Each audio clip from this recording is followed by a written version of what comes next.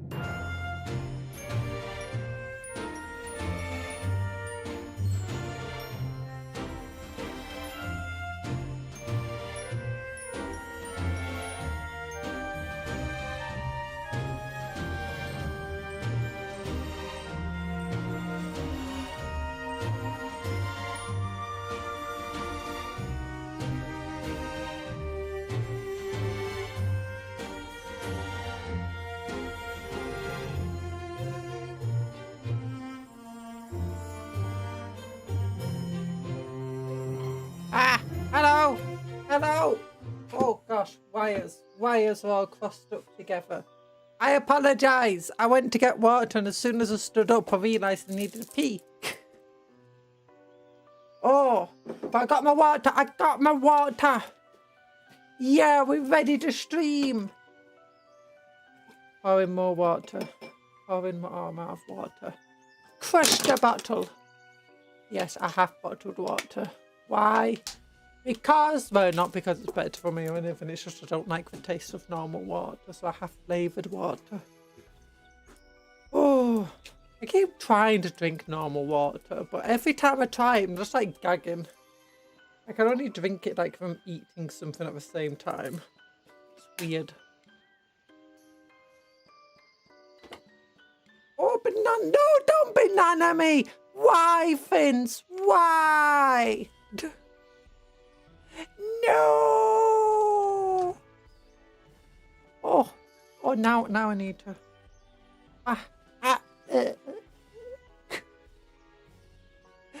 Oh, there you go. Drinking water. Does anyone else really struggle to drink normal water? It's not like all water I've been bad with. I remember when I was at school, I could drink the water from the taps at school. Well, I say for taps and for fountains. Like for ones where you actually have proper drinking water. And you could fill up like a cup or a glass or whatever. I was like, yeah, I could drink that water. I was fine there, but as soon as it's like water from home, it's like, nah. And I'm fine with bottled water. Well, some bottled water that's not flavoured as well. I mean, I don't get that because that's just a rip-off. I mean, if I'm gonna get bottled water, I might as well have a nice flavouring in it. Oh gosh. Oh, what am I doing? I don't know. Yeah, it's weird. Yeah, it's weird. I did not sleep well last night. Oh my gosh, it was like 4 AM and I was still awake. I think I was awake for even longer. You know where you just like don't feel sleepy at all, but you know it's late. You know you should really sleep. I didn't even realise how late it was, because it was like 2 AM and I was writing a song. I actually pretty like the song. Although there's a couple of lines I need to change because it's like a character was like a songwriter in the story I'm writing. It's like I need a couple of songs. I was trying to actually write to lullaby, but I wasn't doing very well with a lullaby. And then I almost instantly just wrote like a sort of rebellious song. I was like, oh gosh, this is actually good. I like it. In fact, it was so good I had to Google the different lines and lyrics of the song just to check that, you know, it wasn't actually something that already existed. Oh, I've been painting off stream. I wanted to get more done, but then I kept getting distracted. But my neophytes are almost done. I've got like, all I'm doing is like some last armor highlighting now on them. I'll get my gloves on.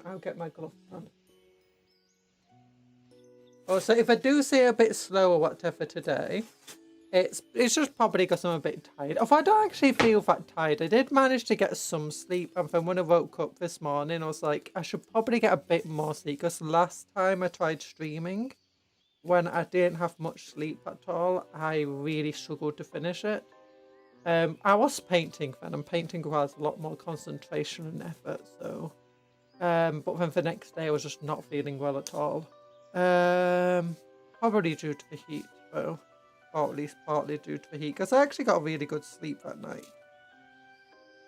I was like, you know what, so I did this thing I find is really useful. It's like, if you ever wake up, just put on like a little timer for 5 or 10 minutes.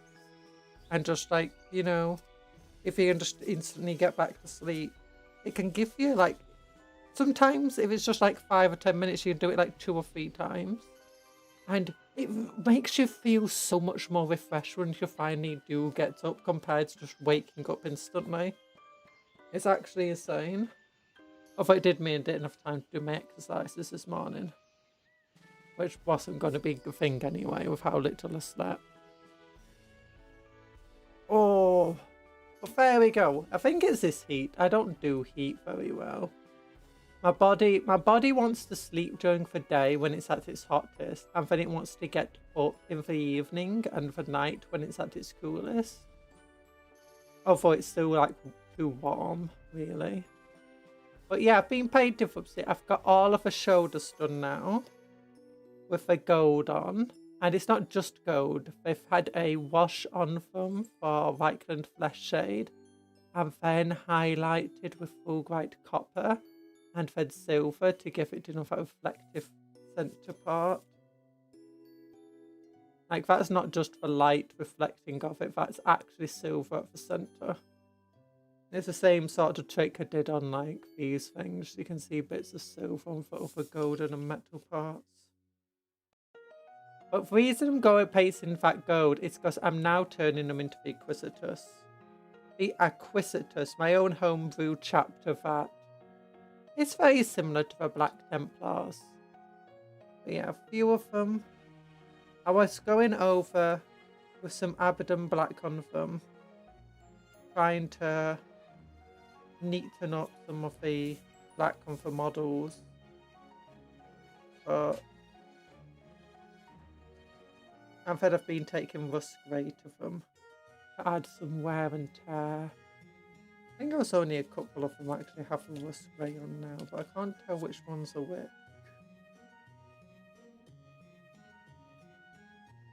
I know he does.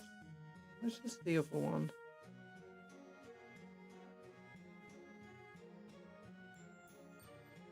Not him. Not him. Not him, not him. I swear I did it on 2 of them. Oh, it's this one. Yeah, these 2 have the grey. Now, because I used contrast paints originally, but there's already some natural grey wear highlighty stuff on them. Which I'm fine actually having on them. I purposely left it on, especially like on the cloth where I think it will be more naturally having different shades on. But with some rust grey, it should help give a more solid version. And then I'll put some known oil on it to just neaten it.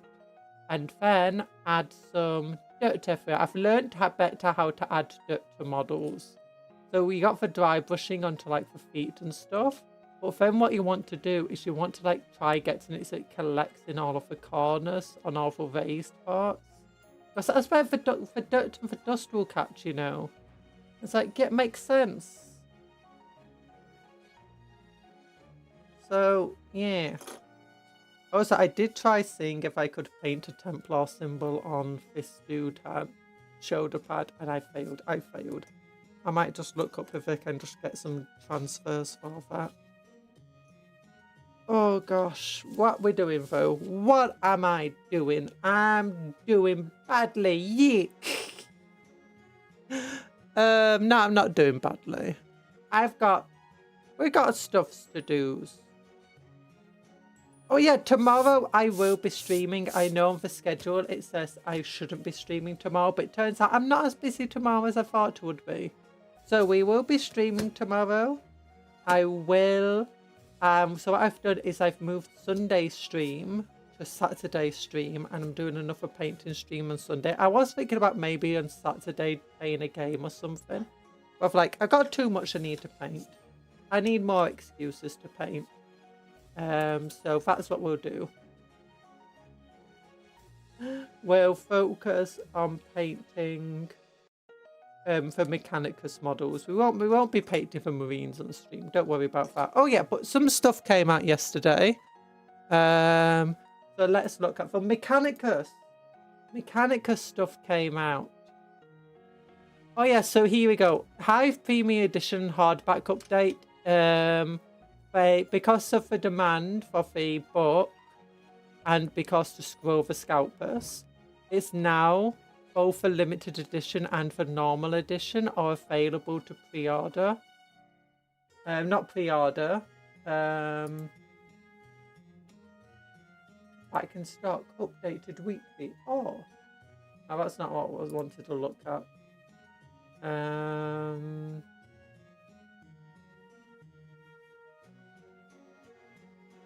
Black Library. I thought, did it say if they're coming to made to order?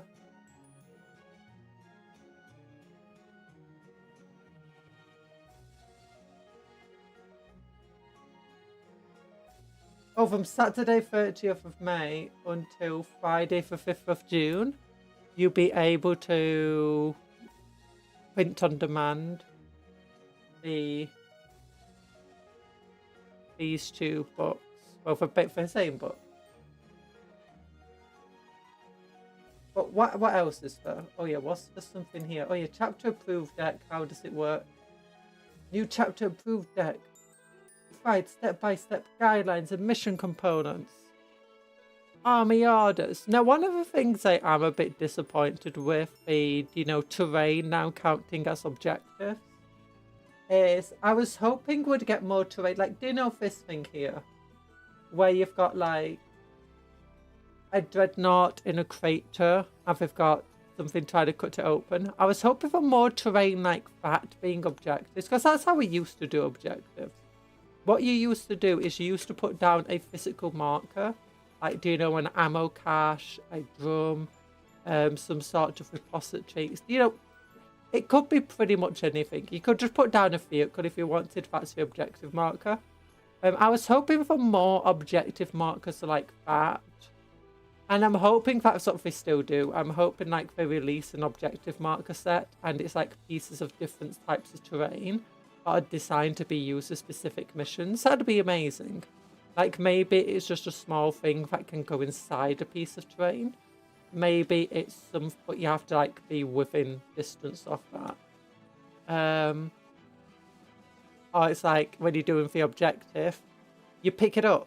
Because that's what some of the old objectives were used to be. Like, you have this objective marker inside a terrain piece. You go inside, and then you can move it around.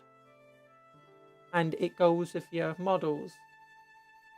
Alternatively, you get, like, some sort of crater with something at the centre, like this dreadnought thing. And that's the objective. It gives you cover and stuff like that. You can stand on top of it. And it counts as an objective. That would be nice. I feel like we need more of that. I'm hoping that's what they do. Also, it'd be nice to see just more random terrain. Also, here we got pages of the black books. You got some more cool lore for the Horus Heresy. You got this. Look at these cool drawings, though. Anyway, Faction Focus, Adeptus Mechanicus. This is actually pretty cool. So, all of these, I assume, as with the rest of the stuff, is one detachment point. This is pretty powerful. I say it's pretty powerful. It's useful. Like, almost everyone is already taking Rangers. Hounds and Raiders are very good for the point. And Infiltrators, Rangers, Patraxi. Again, the kind of units that people take. And all of them become recon squads, and all the recon squads have the ability that in the shooting phase, you can select one enemy within 12 inches. It gets plus 3 inches to its detection range. The issue with that, you already have to be really close to your enemy. At least have one unit really close. And the addition, like if it was plus 6 inches, that would be good. But it's going to be difficult gaining a lot of advantage from that. You got other stuff here, like giving your Raiders lone operative makes them suit much better. The ability to ignore cover on an enemy unit is okay. But the main thing I'd say is that Mechanicus already do a lot of ignoring cover with a lot of their units already. This one is super powerful. Basically for the tech beasts, every friendly tech beast, and that's most of your HQ slots outside of Skitarii Marshal. The 5+ invulnerable save now becomes a 4+, and the game feel no pain 5+. That's pretty amazing. And when they're selected to shoot, you can either select a vehicle and cause it to take a battle shock test with -1 to the roll.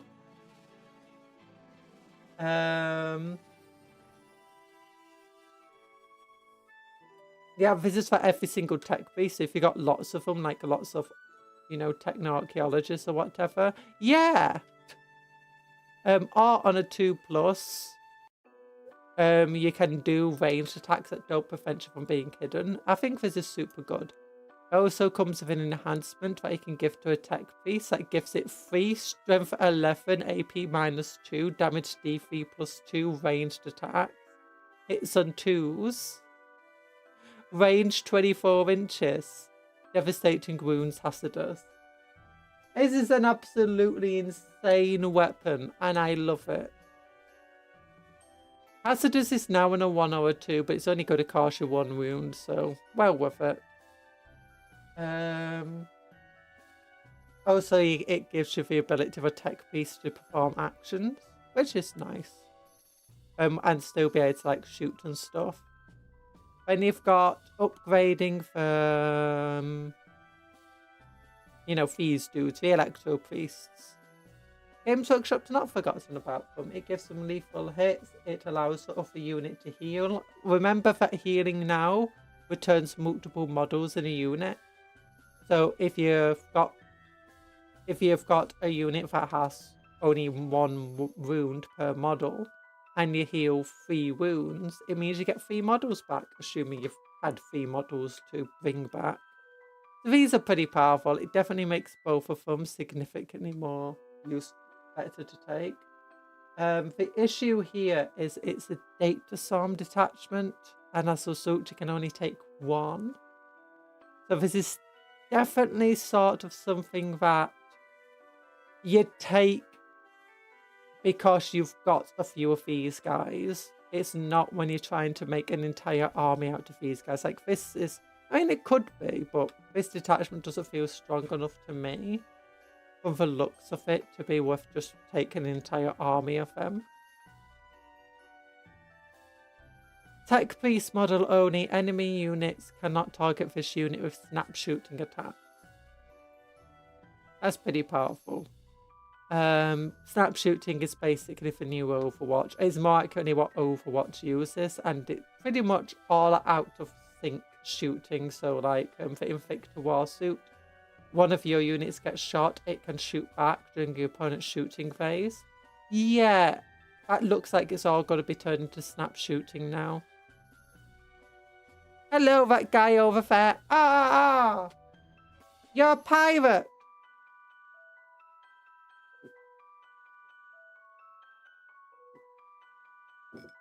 Your unit can make a surge move up to D6 inches. Yeah. It's all pretty good stuff. Oh look, Archaeocopters. They're not forgetting about planes either. I'm hoping this is the edition where they start releasing more planes. You couldn't sleep. Same! I really struggled sleeping last night. Thankfully, I don't feel too tired though, so... But yeah, I'm hoping that we finally get like the Xenos, like the Tau have a couple of cool things. Like we got the Tiger Shark, that could definitely be a plastic kit. And I mean, I don't really care about the Shark Bomber, to be honest. I feel like it needs to be replaced with a cooler looking vehicle. The Manta is here! Yeah! I don't think we're ever going to get a Manta plastic kit, but we might. I mean, it's kind of small enough.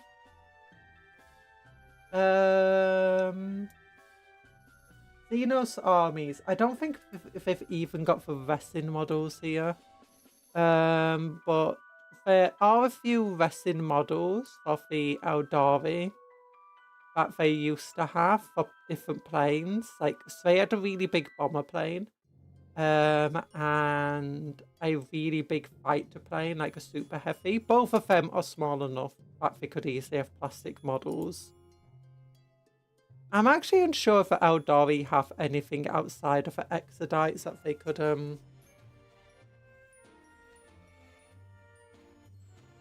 release. Or in fact, they need an update on. I mean, I guess you got the support weapons could be updated.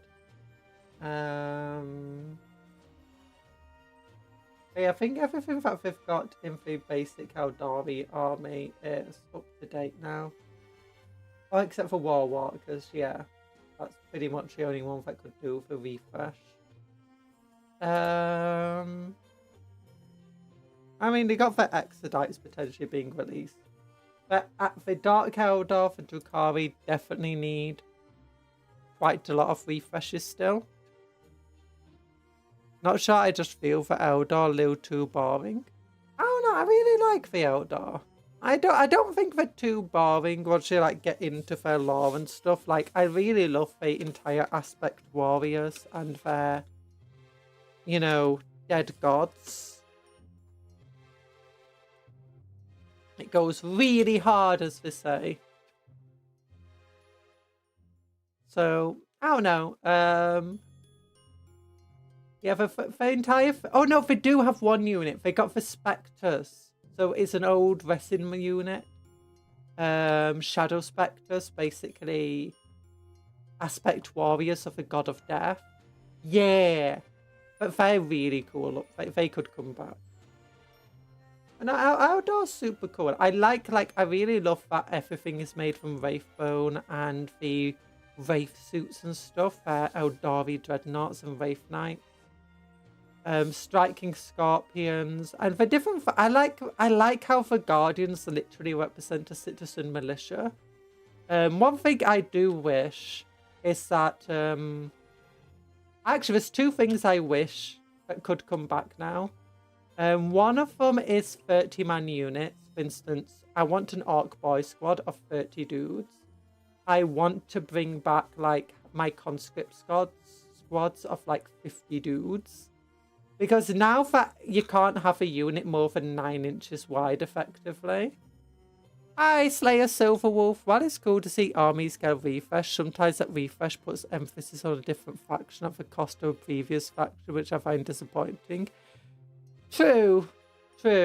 Now, for Dark Eldar, if they got a refresh... when I say Dark Eldar need a refresh, I think the main things that they need to replace is the Witches and the Cabalite Warriors. I think while the Hellions and the Jet Bikes came out at a similar time, and these Flyers and the Ravagers and Raiders all came out at roughly similar times, I think the vehicles are still really, really good. Like, Games Workshop's always been good at making vehicles. And I think, even with, like, having the older models stood there, I think they're more than, you know, suitable for many years in the future. Same for the Reavers and the Hellions. But when it comes to the, especially for Drukhari Warriors, the main thing is about them. Is I often say that the Dark Eldar are... one of the first ranges that they made when they really started upping their game. Like, you can just see how detailed all of these models are, how great they are. But at the same time, you can see the massive, like, the squatting stances they've given them. The telltale marks of their age, effectively. While they did make them look more dynamic than most models that came before them, you can see they've got these... It's still not as dynamic as, like, modern models are.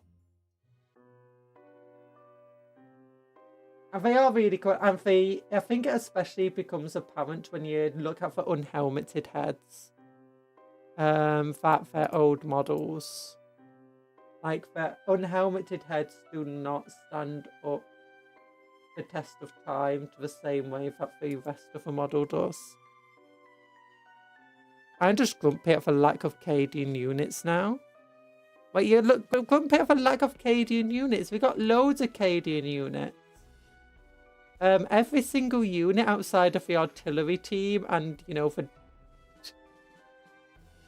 that isn't, you know, super specific. Oh, the Attilan Rough Riders aren't Cadian.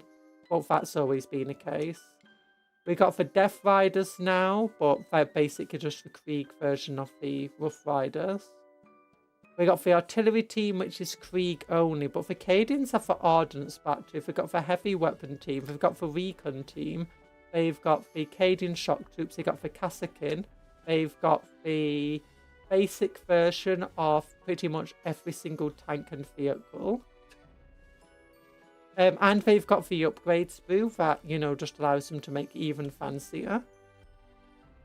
The only other guardsman unit that's, you know, got as good a range as them is the Solar Auxilia, which you can always play as just normal guardsman in 40k.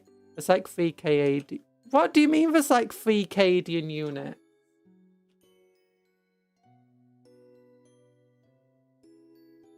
Yeah, I started in 4th, or technically 5th, but I started in 4th as well, with Battle of Macragge. Technically 5th was already out by then, but I didn't know that because I was like a little kid. And I do love the old models, but my goodness, I love the newer ones. I absolutely fell in love with Dark Elder, especially when they got the newer range. But yeah, I think the Witches, they came out at the same time.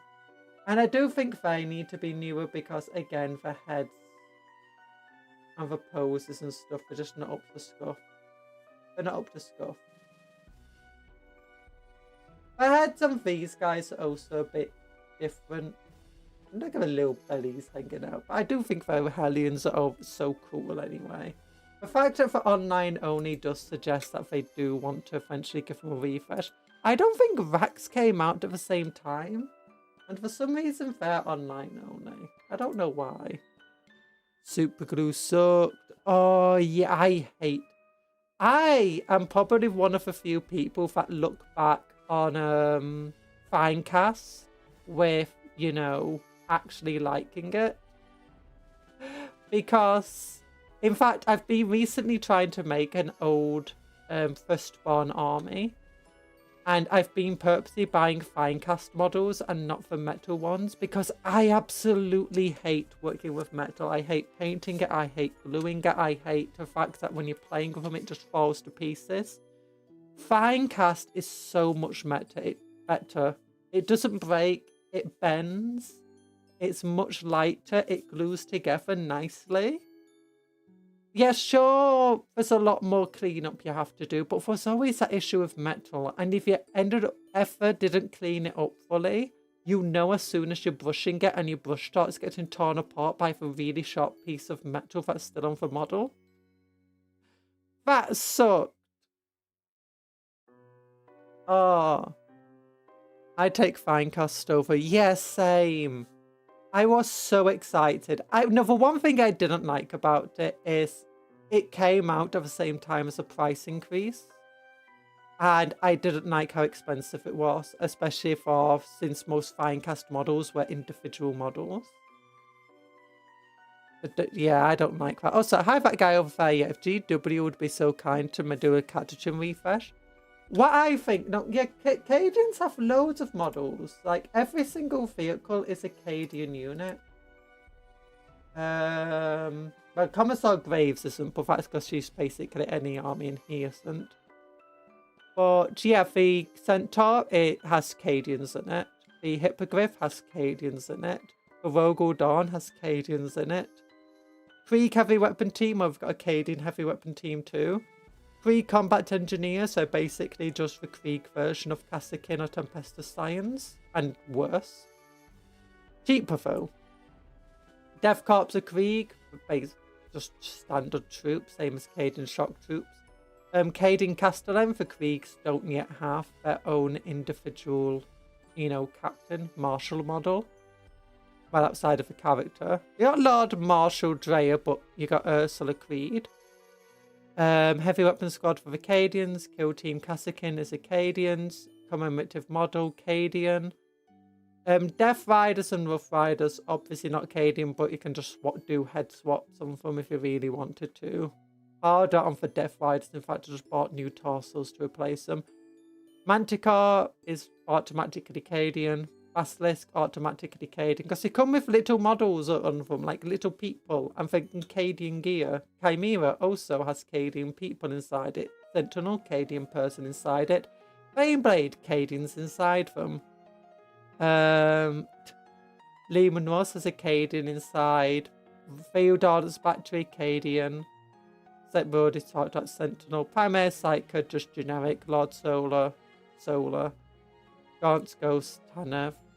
Ben Catachan, generic.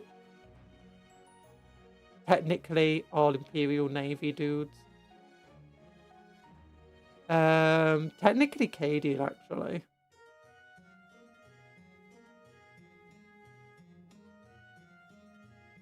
So yeah, Valkyrie also Cadian.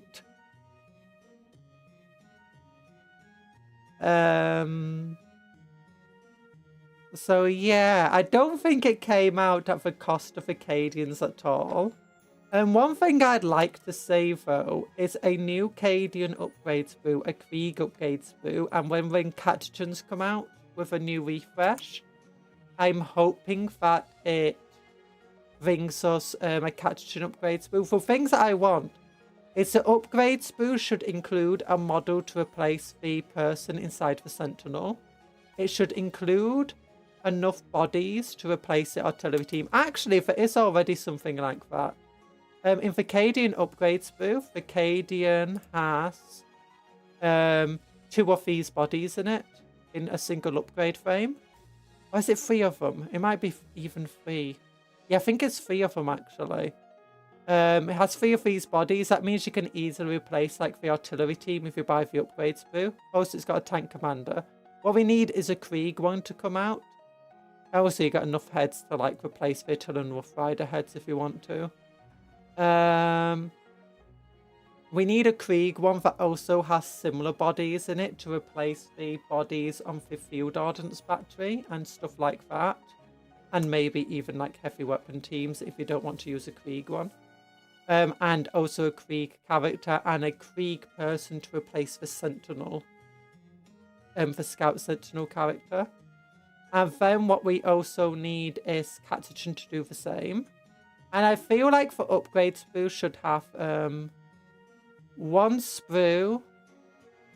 So like it should have 3 of these bodies. It should have like at least 2 of the tank commander bodies, at least 2 of the scout bodies and stuff like that. So you can really just go into the other kits and just start replacing them. If that's what you want to do.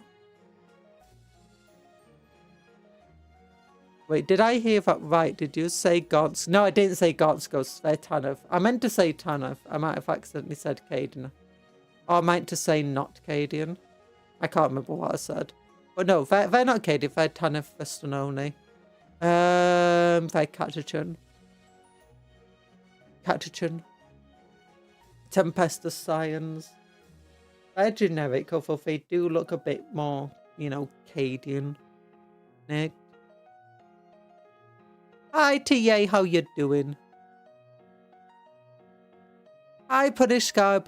Wait, they put the guard aircraft back up, what the heck? Yeah, they did. They put everyone's aircraft back up pretty much except the Eldari ones. I hear the Eldari modes, the Fardrode ones got damaged. Some of them anyway. But yeah, they've got the Marauder Destroyer here, 275 quid. It's the resin models that are made in small numbers.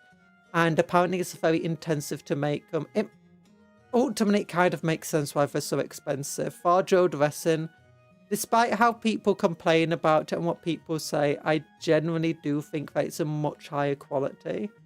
I've seen resin from other manufacturers. Often, like, Fardrode resin is amazing because it's soft. Like, as far as resin goes, it's super soft. It's not as soft as fine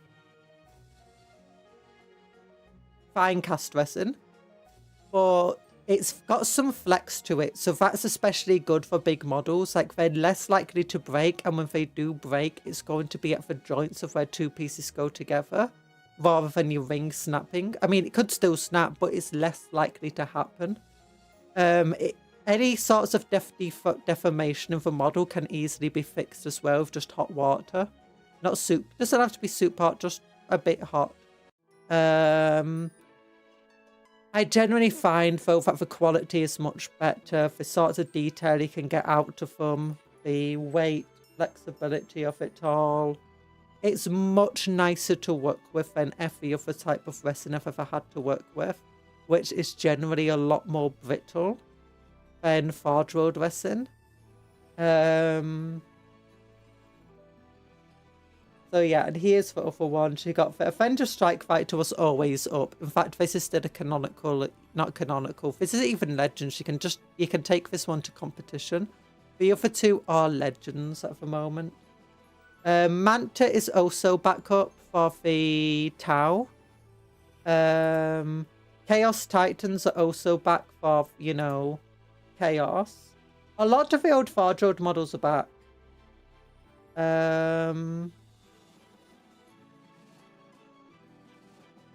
You've also got a bunch of models that it's a bit harder to find them.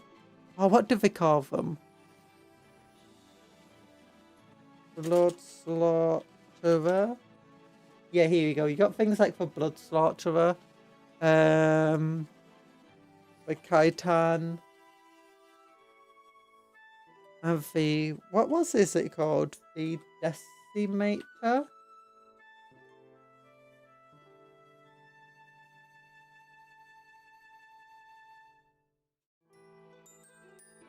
Where is it?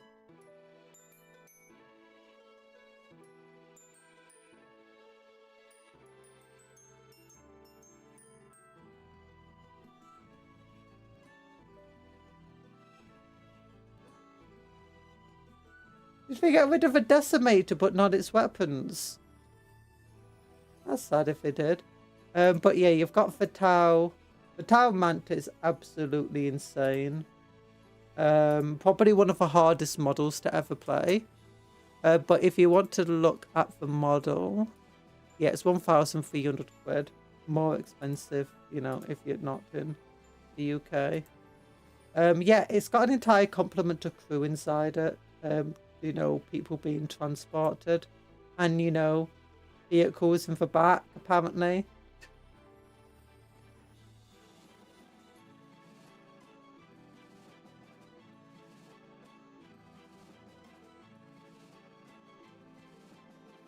Yeah, the gun drones, the crisis battle suits and devilfish are hammerhead vehicles provided with this kit can instead be built as separate models on their own basis. And both the gun drones and the vehicles can be removed from the Manta after assembly to use mid-battle. Yeah. Yeah, it does literally have 2 devilfish and 2 hammerheads. And 1, 2, 3, 4, 5, 6, 7 crisis suits? No, 6 crisis suits. I mean, that's not too bad. You get 2 units of crisis suits and 4, you know, vehicles. And you know, you can just play on top of a Manta if you want to. You can just have an entire battle on top of that.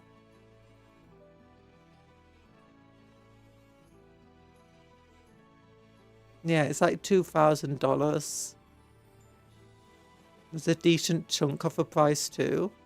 Well, I mean, it's a goodish chunk. How big? 40 quid for the devilfish. 47s, that's 180 plus the crisis suits. Another 100. So yeah, you've got a decent amount there.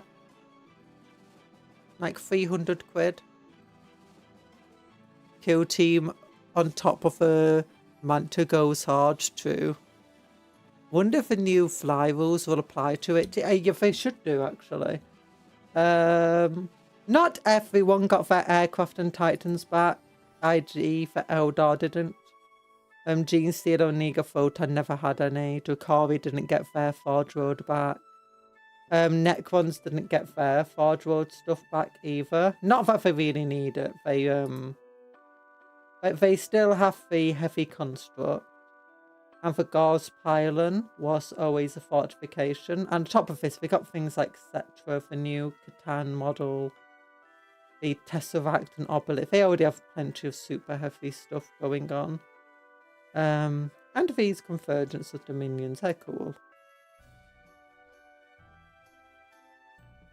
Oh yeah, there is another thing that came back, which I really love. I mean, I can't afford it, but there's another big flyer that came back. Solar Stormbird. Yeah, this is bigger than a Thunderhawk. Like, way bigger. And then you've got, what is it, the Fire Raptor, I believe it's called. Yeah, this is one of my favourite ships. That they have. And it's got another one. I can't remember what it's called. Oh, Storm Eagle, that's it. My favourite is the Storm Eagle. Rated to the aim of providing... I wonder if they've changed the description on it now. Because they used to be... Yeah, Legends for 40k are free to download for Warhammer community website. Don't forget, Legends is an official way to play the game. And most people should allow Legends. Unless you play competitively. If you're not playing competitively, think about allowing Legends into your games. Now, it used to have a bit of lore that suggested that it was becoming more common again, and Forge Roads were booting back up. Can we find the Storm Eagle? Yeah, Storm Eagle. This is my favourite one. This is basically the Storm Raven on steroids. I like it just because it's longer than the Storm Raven. I feel like it looks nicer.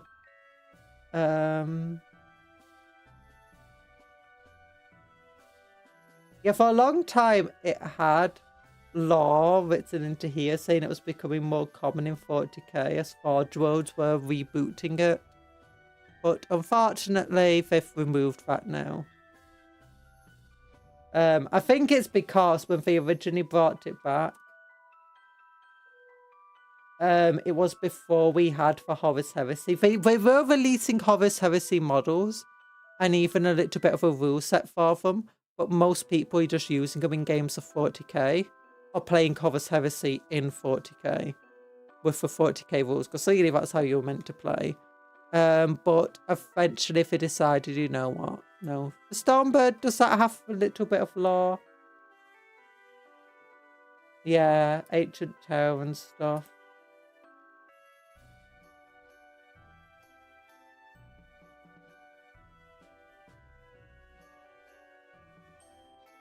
$500mm on the nose.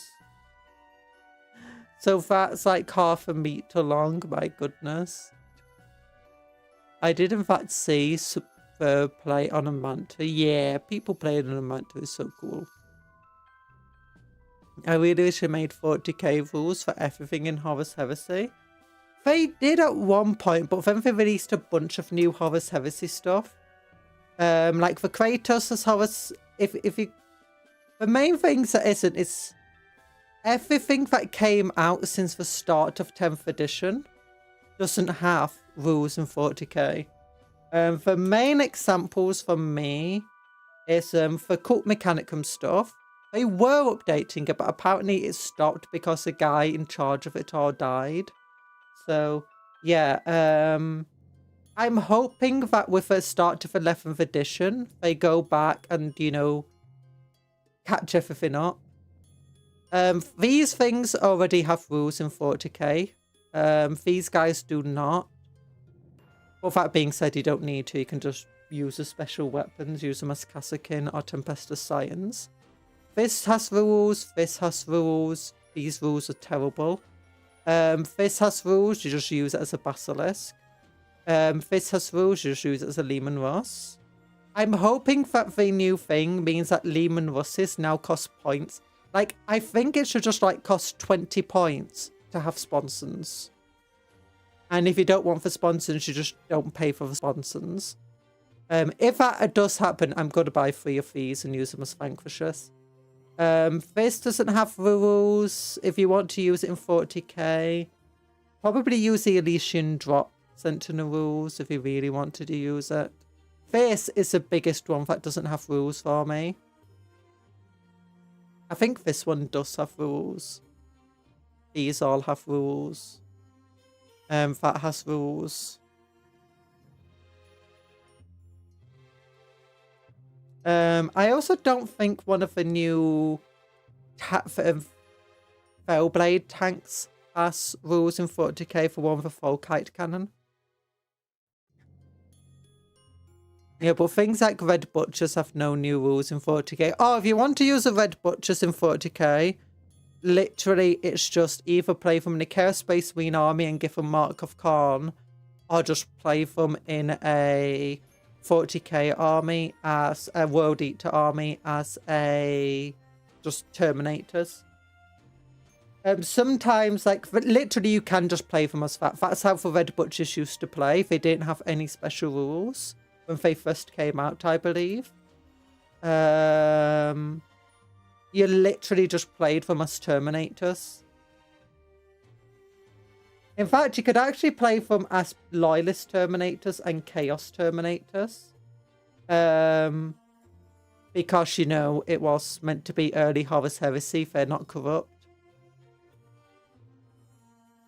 Yeah, you just literally just play them. This guy would count as having a chain fist. This guy would probably count as twin lightning claws. Ordinal accursed power weapons. The same goes for every single special Terminator unit. As you can see, most of them, like even the Night Lords over here, have their own special Terminator unit.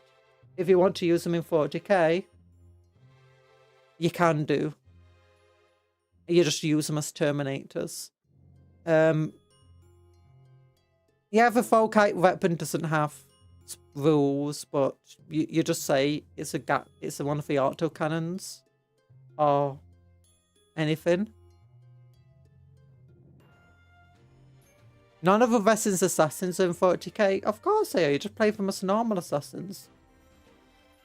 In fact, I've actually been looking at the assassins and being like, I kind of want to play them. Like, I think what you'd do is you'd probably play them as... Oh, is it the Calidus assassin? The shapeshifter one? This one looks like the shapeshifter one. This one looks like the angry one. And this one looks like the anti-psycho one.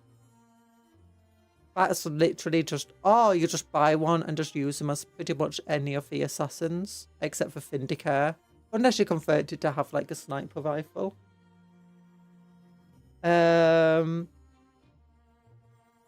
Again, like, not everything needs rules. Like... Some of the stuff does have rules. The Siege Dreadnought does have rules in 40k. But you could also just use it as Redemptor. Or Brutalis if you wanted to, for the correct size. These guys should just play as Raptors. The Photo Land Raider can be just used as a Land Raider. These guys can be used as Tactical Marines if you want to. Or you can just use them as, you know, Intercessors. Or you can use them as... If you give them the melee upgrade kit, you can use them as Intercessors of melee weapons. Or you can use them as this actually the Assault Marine without jump packs. Legend rules that you can use them for. Again, you just use these guys as normal Terminators or the Legends version of Terminators, so... Fashion over function. I'd say the models you want to build them, figure it out from there. What does that say? Is that what it is translated to as English? What do you mean which thing? Sorry, you're saying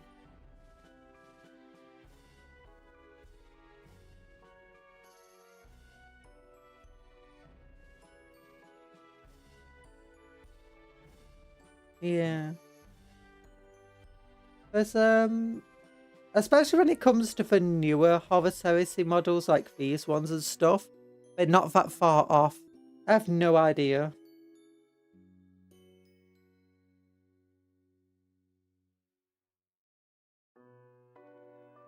It is. That's hilarious. Oh. Look at these assassins, though. Oh, yeah, and one of my favourite 40k models, Fast of the Cult Mechanicum, is actually here because for a long time it wasn't. It was really hard to find. This one, yeah, this is one of my favourite models.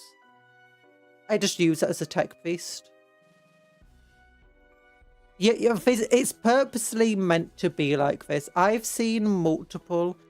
If you watch the official battle reports. Oh, by the way, the first battle report of here we go, over here. The battle report on Warhammer TV for 11th edition is free to watch. So go over and watch it, it's fun. But if you actually look at a lot of the battle reports they've done, you can see a lot of converted models over there. Are literally just taking Horus Heresy models or models from other games. Just doing a little bit of change to them, if anything at all, and saying, hey, it's something else now. One thing I saw is Tar Gideon. Not Gideon. Tar Garadon, whatever his name is. Imperial Fist. Oops, wrong one. Space Marines. Imperial Fist. Tar Garadon, here we go. Yeah, I saw this model. I have a converted version. But it was just this model. New head. This part was replaced with a Stormbolter. This part was replaced. I actually think it might have been with that. This hand had been replaced. And it was just being used as a graphics captain in a Death Watch army. And that's in an official battle report. You can take models from other games. I've seen plenty of people, and even like some of the ones that Games Workshop are focused on, turning these into Cataphon Breachers or Destroyers. I've seen people use these ones as Ogrins in a Guardsman armies.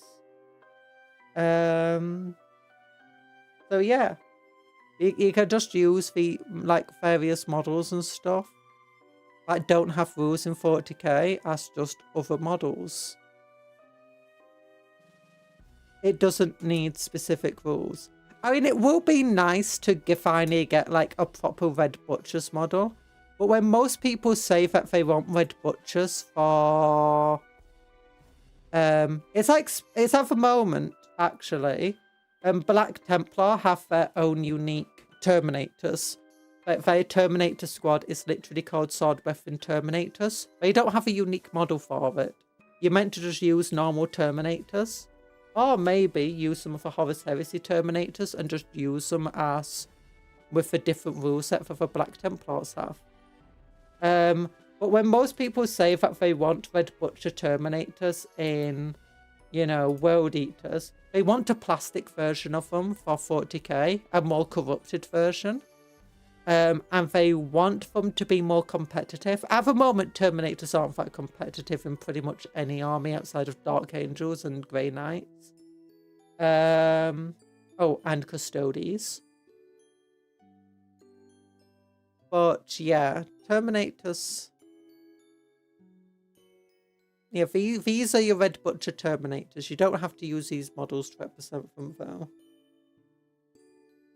Gormongers, I love them. Yeah, hi, Balbal. I really do think that the Horus Heresy Assassin Temples would need different rules. I don't think it works with 40k. In fact, I've been listening to a book that's set in 32, so 2,000 years after the Horus, well, a good amount of time after the Horus Heresy, no Primarchs around anymore. And it's actually got an assassin, the leader of the Assassin Temples, as the main character. And he's been talking about how much the Assassin Temples have changed. And how assassins are, you know, changing completely. So yeah, it's makes sense that the assassins you just use the assassins as the 40k equivalents, because those assassins don't exist anymore. They don't have... If you have to accept Misery to some word of the extent. day. Blood. Blood of the blood god. Skulls for the skull throne. Hi Talan, how you doing? Are you still super busy this week, or has things calmed down now? And hi Denizen of Misery, blood for a blood god. Skull. We might actually read about these guys today if we've got enough time. But yeah, I think we're doing. You have to take into account. It's like for Solar Auxilia or Horus Heresy, and how is like when it comes to the Space Marines, you have to accept that they're not organized the same way that they used to be organized. You don't have big squads of 20 unless you're playing Black Templar anymore. You can use these guys as tactical marines, but you're going to have to build them in a way that is outside of Heresy. Like, I use Heresy models for tactical marines. And I use, like, the upgrades through to mix in heavy weapons and special weapons into the squad, which doesn't happen in Horus Heresy. But in 40k, that's the only way that you play these guys now. And if you're playing Solar Auxilia, you have to realise that the Solar Auxilia don't exist anymore, or at least not in the same form. Instead, they'll be using the 40k rules for Guardsmen. I think that's the main thing, that you're going to have to take it with some grains of sand, that these types of assassins don't exist anymore. You can still use the models because they're cool models to have your own more unique flavoured assassins. But they'd have to be using rules of the modern assassins. Right, can we look over here? Warhammer 40k. Armies of the Imperium. Agents of the Imperium. Where's some cool assassins? The main issue with using them in 40k is, for FSR assassin, is that the 40k assassins are on much bigger bases. They have a bigger silhouette. So if you wanted to use them in 40k, you would have to... You probably need to give them some tactical rots. But like the Adamus assassin over here looks very similar to the Calidus assassin. The Venom assassin looks very similar to the FSR assassin. The Infocyte assassin looks very similar to the Calyxus assassin.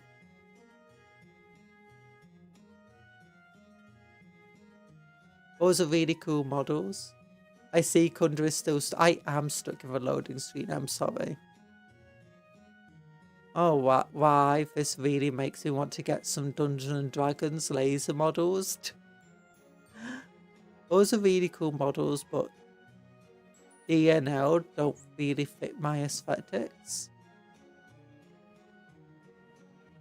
Dungeons and... Not Dungeons & Dragons, Dungeons and Laser models, so I misread that massively. I much prefer grounded troops. A lot of Horus Heresy models are online only. Yeah, that's because they are resin. If you ever see it says online only and 15+, that means they're resin. They only sell them in limited supply, and they don't sell them to resellers or anything, so you have to get them directly from Games Workshop. There are some stores, that, like local stores, that you can buy from. And they will effectively make a direct order to Games Workshop to have it delivered to their store for you. In fact, I've done that a couple of times before, because sometimes they like do offers on it, which they kind of lose money on, but yummy. So yeah, they if it ever says 15+, it just means that if it says 15+, you can pretty much guarantee they're never going to come into another box. Like, you'll never be able to get these assassins unless they come into plastic in a big box set.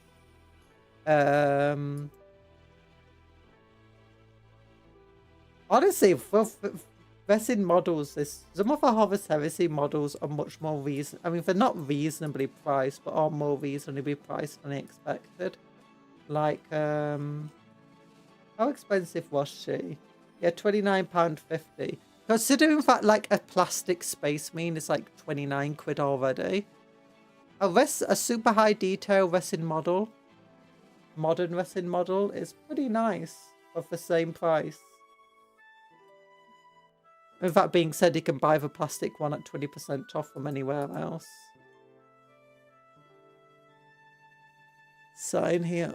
Wasn't there a recent book that had one of those Horus here? I don't know if it was in 40k. Maybe.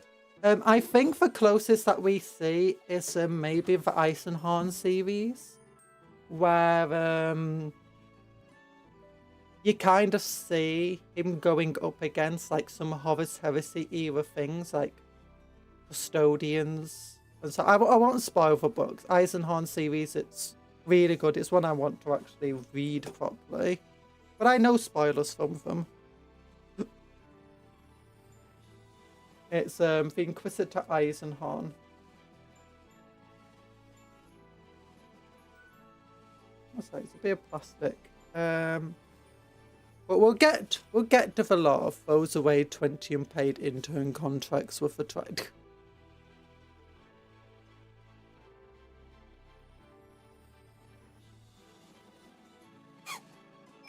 There we go.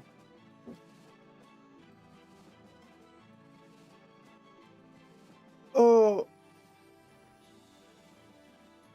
Skaven recruitment tactics, that's how they got me. That's how I got Talan to, you know, sign on to be a mod.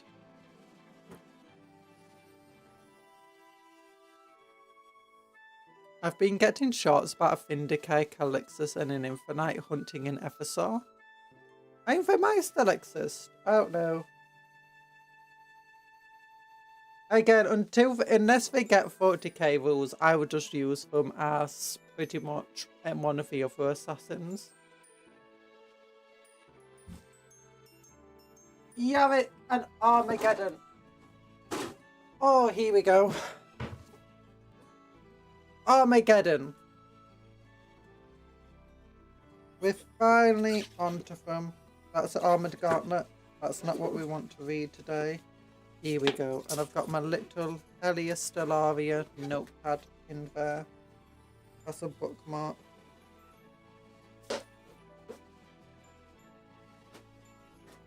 There we go. Elia Stellaria. The Martyr's Path. Look! It's an arc. So what had we been reading about last time? So last time, we've been reading about how if it's actually way more story focused than the other campaign books, and really love it. Yarrick came back to Armageddon when it was being attacked. They tried to organize a defense, but everything moved too slowly. The enemy was moving too quickly. Lots of their forces were getting overwhelmed. Yarrick managed to save them, got them back into the city. What's her name? Graves' assassinate killed the commander of their army because, you know, she said he wasn't good enough. And then she got some Kriegsmen instead to lead the army. They wanted to send an astropathic message out, but the astropaths in the city had been killed by commandos. So they then sent out Yarrick with a bunch of faster units to go to one of the other cities and distracted the main force by having Graves and an army and the new Kriegian commander, along with the Sisters of Battle, to do an attack to distract the York so Yarrick could lead an armoured column of faster vehicles out of the city. They did that, they succeeded, they absolutely bloodied the orcs, but then they counter-attacked from the orcs, bloodied their forces, and they fell back in good order. Over the Kriegsmen all died, including the new commander. So it looks like they're changing, they've had like 2 new Lord Commanders in as many hours, it feels like.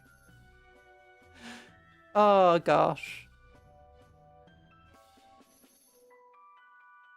Ah, finally for sleep aid. Yay! Assassins aren't real. Ever saw one? Ah! Oh gosh, my tummy. My tummy is being a bit mean to me right now. Cramps. Why do you call a sleepy Cavasar a Yarrick? No. How old is he again? Like 2 billion. Oof, right to the 9 gag. That's our boy. Dead lives at this with his dramatic readings. Okay, so here we go. For Martyr's Path, even as Garmin and Graves. Oh yeah, for Vegan Commandos called Garmin. Garmin! Andor! Have you ever watched Andor? You know about Garmin. Even as Garmin and Graves diversionary battle rage, Commissar Yarrick's relief column thundered from the sealed gate in High Vulcana's southeastern flank. A prodigious armoured formation moving at speed under heavy escort. Where is my... Every soldier within it knew their mission was nothing less than the salvation of Armageddon. It was a truth that filled their hearts with fear and determination. Determination! You're feeling more determined. Under the iconic leadership of Yarrick, they would fail or die trying. When the sainted gate swung wide, it surprised the scattered bands of speed freaks racing about outside. These are mobs of chancers and cunning gits who figured that with both the Humies and Wastak causing such a ruckus to the north, they would be able to get some sneaky looting and racing done. Their leader was the Death School Speed Boss. Oh, Death Schools! We love the Death Schools. That's what our army is. Speed Boss Grisnag from his battle wagon. He had directed his war bikers and truck riding looters to overrun the battered fortifications that guarded this section of High Vulcana's exterior. The depleted Creedsmen handling these defences had sold their lives dearly to repel the avaricious arts. Yeet. However, their resistance had been winnowed to a few pockets of survivors, all surrounded by whooping racing aliens. Many Death School mods had already abandoned the fight in favour of picking over corpses and hooking vehicle wrecks to chain halls. Artillery fire still fell amongst them for the Vulcanus batteries, but to Grisnag, these just lent the whole business a welcome frisson of excitement. Let me just change my lighting a little bit because some of the reflections here are not just the camera picking up way too much reflection. It's hard to actually read it in real life too. The bronze carvings of imperial heroes and martyrs that decorated the gate's outer face started to reveal real flesh and blood warriors of the Emperor riding aboard heavily armoured vehicles. Look! It's Yarrick's command tank, the Fortress of Arrogance! Cuttle will sleep now. This reading is putting me to sleep. Yay! Okay, go to sleep, Cuptle. And hi, K-Trax. I hope you have a good sleep. Well, I'll try to explain it. So this is definitely one with Death School looters. So yeah, they definitely weren't trying to replace Commissar Yarrick and the Fortress of Arrogance with Graves. I think they just wanted something similar. I think what they wanted instead is a foil, I guess, to Yarrick, or do you know, a harsh reflection of Yarrick in Graves as someone who... Yarrick embodies a commander more than he does an actual commissar, while Graves is the most commissar to ever live. It feels like out of all of the commissars that we've had so far, you know, like we've had Kane, we've had Gaunt, we've had Yarrick, we've had Severin Rain. Graves is definitely the most commissary of all of them. She's like, yeah, I'm not taking command. I'm putting someone else in command, and if they don't do well enough, I'm shooting them in the head and finding someone else. Meanwhile, Yarrick's like a proper... He represents the other side. He actually provides more of the emotional support to the troops. Like, he does his cool speeches. He makes people feel happy. He improves morale by not just shooting everyone in the head. He does when he has to, like most commissars. But only when he has to. Raves, though, she's just like, let's just shoot everybody. I think earlier in the story as well, you had, when she's shouting words of encouragement, or more accurately, what she thought was encouragement. And it's like the opposite. Oh. But yeah, the Fortress of Arrogance, it's big, it's a symbol, it's scary, it's full of firepower. Meanwhile, hers is like, it's a modified transport. It's fast. It smashes into things. It's not a symbol of power as much as it is a symbol of just killing everything. Including your allies, which is why it has some of its guns not facing towards the enemy and instead facing towards your own soldiers. The Vanguard comprised convoys of Hippogriff AFVs, Centaur RSVs, packed with Caden shock troops, and every Hellhound and Bane Wolf that hadn't been sent away with the ill-fated Purgation Corps. Behind these came scores of heavier vehicles, both squadron upon squadron of Leman Russ battle tanks and companies of mechanized infantry aboard Chimeras and Tauroxes. The Leman Russes don't sound like great ideas. Although, if the, what is it called, is to be believed, some of the lore, then there are certain Leman Russes, especially things like the Punisher, are meant to be faster, while things like the Demolisher are meant to be slower and heavier armoured. You don't get rules like that anymore. I think there was old rules for the Demolisher that actually did have it being heavier armoured and slower than the not standard Leman Russ, but that's back when you only had two versions of a Leman Russ outside of Imperial armor. Mechanized infantry aboard Chimeras and Tauroxes. Formations of heavier Rogel Dawns, Rifles, and tight clads of Adeptus Mechanicus fuel and ammunition carriers added to the convoy. Yeah, I thought they wanted it to be fast. Rogel Dawns and Rifles and stuff aren't going to be super fast. Knights of House Terran and Hawkshroud loped alongside the armored column. Yeah, they would be fast enough to keep up. Valkyries and Vultures of the Navis Imperialis roared overhead. Vultures? We don't have Vultures anymore. Meanwhile, everyone wonder if they're going to bring back Vultures. Like, maybe this is the addition of bringing back more flyers. Meanwhile, the Heart Formation rumbled the ornate black-armoured Baneblade upon whose hull was blazoned the name Fortress of Arrogance. Flanking this war engine like faithful sentinels came a pair of Legio Metallica Warhound Titans, Lupex Destructor and Hound of Hades. They don't easily keep up.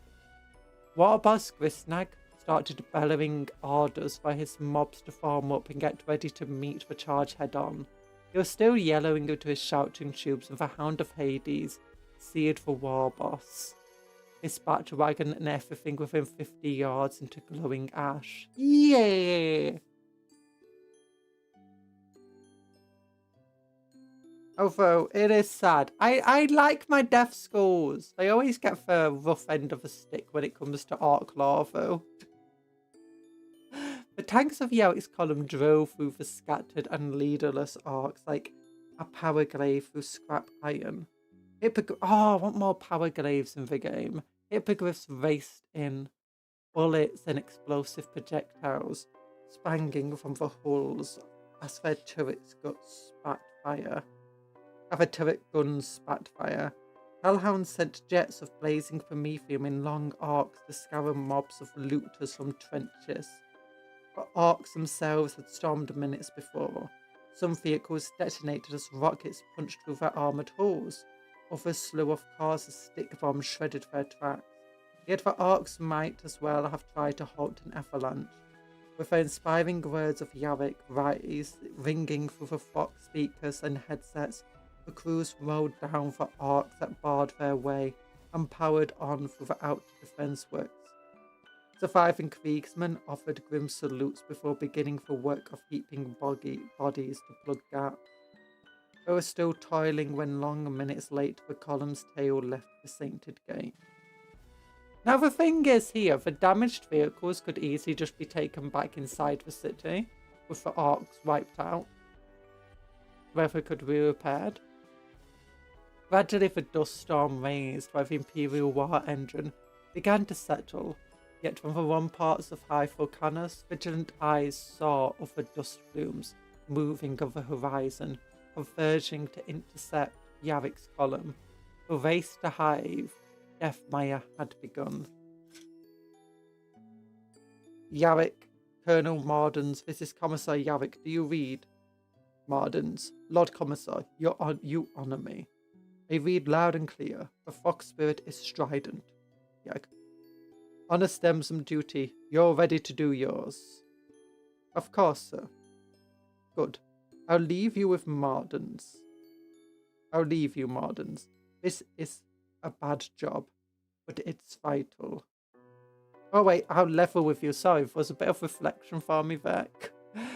Good, I'll level with you, Mardens. This is a bad job, but it's vital. Do you understand me? Mardens, I understand, Lord Commissar. Whatever you need. The 545th Cadian Mechanized will see it done. Yeah, there's no Steel Legion on Armageddon. Don't worry about it. Very good, Colonel. We're about 8 miles from Vulcanus Bridge. Our eyes for heavens tell me there are orcs there, but nothing like enough to stop us crossing. Meanwhile, thanks to a combination of geographic and strategic factors, the orcs have been unable to come upon us in numbers. Praise the Emperor, sir. Really, I should give Yarrick more of a rough voice. Indeed, Colonel. But once we get over a bridge, they'll be on us like flies on a corpse. When that happens, the last thing we need is Rastacker catching us up from behind. I can't do a good old man voice, I'm sorry. I want this column halfway to the coast for Deathmire before he so much as sets tires on the forward side of a river. I understand, Lord Commissar. You need him stopped at the Vulcanus Bridge at any cost. Yeah, hold that bridge for at least 2 hours, Colonel, and I'll see it to your soldiers are honoured by name. Duty is all we require, sir. Well said. Now hang back when we reach the bridge, peel off, and set up when we're gone. The Emperor protects, Lord Commissar. We'll pay in blood for every inch. Oh no, Mardens and his soldiers. Having to take on Rastacker, who is absolutely... Rastacker is scarier than blooming Gaskell. I'm having to mute because I need to blow my nose.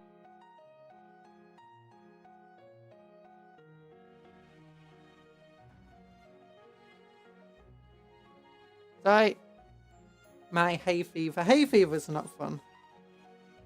Yeah, Rastacker in this book is so much scarier than Gaskell. Like, he's super fast, he's really hard to stop, he's super dangerous. And his rules are even better than Gaskell's. The Burning Highway. Yarrick's armoured columns stormed across Vulcanus Bridge without slowing. The structure was cyclopean, wide enough to accommodate a score of traffic lanes side by side. A handful of warbiker mobs had claimed the bridge and were racing each other up and down its length. They hauled their motorized steeds around with whoops of glee and raced to meet the Astra Militar and Vanguard. But the fight was a brief one. The fight was brief and one-sided. Imperial tanks ground to wrecks beneath their treads and shouldered aside the scrap barricades across the bridge's far end. Moments later, Commissar Yarrick's force was speeding toward Deathmire. The highway the Imperial forces now followed would lead them straight to Deathmire. Yarrick's column would be exposed, even more so where the highway curved away from the looming mass of the Vulcanus Mountains and out into the wastes. Even in times of comparative peace, this desolate region was dangerous. Storms of choking ash and corrosive pollutant smog were a constant hazard. They could engulf a stretch of highway in minutes, reducing visibility to mere feet and unprotected bodies to bubbling flesh. Water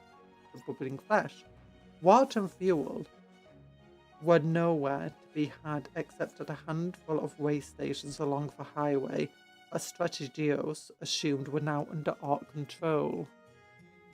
Assumptions, not necessarily fact. The column's air cover in particular would be forced to break off repeatedly during the journey and boost up to the stratosphere to perform risky rendezvous with marauders modified for refueling. Meanwhile, there was nothing to be done about the colossal tail of dust the Imperial convoy raised as it spread across the wastes. In places, the highway was barely less layered with ash than the landscape, was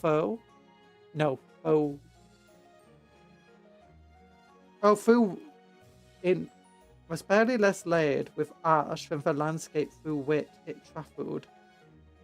Thus, as they raced south towards Deathmire, Imperial vehicles raised a banner of debris and smoke that could be seen for miles. Yeah. Deathmire sounds like a place you definitely want to go, doesn't it?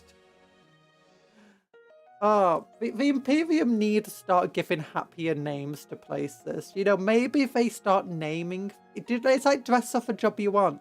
Name the places for the place that you want them to be. You don't call your new world Armageddon. You call it, you know, Happy Wonderland. You don't call the city Deathmire. You call it, you know, nice. Pleasant Swamp. Pleasant Place. Pleasant Place. Oh, imagine if we're going to Pleasant Place. That would be so nice. Speeding interceptors. It did not take long for arcs to appear as the highway sloped down from a raised embankment. A cult of speed swung in from the west to keep pace with Yarrick's column, bellowing oaths through their fox miters. Nobles of House Terran bore down over Arcoid vehicles. One, a knight paladin named Bane of Heresy, plunged a foot into a deep well of sinking ash and crashed down to be left in the column's wake. The other knight smashed into the midst of the cult of speed and scattered its vehicles in all directions. That's like an expensive way to lose a knight, my goodness. That's like Looney Tunes.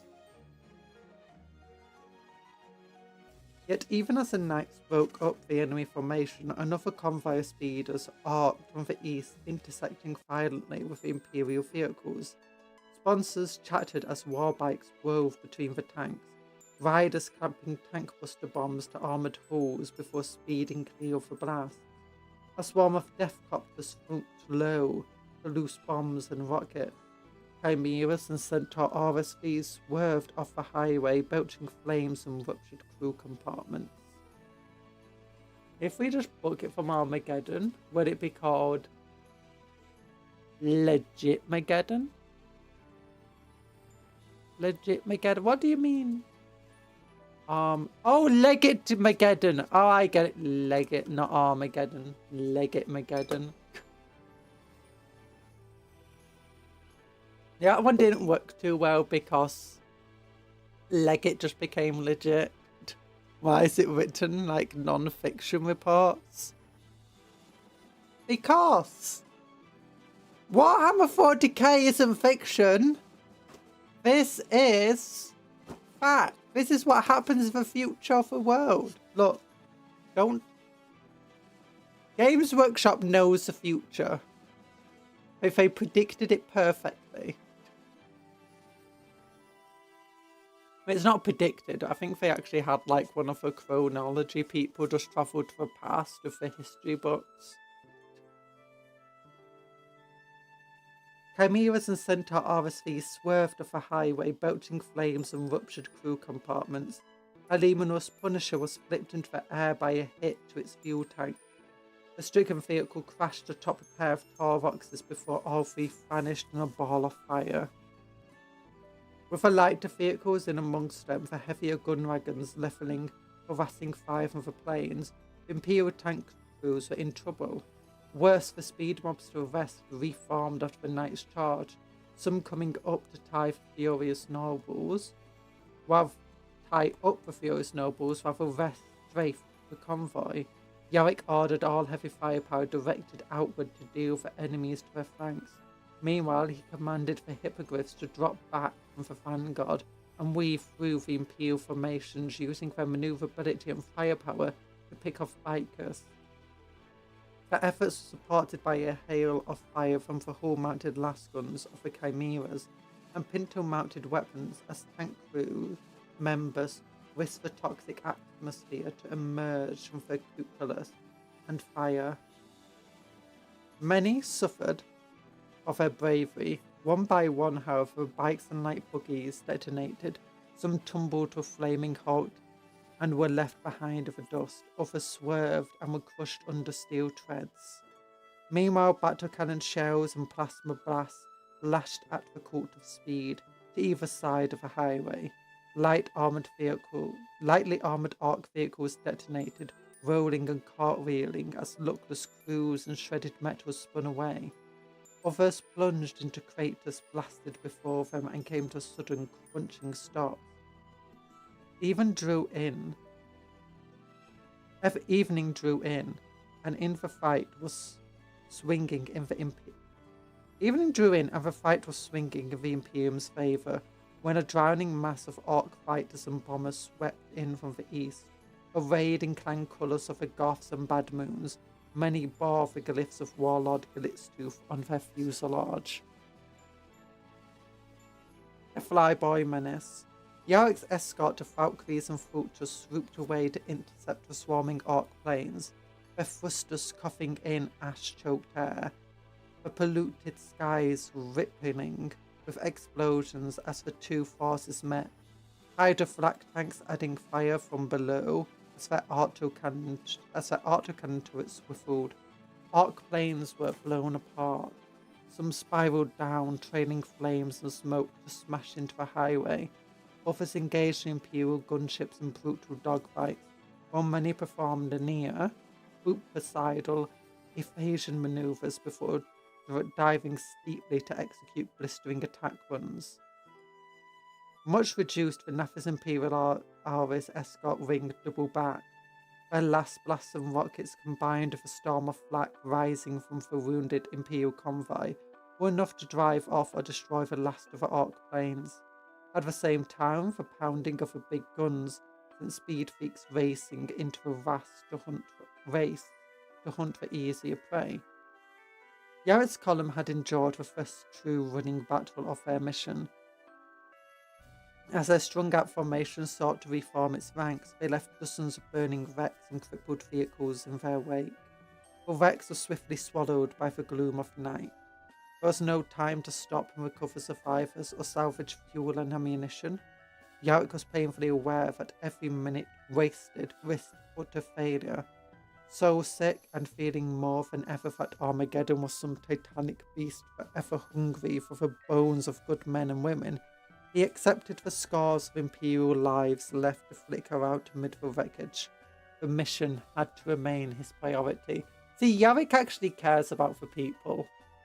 That's something you don't really get from what we've seen of Graves so far, to the same extent. Valkyrie gunship, Hornet 05. This is Hornet 05. Repeat, Hornet 05. Reporting confirmed. Orc fortification line intersecting highway at coordinates 992. Wider shins. 018. Wider shins. Wider shins. Wider shins. Apparently someone named this after what they did want. That was wider shins. I mean, why would you want wide shins? Being kicked in the shins bad enough. You want thin maybe it's because like their shins kept raking because they're too thin. And now they want wide ones.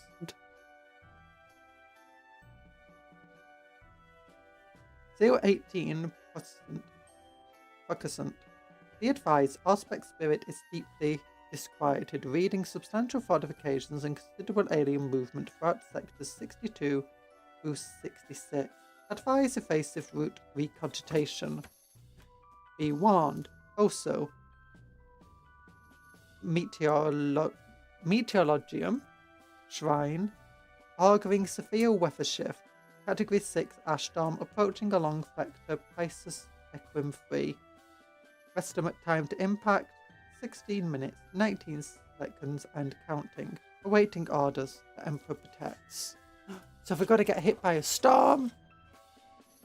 Hot pursuit. Look at that big old arc face. Oh, is that for Boomdacker Snaswagon? I think it is. Oh, you got the different vehicles. Hot pursuit. Wastagger's mood swung from elation to fury with the speed and violence of a head-on collision. He had been having the time of his life, leading the swarms of war bikes and squighog boys as they battered the Imperial force on its retreat to High Vulcanus. How arrogant Wastagger had thought the Humies, believing they could march out and take on his lads. He was reveling in teaching the soft gits a lesson when one of his signal flyboys roared low overhead, waggling his Stackerjet's wings to catch the bike's boss's attention. Rattling off a last volley from his Psycho Gatler, Wastagger throttled back and let his howling lads race ahead. Meanwhile, he cast a jaundiced eye to the heavens, using a string of wing dips and belches of coloured smoke.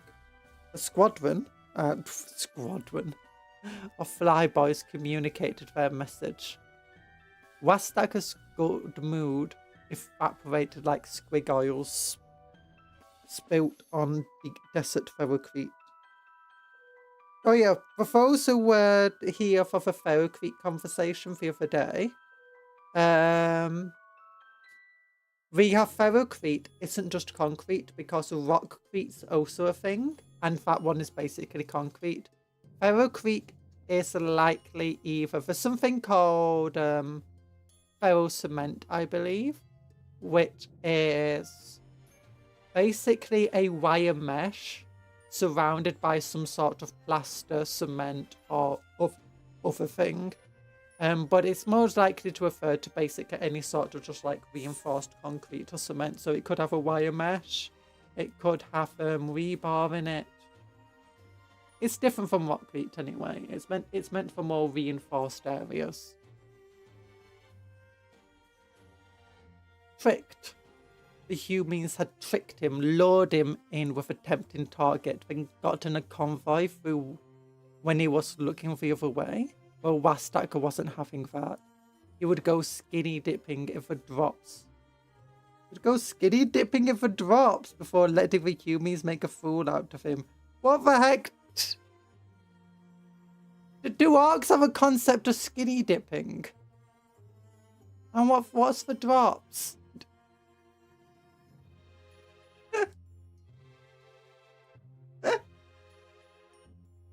Oh gosh, that's like such a weird... The next few minutes were spent venting his spleen on the retreating foe while he worked out what to do. His mind spanned to thunderous accompaniment of Humi tanks exploding and engines howling. Wastagger did his best thinking while maiming something. Then, quick as a squig fuel injector, switch flipped to overdrive. He had his answer. A grin spread across his toothy maw, and the bike boss bellowed with joy. Leaving the hive by that route, they were the only two places the humans could be going. Looping around to Hive Tempestora, or trying a straight shot to Hive Deathmire. Wastagger didn't think it was a farmer, though he would send some lads in Glitztooth's territory to be safe. But he was reasonably certain the humans were making a dash for Deathmire before Skullromper and his lot overran it. But if they wanted a race, they got one, and Wastagger would win. He was about to order headlong pursuit when a sly leer twisted his features. he had a better idea. Brandishing his grabber dragger and bellowing commands, the bike boss set his flag wavers and speed bosses to work, trying to corral as many lads as he could be brought to heel and get a shift on, Rastacker and places to be. Ooh. Ooh. This is old art. Oh. Oh.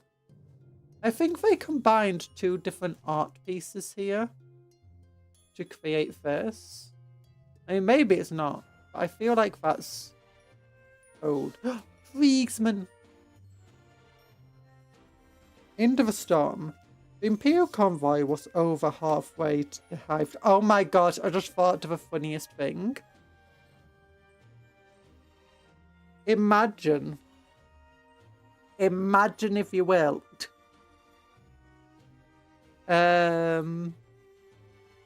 You know how we've not seen any Steel Legion? In fact, I think the only Steel Legion person we've seen was a commander that got killed by Graves.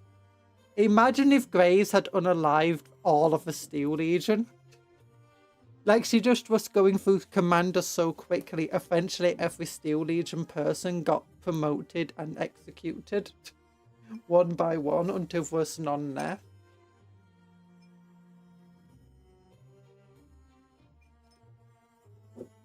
Oh gosh. The Imperial convoy was over halfway to Deathmire, rolling on through the immense and lonely darkness before dawn, when Yarrick denuded air units. When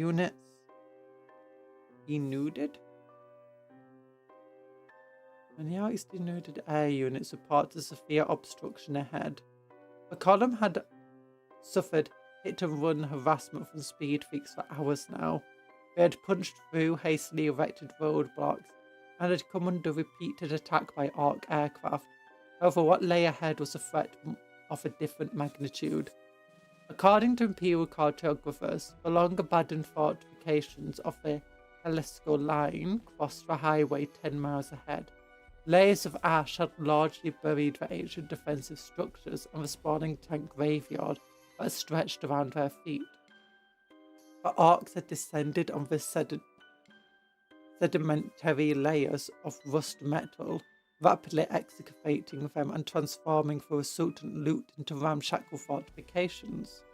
Yarrick's spotters reported the scrap fort was still under construction, although enough had been built to bar the road as it passed into a shallow cutting between the shoulders of rock and half-excavated millennia-old structures. Tall scrap iron gates straddled the highway, flanked by floodlights and watchtowers bristling with Ark artillery. More structures proliferated beyond, cluttering a stretch of highway before another set of gates marked the fortress's southern entrance. Further towers and bunkers dotted the ridgeline, interspersed with stretches of wall for miles to the east and west. Oh, the Arks are incredibly prolific, aren't they? Like, I mean, they attacked the planet less than a day ago, and already they've gotten, like, fortifications made, they've been looting, they've been scrapping, they organised their armies. Like, Rastacker, he runs a tight ship.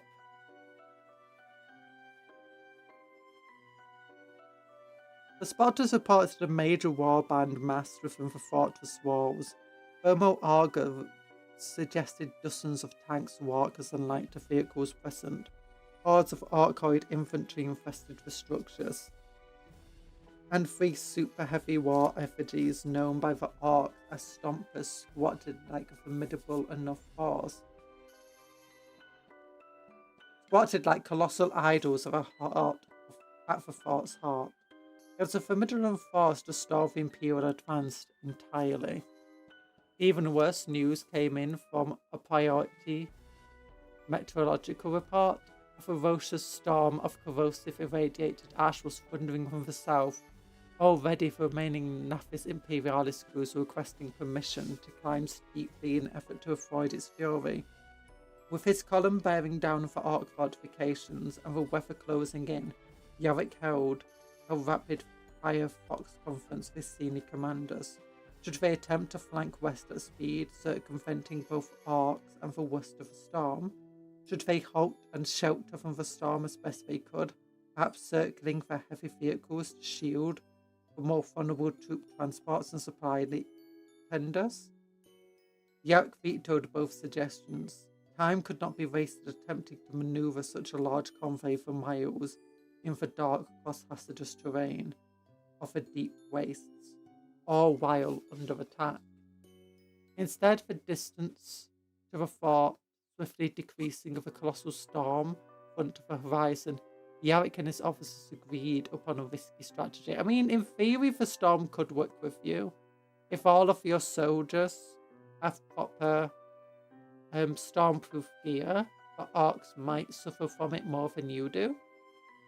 Like, I mean, if it can melt off your flesh, then it can melt off arc flesh too. The column was ordered to reform on the move, placing its heaviest elements to the fore, ready for a battering charge.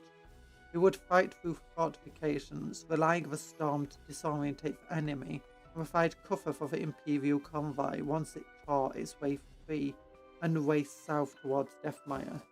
Yarrick also hoped it might create a roadblock against Wastaka's pursuit if they could leave suitable devastation behind them.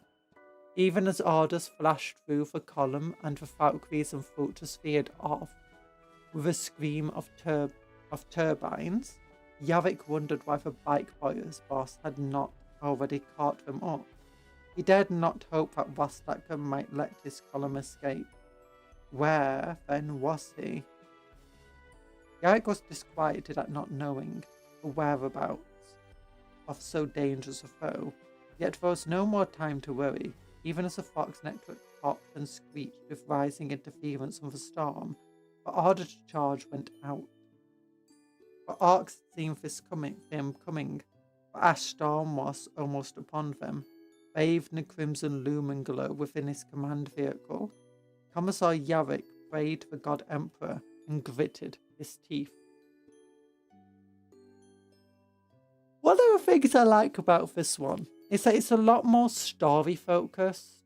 Like, it's not just, hey, here's characters, here's a bit of background or whatever, and here's like one little story. And here, like, here's a bit of a history lesson. This is just like full on story. And it's like, it's much better written, I feel, than a lot of the other books. Like, I think this one was probably in... Oh, what's the word? In design and development before the other books were. I might be wrong, but it feels like it is, because it's got a lot more content to it in terms of just story.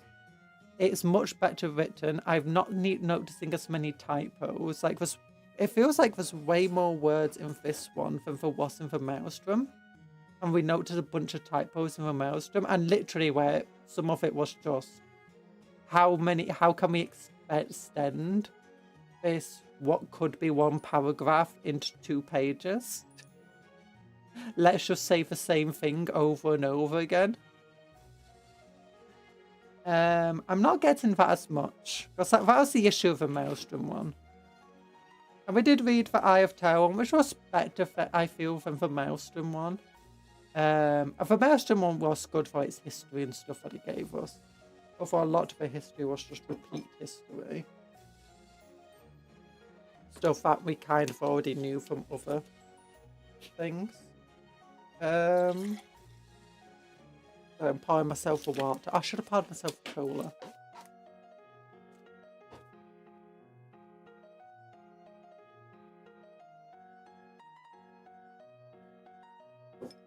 Yeah, it feels like there's a lot going on in this book.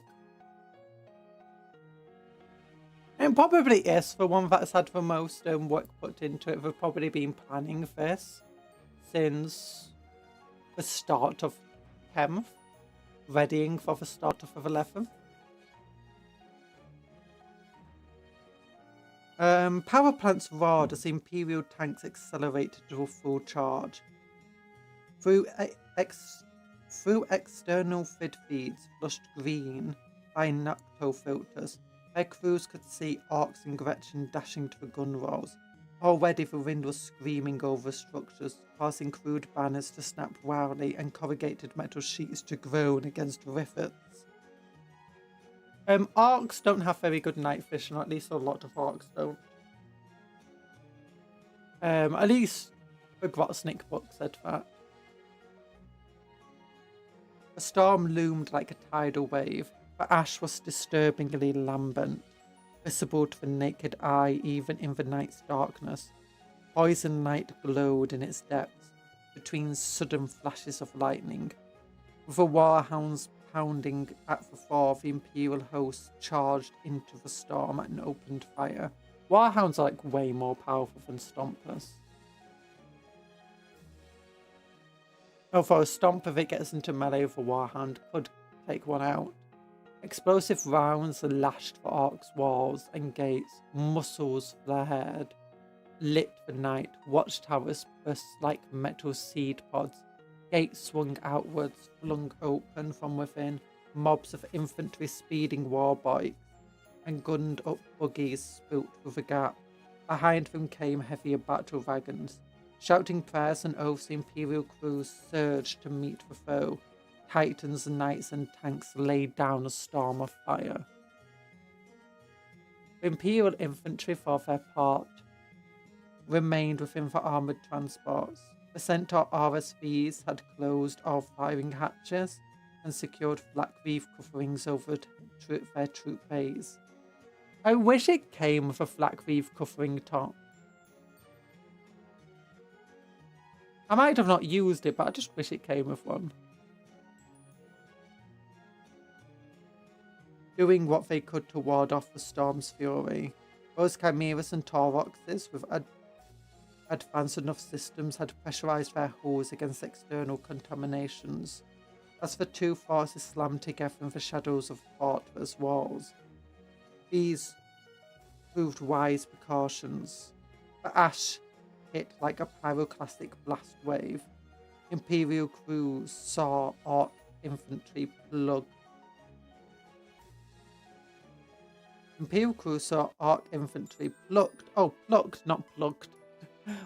up by the screaming winds and whirled away, or flensed down to muscle and bone. I told you the storm would work with them.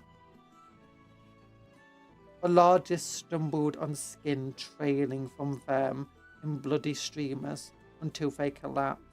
War bikes, buggies, and even the light Imperial tanks were hoisted and then dropped by vicious winds, many erupting in brief fireballs. Here and there, flaming shapes span groundward. A lightning blast did wrecks of Valkyries that hadn't climbed fast enough, smashing down amongst their comrades' turbines choked with ash. Visibility dropped even further as dense waves of toxic ash whirled over the battlefield. The Imperial Fox Network and R-Spectre's readouts broke into screeching static while rad counters emitted insectile chirrs and hull integrity klaxons wailed. Dust devils taller than warlord titans tore through the storm, lightning leaping within them as they snatched up vehicles and tore apart buildings. The dust devils, I think they're tornadoes, aren't they? Red lenses cracked, leaving tank crews blind. Sparks erupted in the murk of speeding vehicles, raised one another while others collided, belching more dirty fireballs into the uncaring maw of the storm. Imperial and Arc tank crews were forced to wait until they had their enemies at point-blank range before firing. They walked a tightrope between firing too soon and having their volleys blunted by the storm, or waiting too long and being annihilated before they could fight back. Formations lost cohesion. Each vehicle was forced to fight on alone as best it could. More than one Imperial tank slammed headlong into the ash-shrouded fortress walls, or as its crew became disorientated and set off in the wrong way along the wall line. doomed to be buried in toxic ash or hunted down by orcs. The skilled nobles of House Hawkshard and Terran angled flicker half-domes on their iron shields to catch the worst of the storm, and collaborated their gyroscopic compensators so that their steeds leant into the wind. One fell as green energy beams snaked from a half-seen watchtower to punch through its carapace. Another was smashed out of the advancing battle line as 30-foot-long girder impaled it like a hurled javelin. The Warhound Titans fared better, their weight and powerful servo motors helping them resist the storm. The orcs' lumbering war effigies coped best, while their low centres of gravity and tremendous weight made them hard for the wind to shift. You'd think that they'd be torn apart by the wind though, like all the different pieces breaking up and being, flung around. But its architect is surprisingly robust. However, even the massive super heavy war engines suffered. The storm of braided exposed cables and wires while lightning crawled across their hulls. Void shields squealed beneath the barrage and arcoid power fields wobbled like bubbles about to burst through the gates. It's one of the war trike dudes. Is that Yarrick? It's Yarrick! With his pale eye. Servo skull.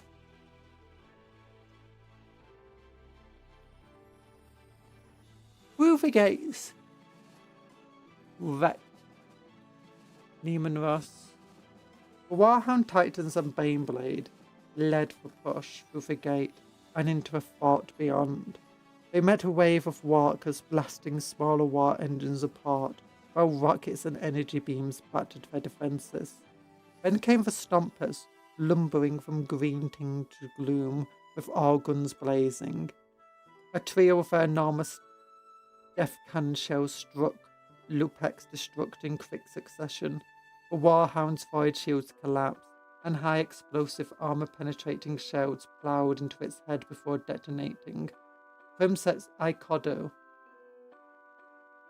and his Moderati were killed instantly. Engine Seer Lex Gamma 06 lived a second longer before the firestorm billowing from the Warhound's bridge cooked her alive. Trailing smoke and flame then decapitated the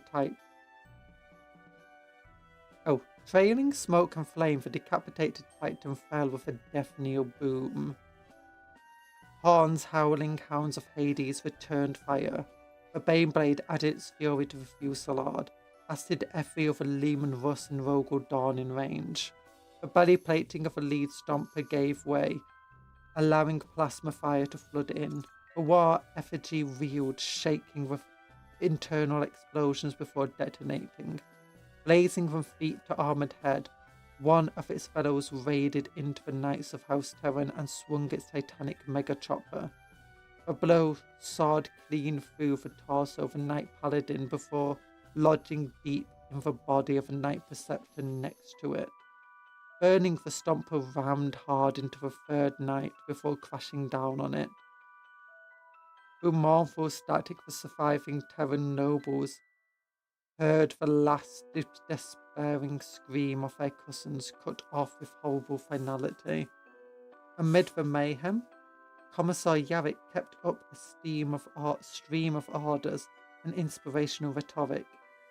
He never knew how much his subordinates could hear, so he urged everyone to keep fighting and moving and not let themselves get bogged down, firing wildly, pools bubbling and scorned by glowing ash. Tanks and transports rove between flaming wrecks and crashed through shanty structures. Centaurs rode on with their flat screens tattered, and luckless Cadians within their troop bays, trying desperately to lie flat as they sought to avoid the worst of the storm's malice. Finally reaching the southern gates, a squadron of Cadian demolishers blew them from their hinges. The Baneblade rode over this wreckage. The Baneblade rode over wreckage, a disordered mass of tanks and transports close behind. The surviving knights and the scorched enormity of Hound Hades followed. The Warhound Titan backed through the gates. Shouldn't the Hound of Hades be Cerberus? The Warhound Titan backed through the gates. Void shield shuddering under the weight of arc fire, plasma blast gun flaring and Vulcan megabolt screaming death. Ah, beautiful conjurer and her dulcet tones, thank you. How you doing, Blair? The beautiful conjurer and her dulcet tones. Yeah. How you doing, Blair Boris? We are reading about Yarrick racing to the hive of Deathmire, which is a very nice name for, a place you want to go. And he's trying to outrun Wastak, who's trying to chase him down. And they just had to blast through an arc fortress that was in the way. The Warhound Titan back. Oh yeah, plasma gun black fairing. I thought this is a type of Warhound Titan I've got. And Vulcan megabolt to screaming death. Ignoring the storm's ferocity, the last nobles turned their steeds about and joined the Titan. Stepping steadily backwards, firing furiously, they picked off tanks and buggies that burst through the fails for wind-blown ash. A handful more Imperial vehicles limped between the feet of the knights and Titan to escape southwards. Then came the looming form of the last stomper, Morkanauts and Gorgonauts crowding around it. Knowing the numerous threats the column might yet face, Princeps Langstrom and the last of the nobles pivoted swiftly and fled rather than stand and fight. They shrugged off the last hail of arc fire as they outdistanced their pursuers. Yeah, arc walkers are kind of slow, especially the super heavy ones.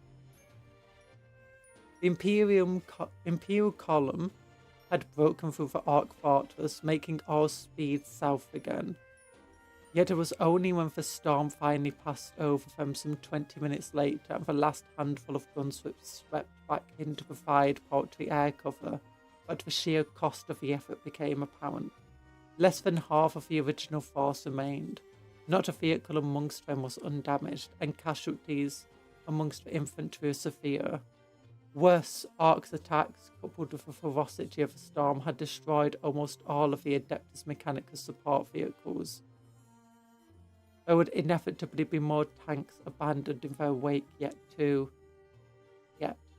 damaged or low on fuel to continue, crew condemned to a slow and horrible death. Yet of the southern horizon, dark shadows could finally be seen against the pale light of dawn. The mass of Hecate Mountains. The mass of Hecate Mountains, and west of them, an appalling shroud of smoke rising from the firestorms consuming the equatorial jungle. Hive Deathmire lay ahead, but would it still be standing when Yarrick reached it?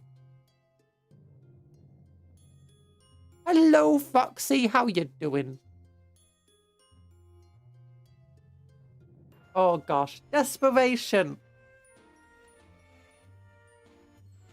This is a very scary story.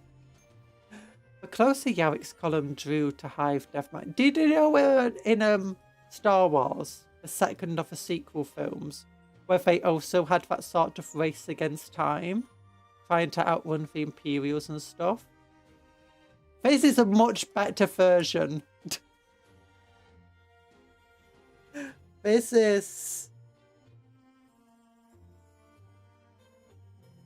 really tense, it is. Desperation. The closer Yarrick's column drew to Hive Deathmire, the more signs of desperate conflict confronted them. Ox channels swirled with panicked cries for help and static chopped orders from within the hive.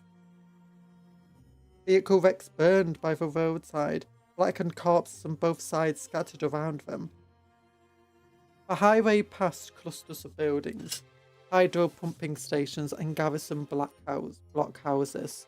And we know they must succeed because, we have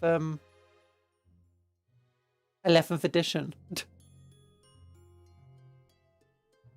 Most were burned out of the scenes of battle between Astra Militarum soldiery and hordes of speed freaks. At Yarrick's order, the ravaged convoy barreled onwards, ignoring the calls of help that chased them down the highway. Ahead loomed the embattled hive, which had grown in the convoy's sight over a day from a blurred smudge of the horizon to a ravaged mountain of iron and stone as it drew nearer. Hive Deathmire was shrouded in filthy smoke and haloed by the leaping firefight of a conflagration to the south. Cinders danced between its spires.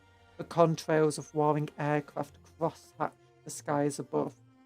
Even from a distance of many miles, it was evident that Deathmire was desperately beleaguered. The hive's armoured outer skin was blasted open in hundreds of places, or torn away and missing for thousands of yards at a time. The skeletal frames of ruined habitats, of habstacks, and industrial spires jutted up from within mournful scarecrows. As Yarrick's column approached, it became possible to see scaffolding and gantries encasing many buildings, like surgical exoskeletons, suggesting ongoing repairs being attempted even as the hive's defenders fought to prevent it from falling.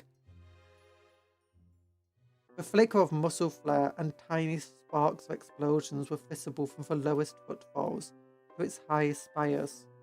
Yet titanic Aquila banners still fluttered from many of Deathmire's towers. The hive had not yet fallen. There was hope.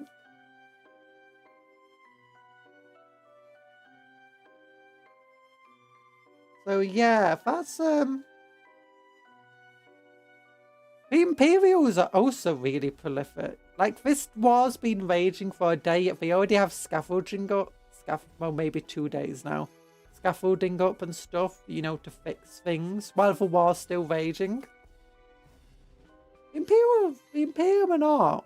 You know, when it comes to war, they're very efficient apparently.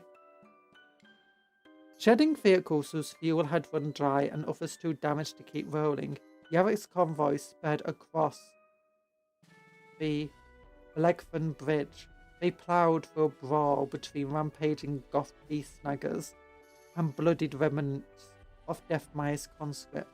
At Commissar Yarrick's command, every fox sailor in his force began broadcasting a looped message. He had returned. He lived. Just as a foe could not kill him, they would not defeat Armageddon. A God Emperor was with every last Imperial defender. They just had to keep fighting. It was hard to say what effect Yarrick's address had on the overrun conscripts or any of the other half a dozen battles the convoy passed. They could not stop long enough to involve themselves. Instead, they stormed on, fortress of arrogance rolling in the vanguard, along with the last surviving hippogriffs, hellhounds and armoured personnel carriers.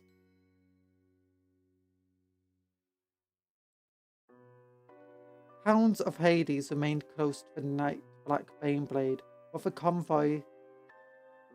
convoy surviving battle tanks and knights brought up the rear.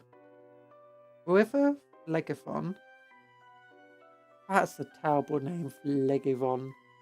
Lem was well behind them now. The grossly polluted, insane river lay ahead.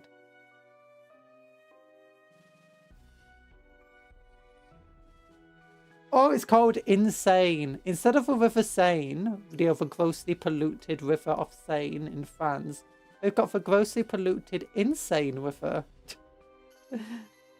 Why did they name it Insane?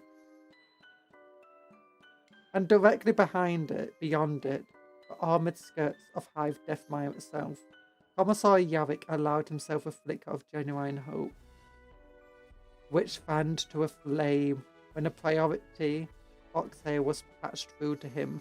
Inquisitor Croyle, who had reached Hive Deathmire some days ago with the survivors of a purgation corps, had been appraised of Yarrick's mission. He waited at the far end of a tunnel nullus secunda with a force of requested soldiery to help Yarrick reach his destination. It's Croyle! It's Croyle, sorry! The coolest, the new Inquisitor model that everyone loves. Okay, who? Oh, that's ancient. I think this is an ancient Rastacker artwork from back when he only had rules and never had a model.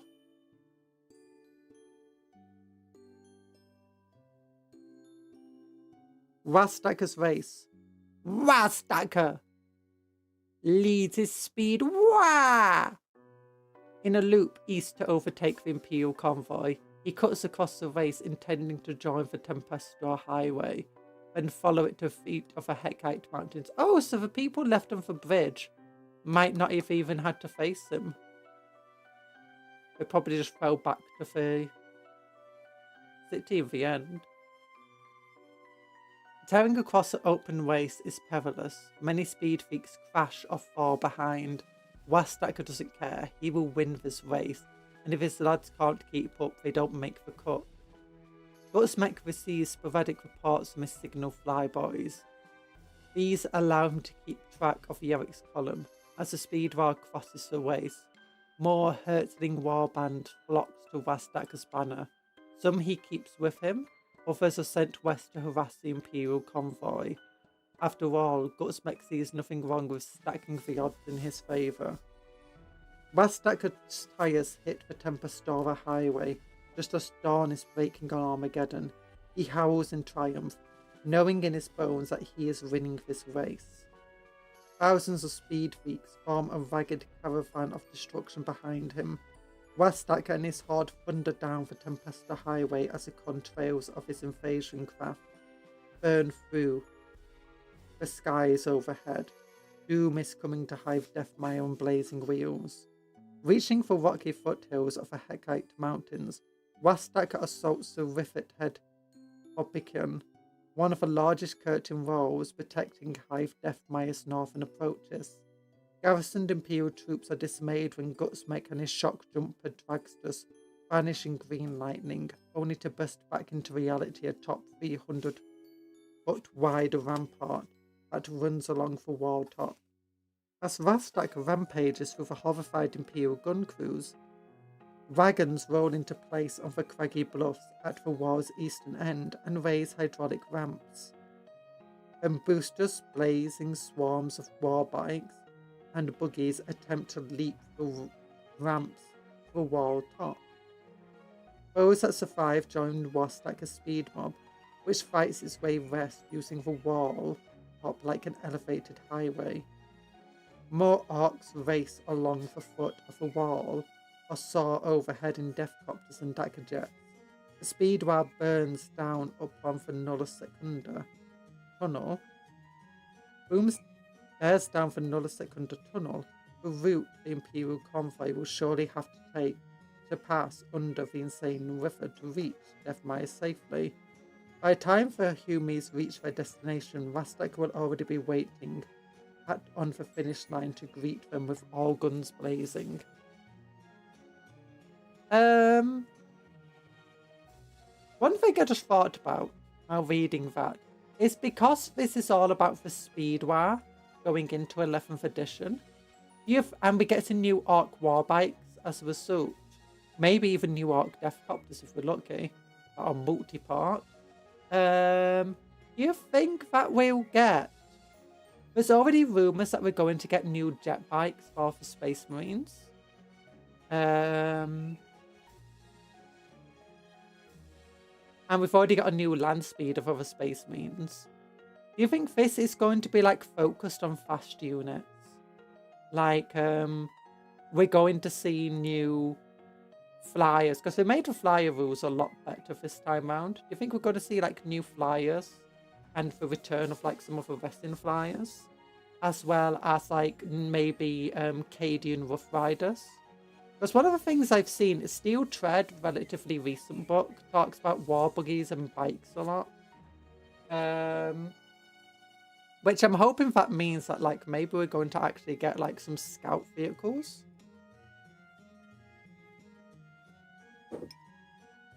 Because people have been wanting bikes for Guardsmen for a long time.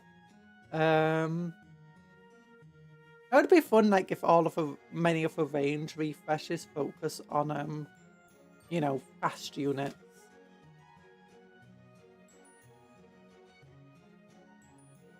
For 11th.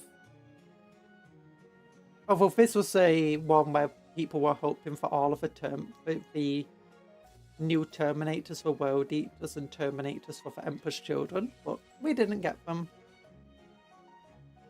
because it was meant to be the Terminator edition last time. The final lunge. It was then that warnings raced through the convoy's command channels. Massive ash plumes had been sighted to the east, closing fast. An enormous force of speed freaks was racing to cut Yarrick's column off before it reached the river tunnel. Worse, one of the spotter Valkyries had confirmed that Rastak and Gutsmek led the whole horde. The cold fire that seemed now to be always within Yarrick's heart spread through him until it pricked his fingers and toes. He would not be stopped now, no matter the cost. Filled with a mingled sense of exhaustion and determination, Yarrick issued his orders. That means he just made a save! Determination! He can reload the game here and, try again if he fails. His vanguard accelerated, piling on speed as they shot towards a cavernous maw of a tunnel.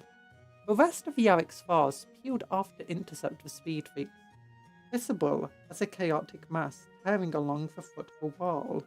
Grossly outnumbered, battle damaged and low on fuel and ammunition, was no hope of Imperial victory. Yet if the tank crews and nobles could sell themselves dearly enough, they might hold back Wastaker's horde long enough for Yarrick to make it through the tunnel. With artillery shells and rockets raining around them, Yarrick's vanguard made their final dash. They were less than a mile away when the cry went up. Wastaker wasn't out of the plains leading the main horde. Instead, he was roaring down the steeply sloped outer face of the Barbican walls. With a crazed mass of speed freaks on his tail, green energies flared. Wastaker and many of the speedsters with him blinked into being on the highway ahead of Yarrick's convoy. More speed freaks rained down behind, some tumbling and smashing as they lost control, others whooping with acceleration as they rode out a wild descent and skidded onto the roadway. The speed freaks raced out from the tunnel mouth, guns thundering. Wastaker Gutsmek led them with a howl of triumph, for he had run his race against the Gits, who had tried to sneak past him. Even better, most of them were now burning in the wrecks of their puny human tanks. A good fight at the race's end was a delightful bonus. The Imperial forces for their part didn't slow. The guns spitting the last dwindling dredges of their ammunition, they charged headlong after the Orcs. The two met with a dreadful wending of metal, screeching of tyres, and the dull thuds of bodies striking hard objects at extreme speed. War bikes flipped into the air or vanished beneath wheels and tracks. Armoured cars and flame tanks exploded, rolling to a halt in the mouth of the tunnel they had fought so hard to reach. Archers of Arrogance took multiple hits across its massive glacious plate before the towering form of the Hounds of Hades strode in to soak up the Orc's fire. Even Wastaker hadn't reckoned with an Imperial Titan. However, now he was confronted by it, he knew he had to bring it down. Everything else vanished for him. Void shields long collapsed, armour chewed and battered by what looked like days of hard fighting. The machine was sure ripe to fall. The Warhound's megabolt just span up with a world-ending scream. Wastaker rove through the streams of explosive bolts that tore up the highway and pulverized the war bikes trying to follow him. Moving like a green and red thunderbolt, he streaked past the Titan's right foot with his grabber dragger outstretched. The impact of his massive claw with the mechanisms of the Titan's ankle almost tore Wastaker from his saddle. Big Refer fish-tailed wildly before he could get the enormous war bike back under control. Hitting the brakes and dropping a foot, the warbus skewed around, gunned his engines and came back for another pass. The Titan lifted its leg to take another step, but to Wastaker's satisfaction, the hydraulics and servo motors in the ankles spewed sparks and lubricant where his talons had torn them. The foot half rose off the ground, hanging awkwardly. The machine swayed and then tried to slam its foot back down. As it did, Wastacker poured fire into the damaged joint. Big Reffer's psycho gatlas, hail of rounds striking more sparks and causing something to detonate within the joint's workings. He saw the swaying Titan try to turn and bring its murderous guns to bear upon him, but Wastacker was too fast. A second time he thundered past his prey. A second time his grabber dragger connected with its ankle, and once more the impact was enough to send Wastacker skidding out of control. Big Reffer somehow stayed up, slamming sideways into an ash drift beside the road and throwing up a dense cloud. As the case cleared, Wastacker staggered to his feet, falling fixate out of the drift by his scrawny leg. The bike's boss had eyes only for the Titan. Ankle destroyed, the foot all but severed, it listed past its centre of balance. Its last vengeful salvos sawed the air well above Wastacker's head as the machine toppled backwards with a howl of overstressed metal and smashed down hard enough to shake the ground. Dust and filth billowed skywards. Armour buckled under the impact. Internal systems exploded, shrapnel filled the air as detonations racked the downed warhound. Wastacker grinned as scorched metal rained down around him. Sure, it was smaller than the monster he had felled on Skylex 6, but that was 2 humid titans he destroyed now. Show him the speed boss who had equalled that feat. Belatedly, Wastacker looked around to see that a few of the tanks had made it past him, vanishing into the tunnel. He considered giving chase, and shrugged. What did he care that a handful of half-dead humies had already lost the race?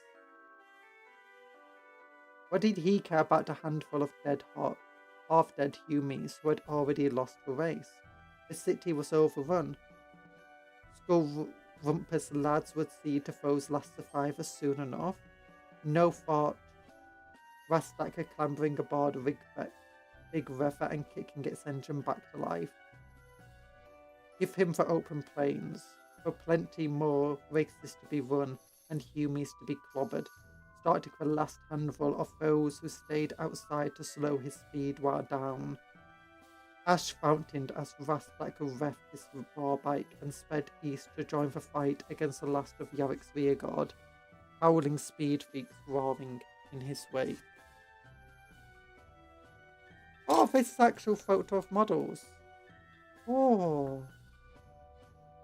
The old Fortress of Arrogance. I wonder if the reason that we only ever see it in blurred photos now and drawings is because it's such an old model, it's not actually in good condition. Oh, there he is. There's Inquisitor Coil. The last gambit. Killwrecker hung over Armageddon. Aboard Gaskell Thacker stomped across its cavernous command bridge. Its passage caused trophy racks to rattle, and the naval armsmen impaled on them groaned with wet, raspy breaths. Because I ate all the models at GWHQ, sorry. No! Don't eat Yarrick and his, Fortress of Arrogance. Think about Dr. Smilex, who wants to put them in a, a demon engine.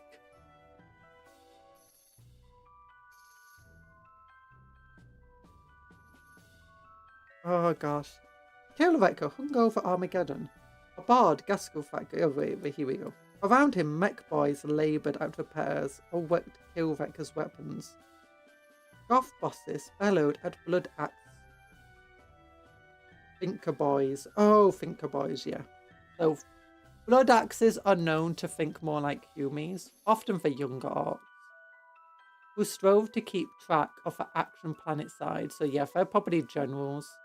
It was a command and control network that though it frequently devolved into physical violence, was visionary by orc standards. Gaskell was well aware that without his presence, it would collapse. That was why he had to stay in orbit, at least a little longer, even though he longed to join the fighting. Instead, he listened to shouted orders and reports ringing through the command bridge. He bellowed and bludgeoned whenever he knew the personal touch was needed. Then he heard something that snagged his attention in a death grip. Say that again! Wait, how would Gaskell talk? Say that again. He growled, looming over a pair of blood axes squabbling over a shouting tube. A Yumi convoy broke out of High boss. Wastak has gone after him. They had a big black super wagon leading them, and the lads reckon there was some Umi big shot on board. A frisson of something more than instinct tingled through Gaskell's immense frame. It couldn't be, could it? Had the gods really been so generous? Some kid here. Some kid get me a looking scope at that convoy. Some get me a looking scope on that convoy. I cannot do that voice very well. It hurts my throat.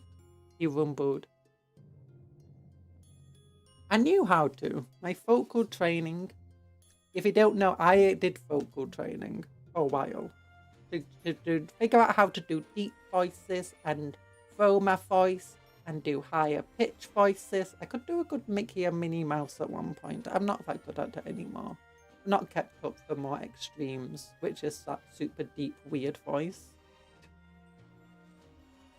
And the those ones. Soon Gaskell was squinting at a grainy image beamed from the surface. Sure enough, there it was, roaring along amid a battered mass of Yumi wagons, black as Goths, bare shoulder pads, and with all armour of glitz and flash bolted on it. So old Baelai made it back, he said. My best enemy back for more. But what you's up to, you couldn't get.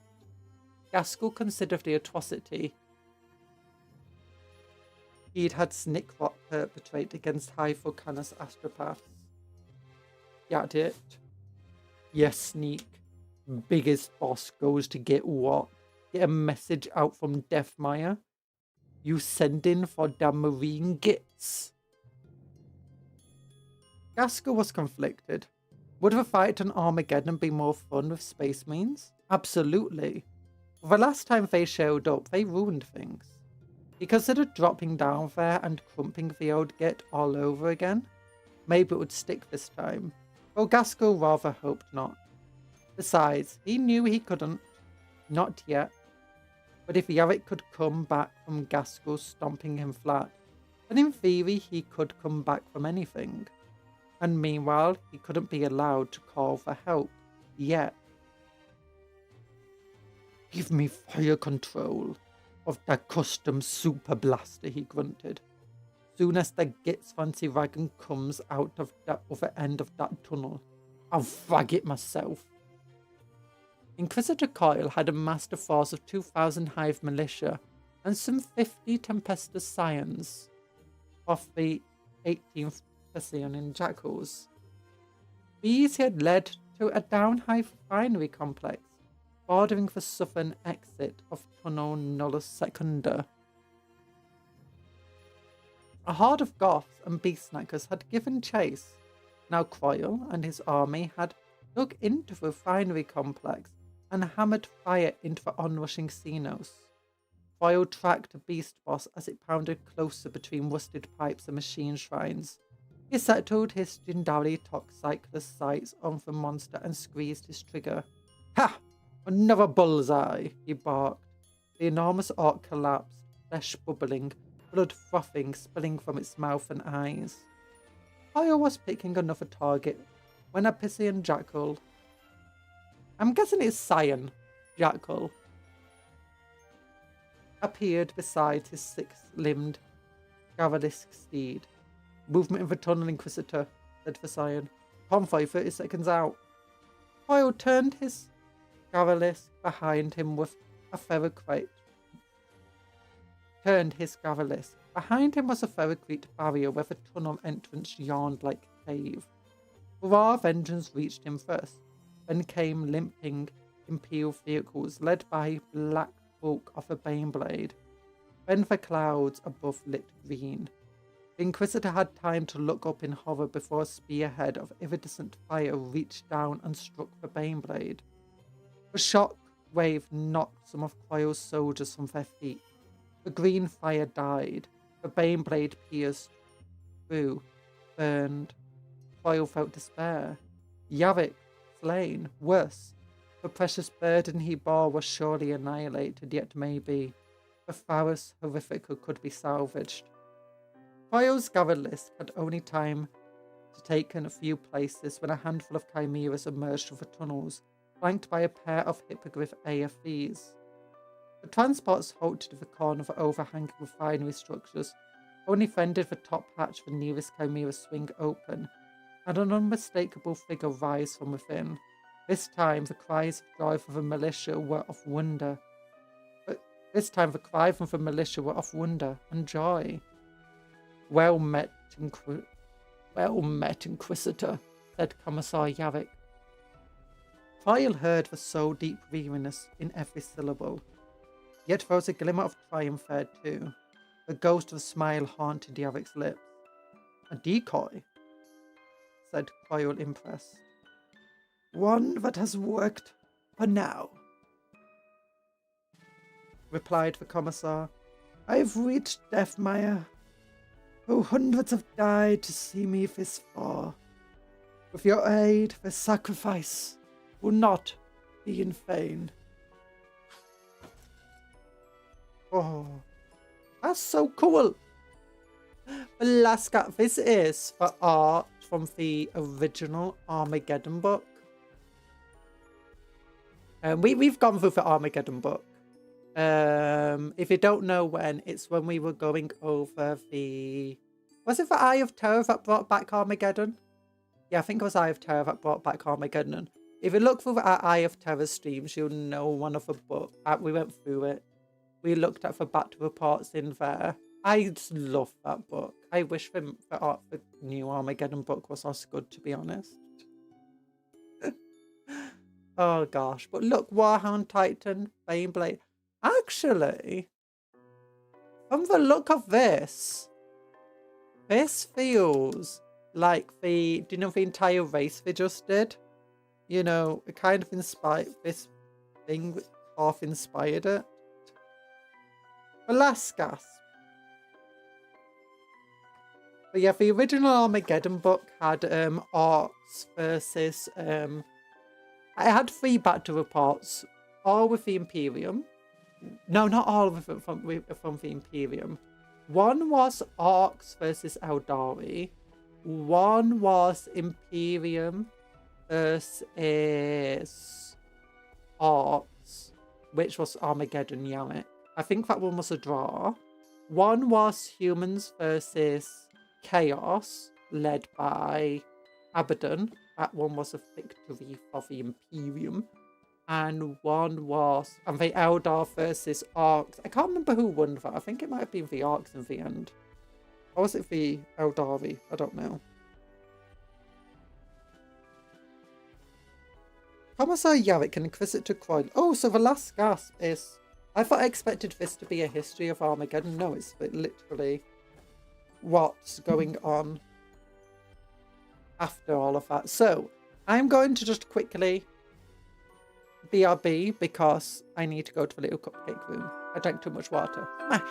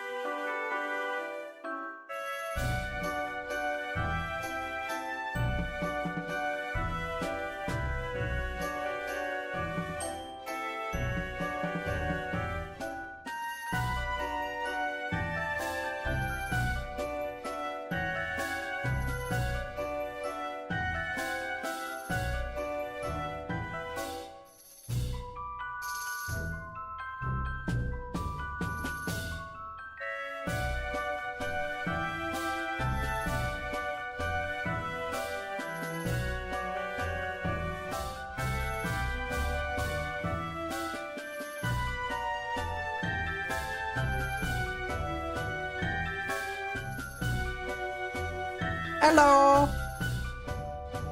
Hello, TA. How are you doing? You popped in just as I went away.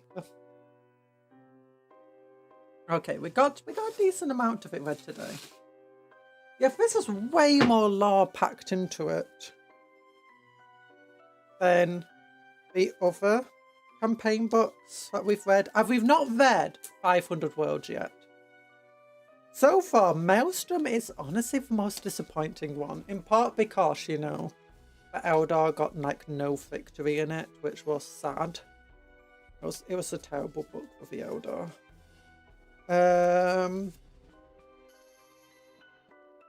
And it felt like the Eldar and the Red Corsairs were just fair because they both got the Corsair name, rather than the Eldar being fair.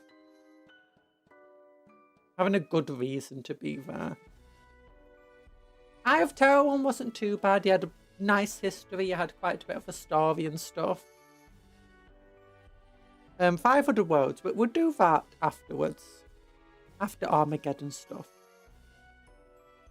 Commissar Yarrick and Inquisitor Coyle lead their stretched forces. Oh yeah, so for those who just join us or whatever, Commissar Yarrick has been in a race to get to Hive Deathmire.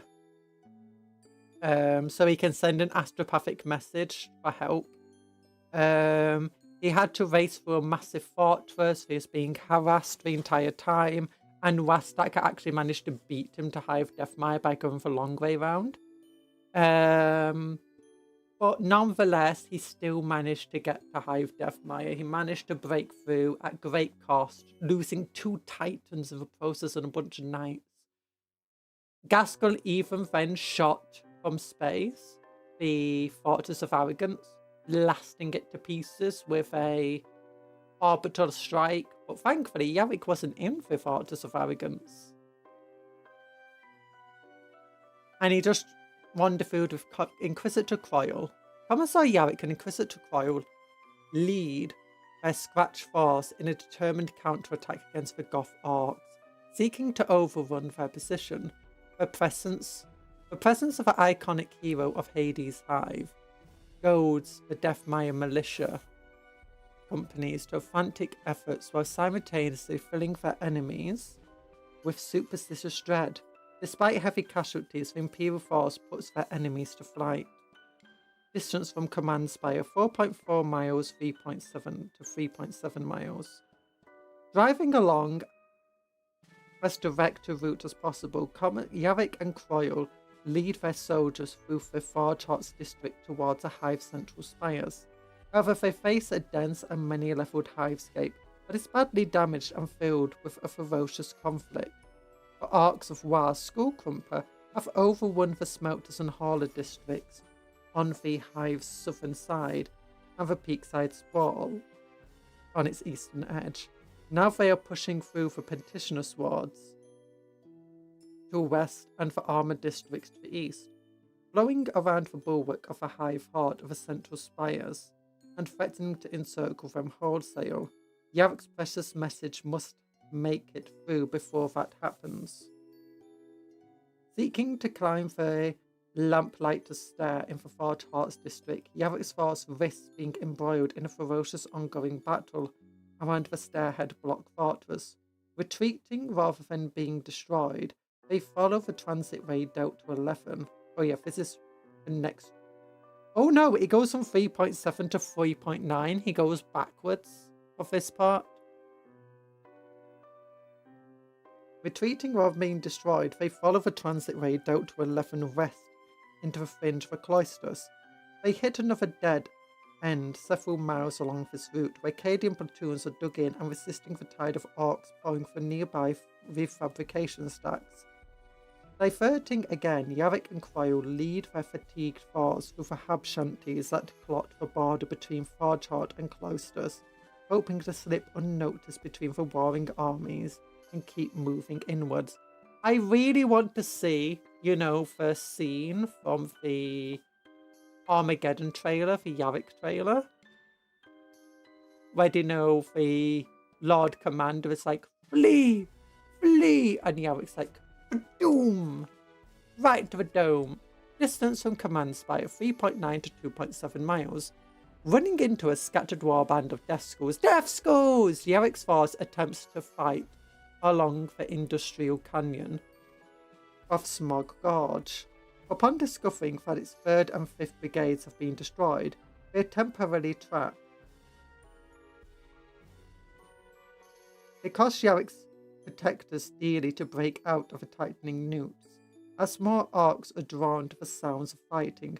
With the militia ranks devastated, a meagre trio of armoured vehicles remains from Yarrick's armoured column, and 2 squads of Scions surviving the fall of surviving. The force can finally escape across the 8th bridge and into the fringe of a sprawling shrine complex. 2.7 to 1.3 miles. Commissar Yarrick dares to hope. The Caligard Tower rising on the far side. Oh no! New miniature announced. Caligard in Tower.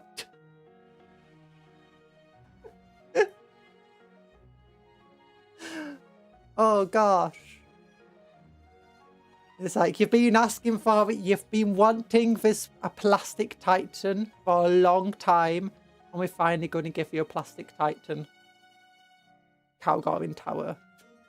Titan fortification. To Felonid Commissar Yarrick. Oh, Felonid Commissar Yarrick. Yarrick. Yarrick. Yarrick. Yet as his force picks a route between the battle-damaged shrines, they are set upon by mods of Red Skull commandos. The fight is desperate, and both Yarrick and Inquisitor Croyle are injured. Worse, they are forced to sacrifice the last of their Tempestus Scions and armoured vehicles, fighting a doomed rearguard action to hold the commandos at bay. Leading a mere 3 exhausted but determined militia soldiers, Yarrick and Croyle begin to climb the helical ramp that winds up to Caligard Tower to the spires above. 1.3 miles to 0.4 miles.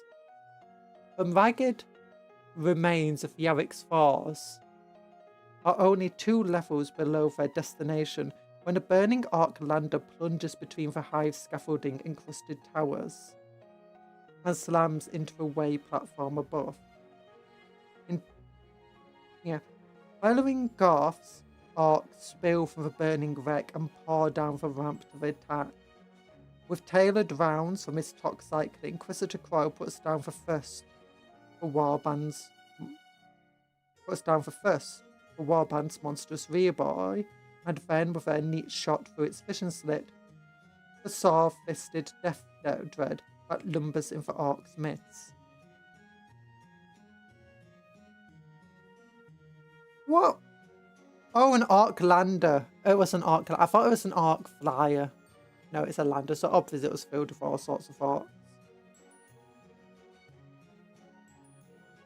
Yarrick clipped orders, seeing the militia form firing lines and mow down dozens of charging arcs. Still, it becomes clear that the Xenos charge is going to crash home. Filled with cold fury at the lives the orcs have cost, determined not to let the foe... He made another save! Let the foe stop him so close to his destination. Commissar Yarrick utters a furious war cry and leads his soldiers in a counter-charge that takes the orcs by surprise. So every single time he says, it mentions determined, I literally think he's actually making a save point. Because before he said he's being determined, and he successfully, somehow figured out that we're going to blow up his Baneblade, and as a result, he switched into the Chimera. And then, now he's determined and he's about to make a charge. That means he already tried without the charge and it failed, so now he's doing a charge to see if that will work. He's a save scummer! He's a save scummer, is Yarrick. In the crushing melee that follows, orcs and humans alike are apart or sent tumbling off a ramp sheer slides to plummet screaming into death below. Yarrick uses his power claw to tear the head from the brutish goth war boss leading the horde. Cryo picks off one big boss and Knob after another, finally shot at the seal of a militia. With their leaders all slain, the last of the Goths are driven back to the burning wreck of their lander and butchered. Yeah! 0.0 miles. Nice. Yarrick limps into the Hive Deathmire's core command spire, escorted by a single squad of 15 surviving militia soldiers of a pale but determined Cryo. Every one of their names will be recorded in the annals of Armageddon's many heroes, but there's no time for such ceremony now. The Hive's central strategium is a scene of barely controlled panic. My gloves just made a weird noise. Is a scene of barely controlled panic where crimson glyphs of hollow cartographs and coral warnings boom from loud hollers. No save scumming, Narwick has 9 lives. I know he's already been using his 9 lives, like it's on his like 5th life already officially. He keeps getting killed by Gaskell or some other person.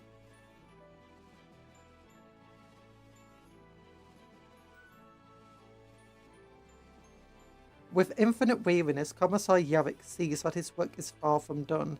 He will need to be both an indomitable leader and the feared commissar for these panic strategios and officers in order, if order is to be restored. But before all of that, he has a mission to complete.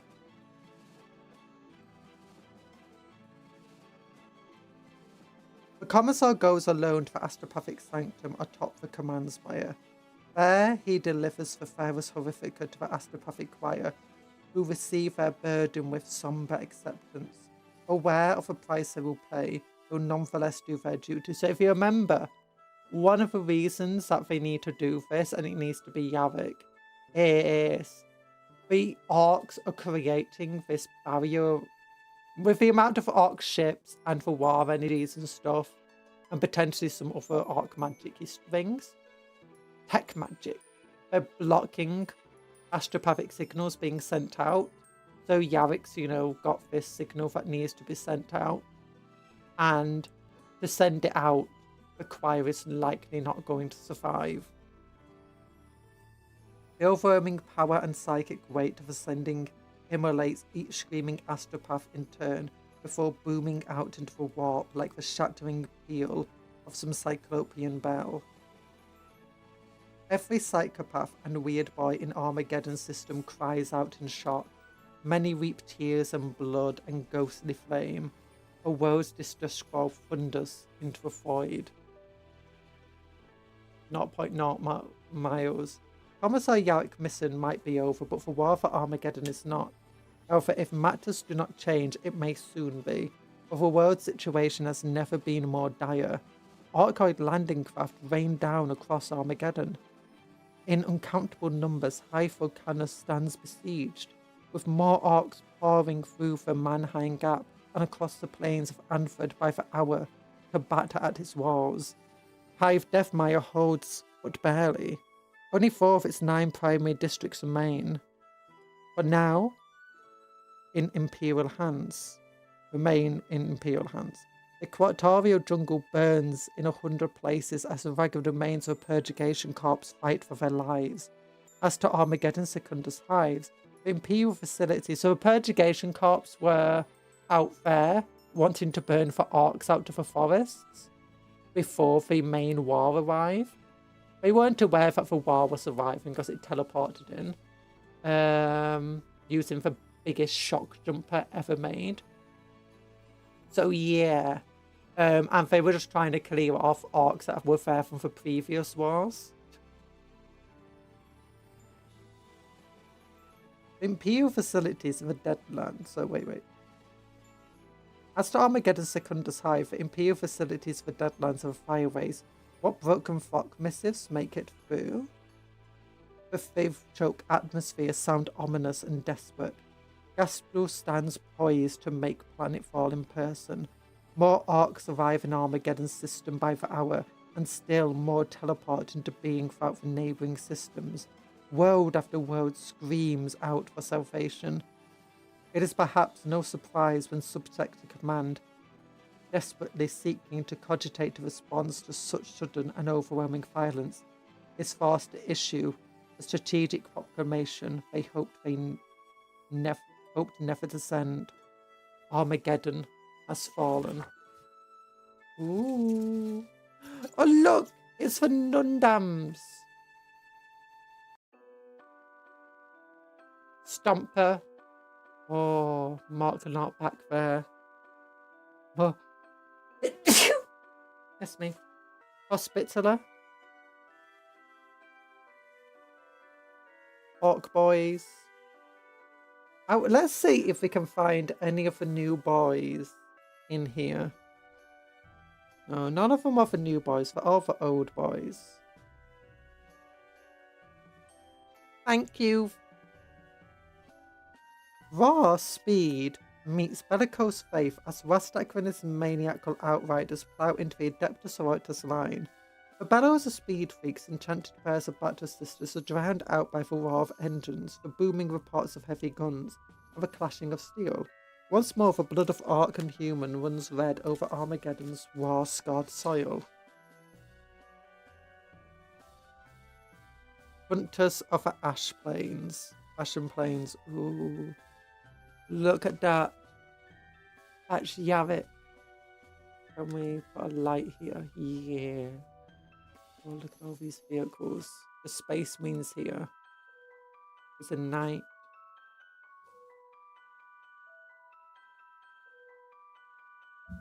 If one knows where to look, who to interrogate, and what spoor to follow, the tale of Armageddon opens up to inspection.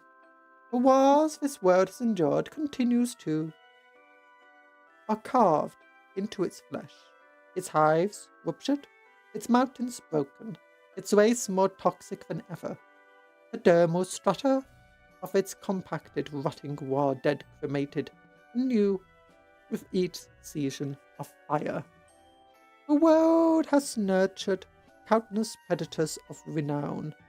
They are the alpha hunters whose quarries are entire armies, whose lairs are slab-sided fortresses, and whose migration paths are macro highways. Generals or championed warlords or mass unalivers. Saboteurs are divinely touched protectors.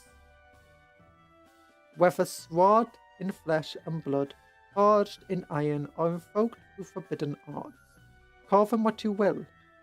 They have been moulded by this world as much as they have been etched, as much as they have etched its surface with scars of war.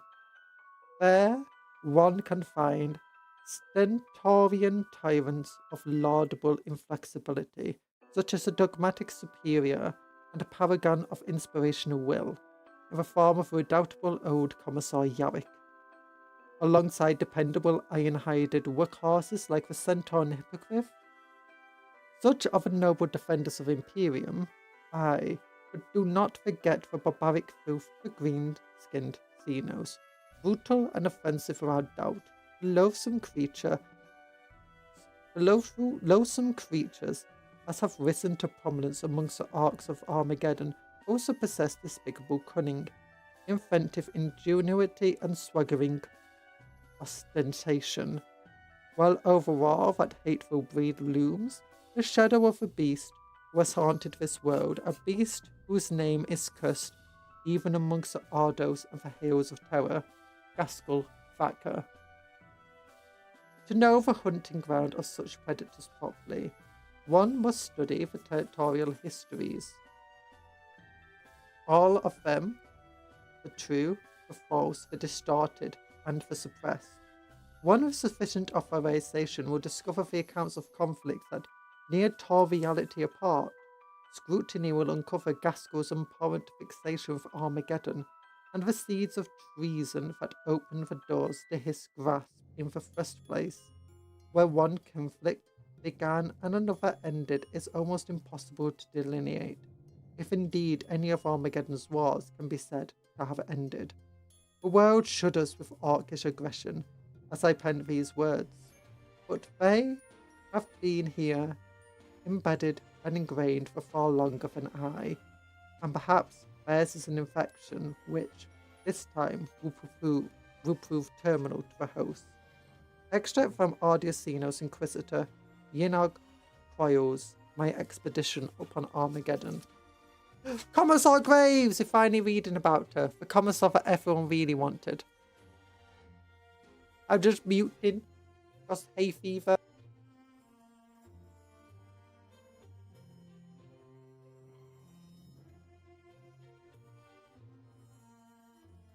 There we go. Oh, goodness. Let me stretch my back a little. Commissar Graves, the Iron Gauntlet of Armageddon. Let's turn this light off. Nope, that was on, sorry. Chug water, chug water. Never! Okay, I'm leaning back. I'm going to go here. It's almost 2. It's almost 2. Oh, the first episode of Aeronautic Imperialis is live. Or up. Ooh, Chronicles of Ruin and Steel. Oh my gosh, we just uploaded a lot in the past. Oh. Lore about Cogforts if you want to read it. We're not going to bother with that. We're already focused on Armageddon. Warhammer art through the years. Disciples of Sinch. War versus Nurgle. Oh.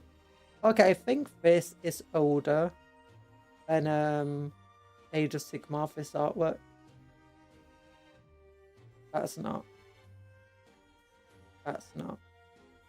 Oh, maybe. Don't think so. That might be. That's not. That's not. Oh, it's him. That might be older because he's from Warhammer Fantasy. Well, Commissar Graves, what's next? Commissar executes his own troops. No, that's literally just Commissar's Graves' first name. Commissar executes her own troops' graves. I think that's her full name. Ooh. Ooh, look at all this stuff. Siege. Yeah, that's everything.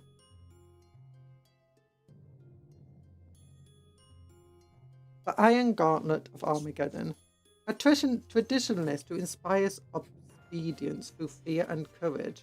Through her Iron World example, Commissar Graves cleaves to the most ferocious conservative maxims of the official Perfectus. She embodies uncompromising intolerance and is viewed with respect and awe by soldiers and overseers officers she oversees, sorry. No overseers. Vigilance. In battle, Graves cuts an unmistakable figure up on the fighting deck of a modified Centaur RSV known as Vigilance. Several regimental engineers have augmented it over dozens of campaigns under Graves' withering gaze. The transport has become her signature battle podium. Its armour is the black of her commissar's greatcoat and bears the scars of repeated frontline engagement. An ancient imperial quilla adorns the vehicle's prow and is often the last things enemies of retreating imperial soldiers alike see before the Vigilance slams into and over them. The growls of the vehicle's powerful engines underlies Graves' booming exhortations to duty, which are broadcast loudly through the vehicle's foximeters and spread to allied foxcasters. She was... I thought I said ineffectives. Infectives are coupled with a throbbing hum of a power field, an energy bubble that holds back the worst of the enemy's firepower, as well as any hazardous environmental effects.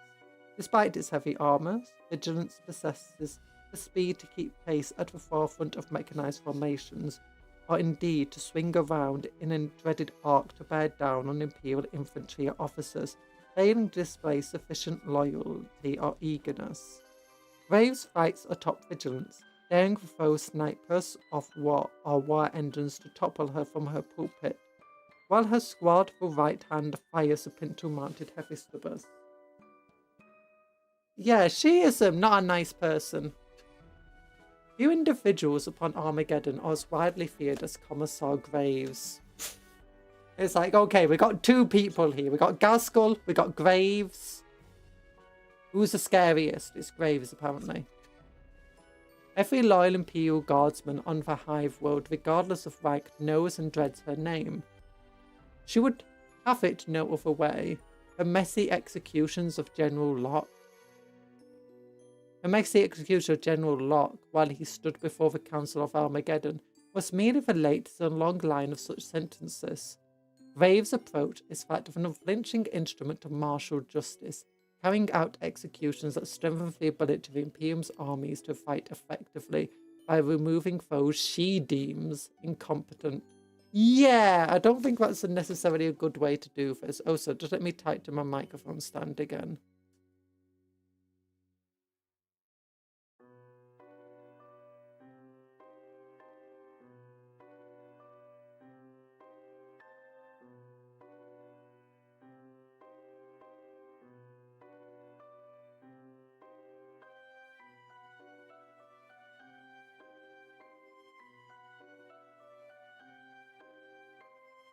Tight. Yeah, I had to tighten my microphone, but when, you know, it's bumping into stuff and I'm trying that. Graves' deployments have been infamous for a number of high command officers executed for alleged dereliction.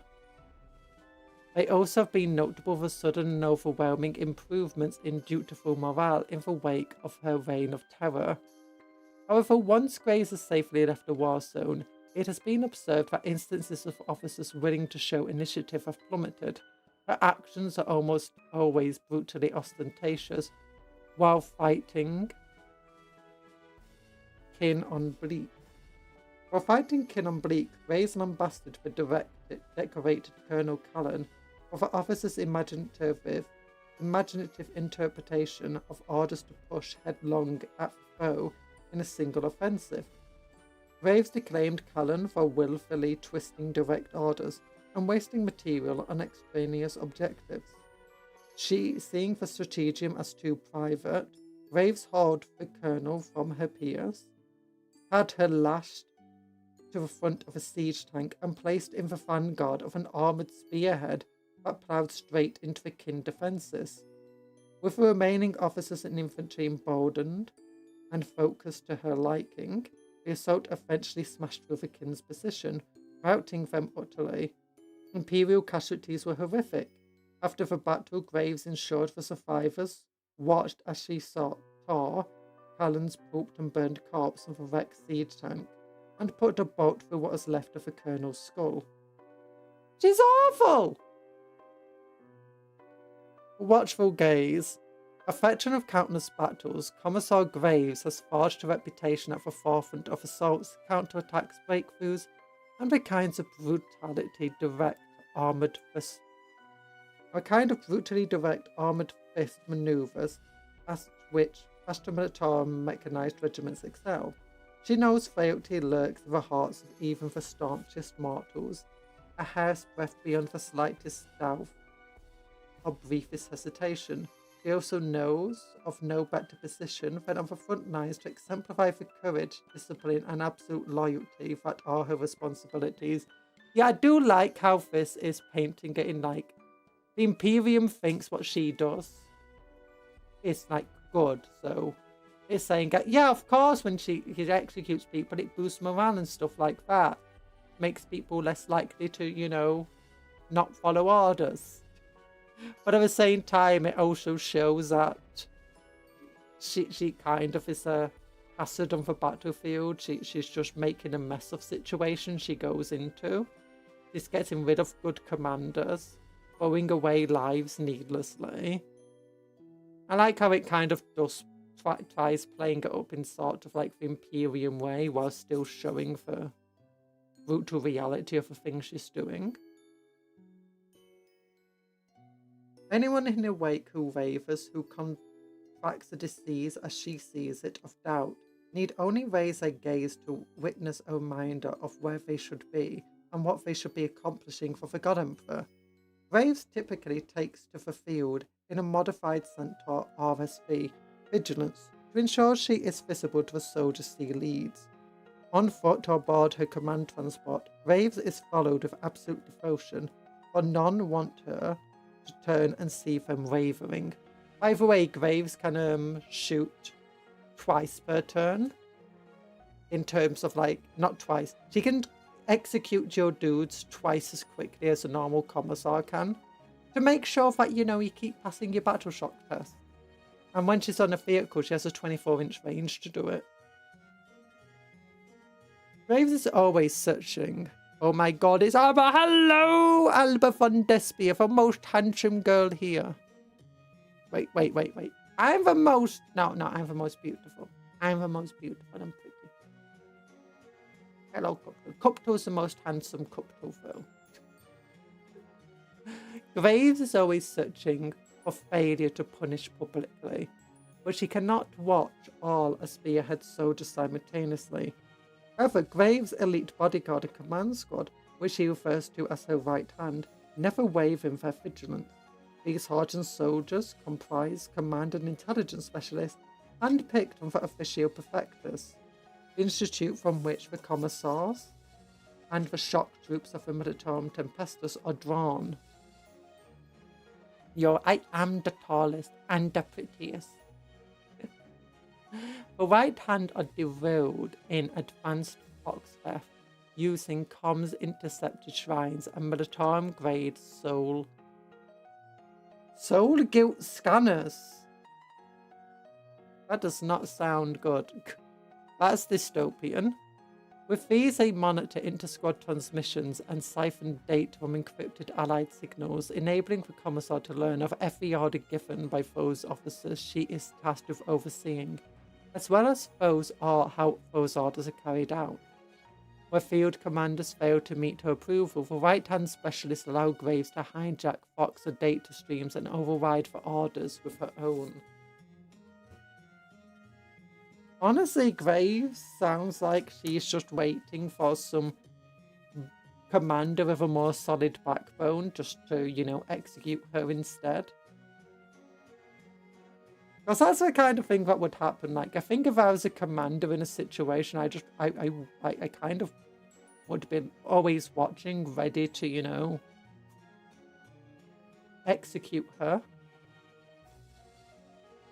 And then, if anyone, execute her, publicly execute her right hand, and then be like, you know, despite everything that they've done in the past, just like many of the people they've executed,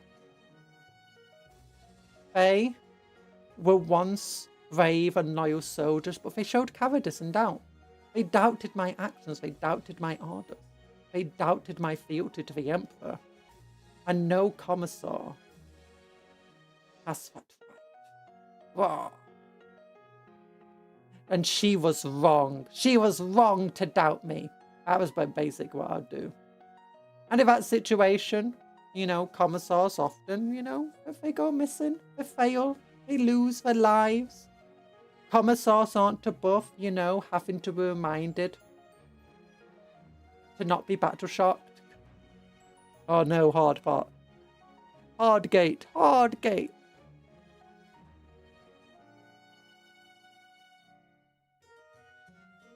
I mean, I'm not necessarily sure I should.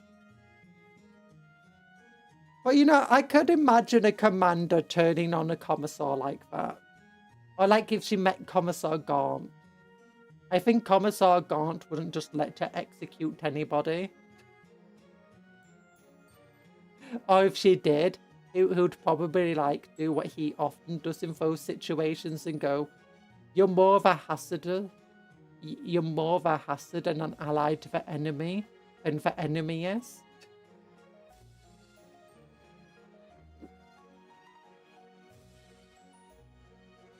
You're going too far. But I guess that's why she needs a right hand around.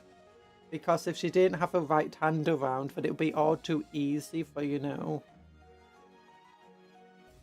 her to go missing.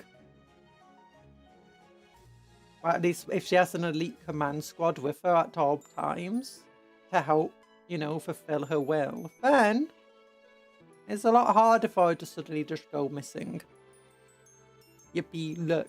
Oh, enjoy your looking. Thanks for popping in. Don't forget to like the stream. Every like of the stream is a prayer to Gork and Mark. And the Omnisire. And the God Emperor. Like the stream if, you know, Commissar Graves is evil.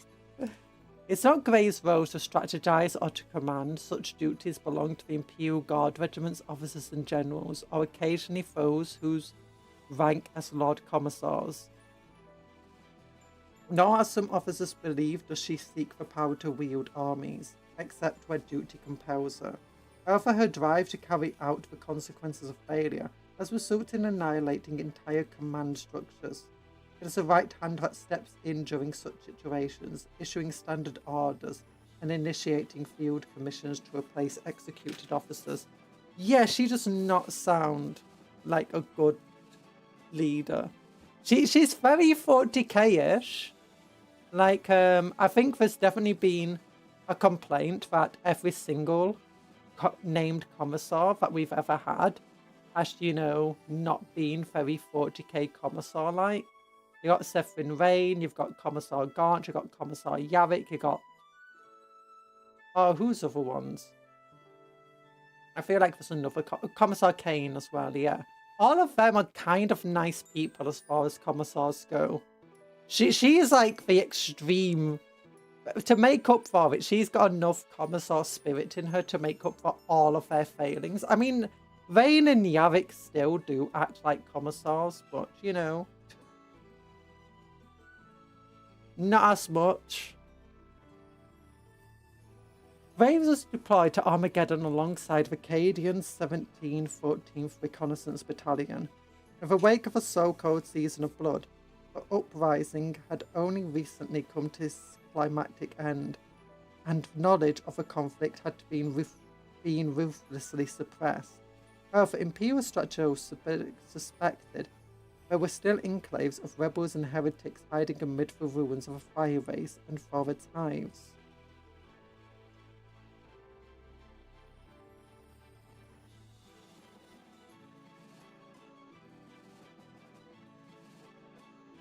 Wait! We've just suppressed it!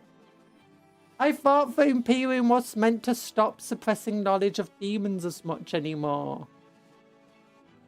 I guess people like Rain just don't get the message as much. And don't care about the message. Oh, the planet's ferocious season of fire had already begun, and the season's temperature and blistering firestorms meant death to any unprotected soldiers out on the surface beyond the walls of the hives. Graves' mechanized force was ordered to run the gauntlet of Armageddon's secondus eastern reaches, hunt out reported pockets of traitorous soldiers, and identified holdouts of loyal Imperial Guardsmen. While hunting heretics in the ruins of High Thoradis, the specialists of the right hand uncovered a partially functioning cogitator relay key to relatively recent sector command codes. Graves saw her duty at once, understanding what had occurred on Thoradis, that she might better prevent such obvious failures to defend the Emperor's realm. After supplicating the relay security protocol spirits with a host of operational hymnals, the right hand accessed a chronos read and several survival pick views. She quickly realized their low worth. The images were clearly corrupted, showing figures moving in loping, jerking runs, and the accompanied audio was similarly twisted. What reports and records remained were clearly the ravings of the disloyal. Still, if she could identify the trigger of what lapse in loyalty had befallen the hive, she might trace it to its roots. Graves reviewed the sparse data over and over. During her 8th watch of the footage, 8! She had found over an additional few seconds but hadn't been there before. In the fragments, something gigantic and half-seen loomed, a moment before the data stream suddenly cut, and the smoke of melted circuitry spewed from her data slate. Ever since, Graves' temper has been more tart. Her patience has worn away. She's corrupted by Khan! The 8th number is Khan. The season of blood was Khan. She thinks the insurrectionists. She doesn't realise that the insurrectionists were connected to chaos. Is that how naive she is?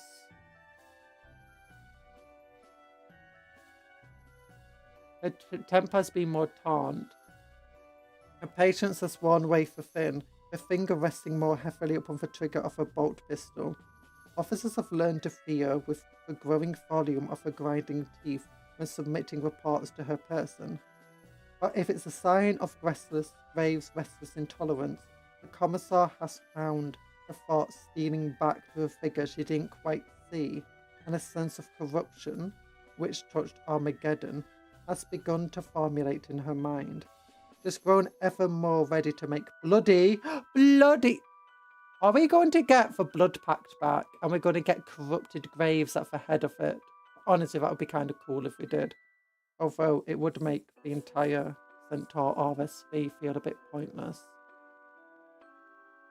Bloody examples when necessary to root out such rot and ensure it can never sink its talons into the world.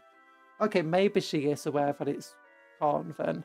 At such times, the steel trap of her mind has pounced on relatively minor lapses in reported seal or failures to follow wholly bureaucratic ordinances. Even faltering and stammering deliveries of dry statistics has earned junior officers redeployment to penal legions of unforgiving sin of wasting Graves' valuable time. Oh my gosh, my dyslexia would not be good with that.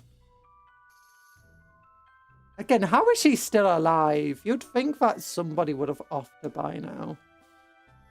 Like, that was a big issue of commissars in real life. Hi, Severin! We're learning about how terrible Graves is as a person and how she might be slightly corrupted by Khan. No, I've only just come back from being a cat. No!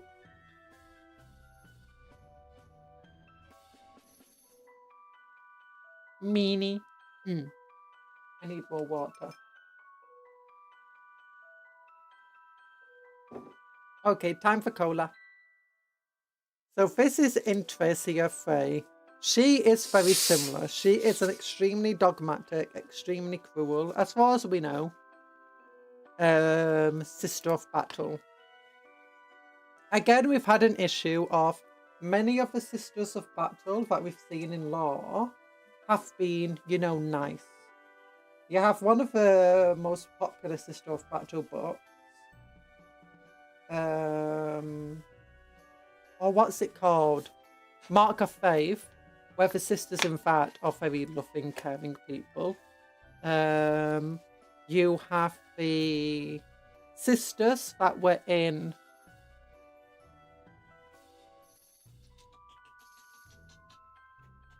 The Fall of Cadia, that's the word. Sorry, we're going to find the word. Fall of Cadia. Again, the two canonesses there were kind of nicer people. Even though they did have a big horde of penitent engines. Now, we do know of other more, you know, vicious sisters. In fact, we see both sides of the spectrum in the Penitents Warhammer Plus show. But yeah, she is the extreme, apparently the very extreme dogmatic side. Martyrdom's Lash. The battlefield reverberates. The bellowed condemnations of Intransia Frey, and the thumping steps and heavy firepower of the ornate walking pulpit known as the Throne of Flame. She rides towards the Throne of Flame. Every utterance reminds assistants of the tenets of their faith and serves as a warning of the consequences of those who fail to keep them. I feel like more of the people on Armageddon are going to be being slaughtered by Graves and these people than, you know, the enemies for orcs. Mace of Saint Practice.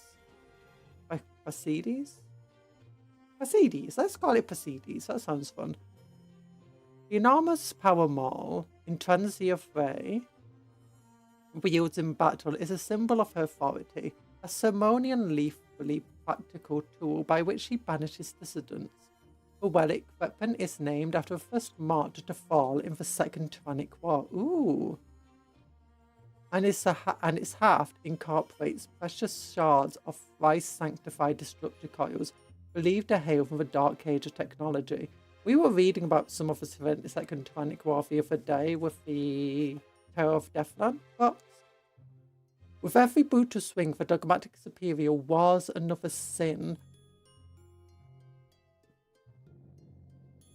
Was another sin for her sisters to avoid. Okay, bellows like catechisms they must repeat, or shouts the names of those who have failed her rigid standards. The mace's head crackles with a halo of energy, scorching or binding foes not pulled by its heavy impact. That is a giant mace, it's as big as her. Intransia Frey is a dogmatic superior order of our martyred lady.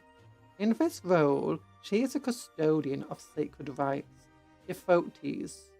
devotions, hymns, observances, sacrificial penances, ruling ceremonies, and martial sacraments, forming the order's body of ritual faith. It's on a battlefield that the militant sisters of the Order of our Martyred Lady demonstrates their devotion to the holy war against the God Emperor's foes, and it's there that Intransia Frey's steely gaze is most needed. Yeah, this woman is... Do you know what's her name from Rogue Trader? Argentina. She makes her look positively iconoclastic. From atop the armoured walking engines known as a throne of blame, the Dogmata Superior sits in judgment. She is the epitome of Dogmata who serve under her, renowned for her strict intolerance of her sister's failures and a forest denunciation of a foe. She singles out enemies she sees particularly repugnant and roars her condemnations at them. With the object of her hatred loudly identified, her sisters pour every ounce of their hatred and zeal into their purgation, knowing that to fail in Freya's sights is to seal their own fate. Freya's capacity for mercy and forgiveness are notoriously scant. Her sentences have seen many sisters interned within the anchorite sarcophagi of martyrs. She often leads large numbers of these and other engines of redemption into battle, corralling the frenzied packs into the enemy lines, where they hack, flail, incinerate the foes in desperate bids for absolution in death. The Throne of Blame is an ancient relic of the Order of our Martyred Lady. Freya fights maglocked to its sculpture, into its scripture in Sistias. Her denunciations blaring from its fox condemners, as she fires its multi-melter missiles from an underslung rack, reducing the enemy armor to a hissing slag. The bark of its heavy bolts and the wars of its heavy flamers drown out the screams of the enemy infantry as they are blasted apart or burned to ash. Trailing in its wake, meanwhile, are barbed chains and manacles, the worst transgressors of a Dogmata Superior's inflexible standards will be in the clutches at the battle's end, where their suffering will be a message to all.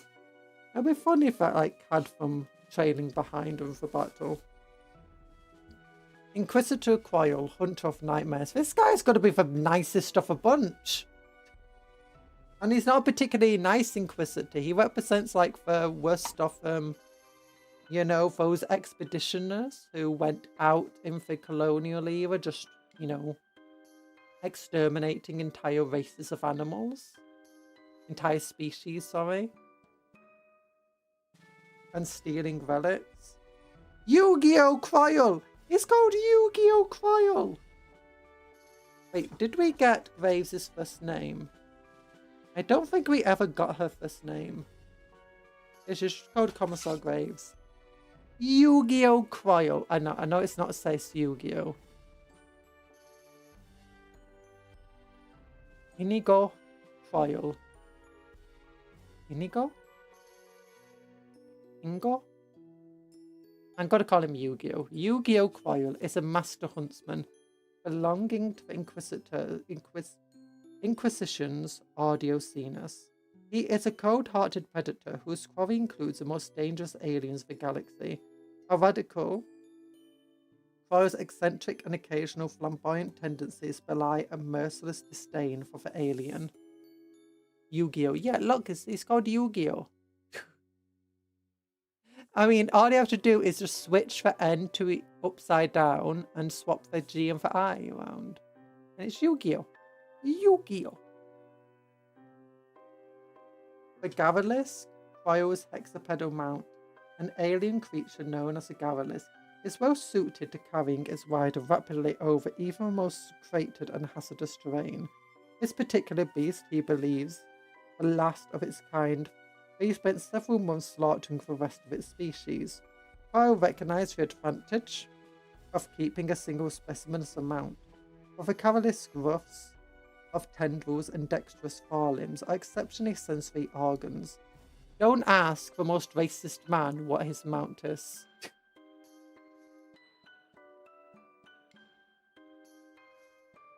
Covered with multiple ocular lenses of a compliance hood, he tethers to the beast's head, and the cocktails of perception-boosting narcotic he floods its system with. The Garrulus has proved incredibly adept at picking up trails of Cryo's prey, and even he has not seen. He's not a nice man either. Lashed to a point of belligerence, and supremely confident in his straightforward methods, Inquisitor Cryo believes the alien must be overcome head-on through natural human superiority. Though Cryo spurns clandestine trafficking with aliens or manipulating their actions, he nevertheless embraces a particular brand of radicalism in his willingness to use the tools of an alien to eradicate them. He does not hesitate to exploit other species' weapons and technologies where they offer an advantage or to dominate them by his utility. Cryo styles himself as a hunter of the most exotic and lethal beast to terrorize mankind. Ever does the lore of yet another hunt draw him to new worlds. The Inquisitor has learned to anticipate the appearance of choice prey, such as alien warlords and champions, and the chance to hunt new breeds to expand his skills and trophies. The opportunity to kill in new environments also appeals to his ego, for such tests reinforces his bold claims of Xenos hunting mastery, pitting his skills against alien war leaders or hunting behemoths. His Inquisitor insights into behavioural patterns and tactics. The name of H.P. Lovecraft's cat. No! Not that. Such prey typically boasts some of the species' greatest natural, technological, or esoteric defences, and hunting them can reveal weaknesses. Nor is Cryo so obsessively fixated that he fails to heed intelligence gained from his quarry's movements across Imperial sectors, information that other agents and forces can make use to better defend the God Emperor's realm. So at least he's not as bad as the others for leading people to a certain doom. Cryo's weapons of choice is a Jindari Toxcycler. This alien rifle fires bony darts coated with poison secreted by the weapon's Toxcycler cask. The darts employ a sinister process of biofact entanglement. Upon firing, they splinter and leave a root remnant behind, where the primary dart is released. Whether killed or not, the dart embedded in the target's flesh remotely shares its biogenetic augury of the target with the root still within the weapon. When the root is inserted into the rifle's Toxcycler cask, the next batch of virulent poison is rendered more lethal still, tailored as it becomes to Cryo's prey.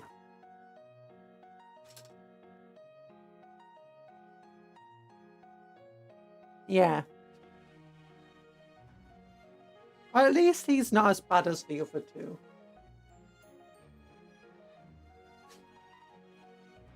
And he is Yarrick. And there's his death image.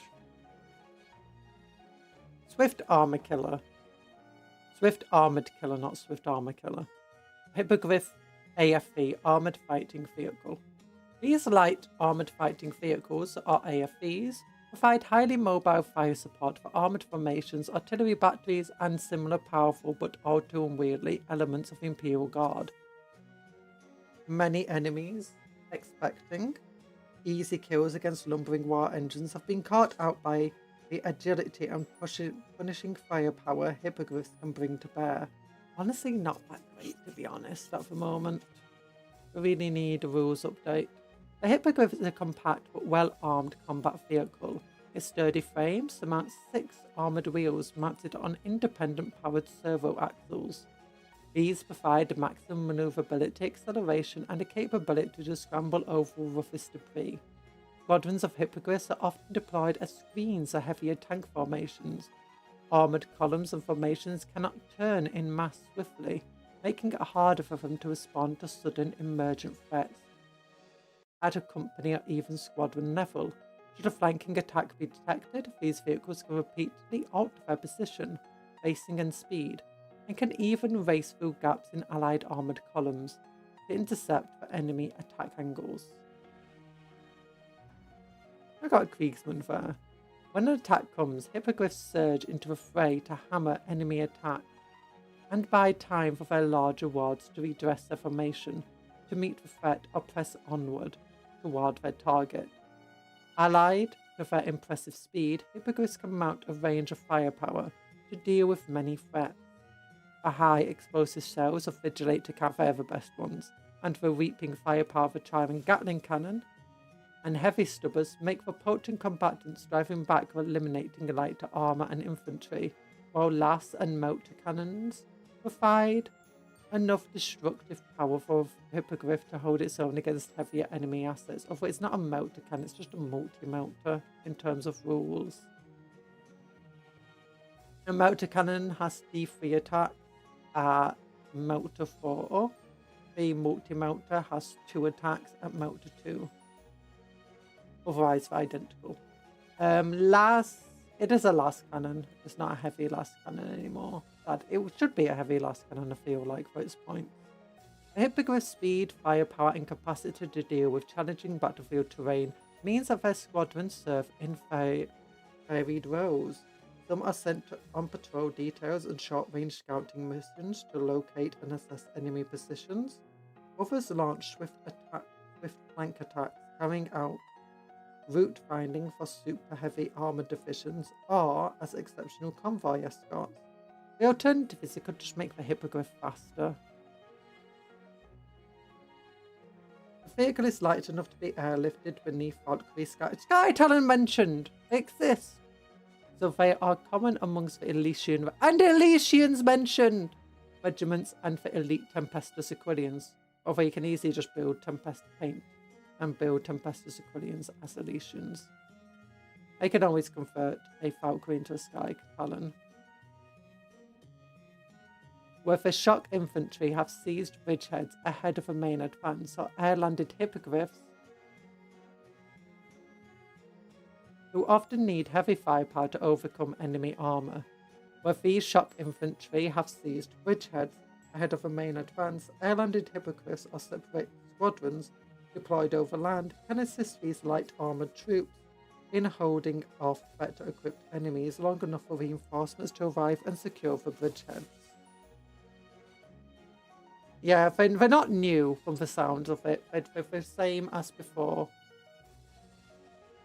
Centaur, I'm sorry if I have read these before on stream. I can't remember if I did or didn't. I know I've read them at least off stream. I was always interested. Oh, look at that. That's a really neat 8524. It's probably transfers. 317. Centaur RSV, workhorse of the infantry. Dedicated assault. Yeah, RSV. Rapid strike vehicle. Yeah, rapid strike vehicle. Dedicated assault transports as blunt practical and unceremonious as most Imperial Guardsmen, Centaur RSVs or rapid strike vehicles are well linked like battlefield armoured conveyors. These carriers are pistons that drive straight forward, regimental manoeuvres and shuttle platoons accompanies entire battle lines through enemy fire to secure positions swiftly. Yeah, it's basically an MRAP in a way. Although, from its design that we've seen, offer undercarriage, not very MRAP-like.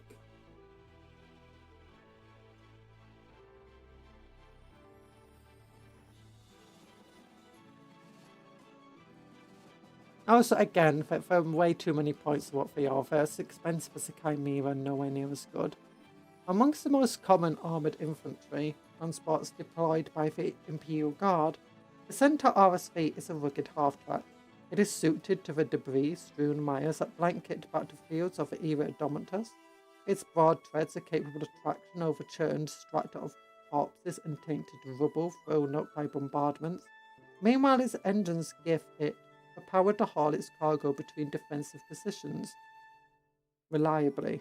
Such advantages are sorely needed. The Centaur's lighter armoured, sparse armament, and Spartan construction make it a relatively fast transport. Its most significant value lies in the ease of manufacture and use, enabling large numbers to be produced and troops swiftly trained to drive them, even on roads riven by incessant conflict. Yeah, they should be cheaper to represent that, and they should be faster as well, because they're no faster than the Torvox or the Chimera. In fact, the Torvox is faster, kind of, because it can make an advanced move and still deploy its troops. And it's more heavily armed as well, and it's cheaper, points-wise, and it's tougher to kill. Centaurs are an incredibly adaptable pattern of transport across the Imperial Guard. Large sanctified and cannibalized variants exist in roles such as artillery tractor, munitions hauler, field ambulance, and mobile comms shrine. While most specialized mechanized infantry regiments utilize more heavily armed and armored transport. Commandos.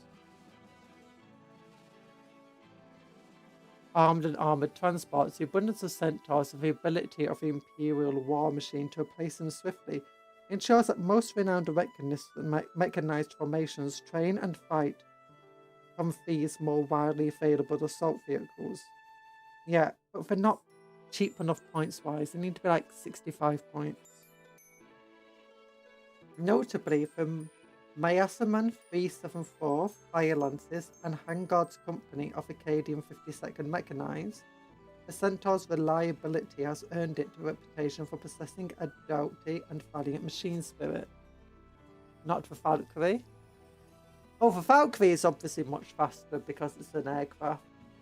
The Valkyrie is more expensive though, in terms of like, well, points, obviously, but also, like, lore-wise, you don't want to use Valkyries like you would a Torvox, running through enemy fire to drop off some troops. But yeah, in-game, the Torvox is cheaper, it's tougher, it's got more firepower, and it's faster than the Centaur. The only thing the Centaur has is anyone on board can fire out. Despite how it's got this Fox operator thing on it, the Chimera is a much better command vehicle because it actually has the command vehicle rule, allowing it to issue orders from inside it. And it's also got all the las guns on the sides. The heavy weapons can still fire out. It's pretty insane.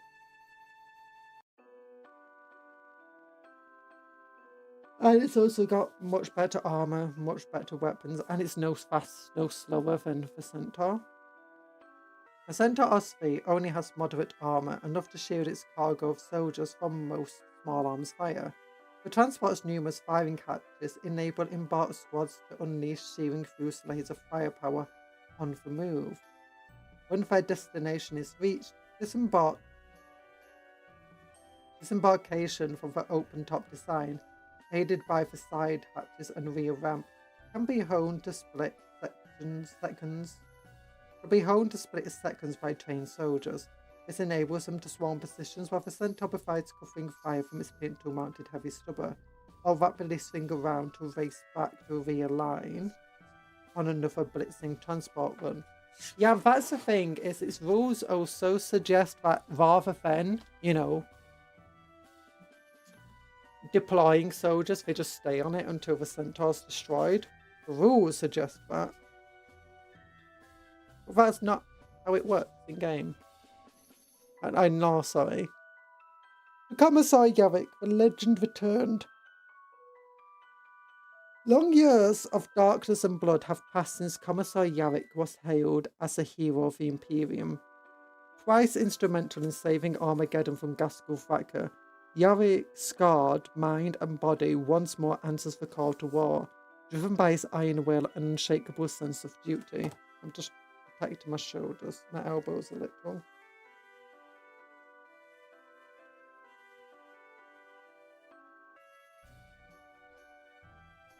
Commissar Sebastian Yarrick's inspirational leadership is legendary. His powerful oratory and mythologicized reputation can inspire a world's mortal soldiers to feats of superhuman bravery. The Commissar's accrued several nicknames and epitaphs in his long career for his efforts during Gaskell Thacker's first invasion of Armageddon many decades ago. He became lauded as a hero for Hades' Hive, and the planet's saviour. The soldiers of Armageddon, Yarrick is known as the Old Man. Even the orcs, typically scornful and dismissive of imperial feats, hold Yarrick in superstitious awe. Many, including Gaskell, referred to him as Old Baali, crediting him with the ability to kill an orc with a glance. Yarrick's incredible feats first earned him renown amongst the Imperial Guard during the Second War of Armageddon. Yet by this point he was already a vastly experienced soldier, and more importantly an exceptional leader of soldiers. He was a veteran of countless campaigns who had lived through 6 decades of war thanks to a natural affinity for strategy and well-honed instincts. Supposedly by sheer will, he had survived when most of his peers, let alone millions of ordinary soldiers, had not. Yarrick's devotion to duty and courage were forged in the Scholar Prodigium orphanage, where his talents for exerting authority and discipline saw him raised to the commissariat. Commissars are almost universally feared and often despised for harsh tactics. Graves, in stoking courage through summary executions, Yarrick has committed his fair share. His departmentum Minotaurium record even mentions the slaying of his mentor, Lord Commissar Rasp. However, he has found inspiring soldiers through daring acts of frontline bravery and absolute conviction in ultimate victory far more effective. Yarrick has shown such persuasive belief on countless battlefields. When he lost his arm to war boss Uglehard at Hades' Hive, he fought back for pain and blood lost to decapitate the orc with his chainsword. Ripping the power claw from the beast's arm, he held it aloft as a totem of a war boss's defeat and imperial might. Only after soldiers had leapt forward with renewed vigour at the sight of a maimed commissar standing over a war boss's corpse. Only after the demoralised orcs had been temporarily driven back did Yarrick permit unconsciousness to claim him. The old man has wielded Uglehard's power claw ever since, prizing it as a reminder of all of humanity's will to overcome the alien. Gaskell's invasion was repelled at great cost, but he returned to Armageddon decades later, so too did Yarrick. When the Grand Warlord abandoned the fighting yet again, the huge hordes of orcs remained to drag the world into an exhausting war of attrition. Yarrick refused to let Gaskell escape again, and left with High Marshal Helbrecht on an epic quest of pursuit. Except Venom, the Indomitus Crusade, and Gulliman forced Helbrecht to change course. Hi Foxy, welcome back! Hope you're enjoying the stream. Don't forget, every like on this stream is another Cheer for old Bailey! Yick! Return to Armageddon. Entire wars raged before word reached the Department Ministerium from the survivors of Ikaria that Commissar Yarrick was dead. Still bereft of official corroboration and faced with countless multiplying war zones, and a single officer's death was not a priority. There were foes, however, who saw how Yarrick's demise could be capitalized upon. Political, religious, and martial interests swirled across the Segmentum Solar, where Yarrick's legend was strongest, many profiting from the mention of his passing, intentionally or not.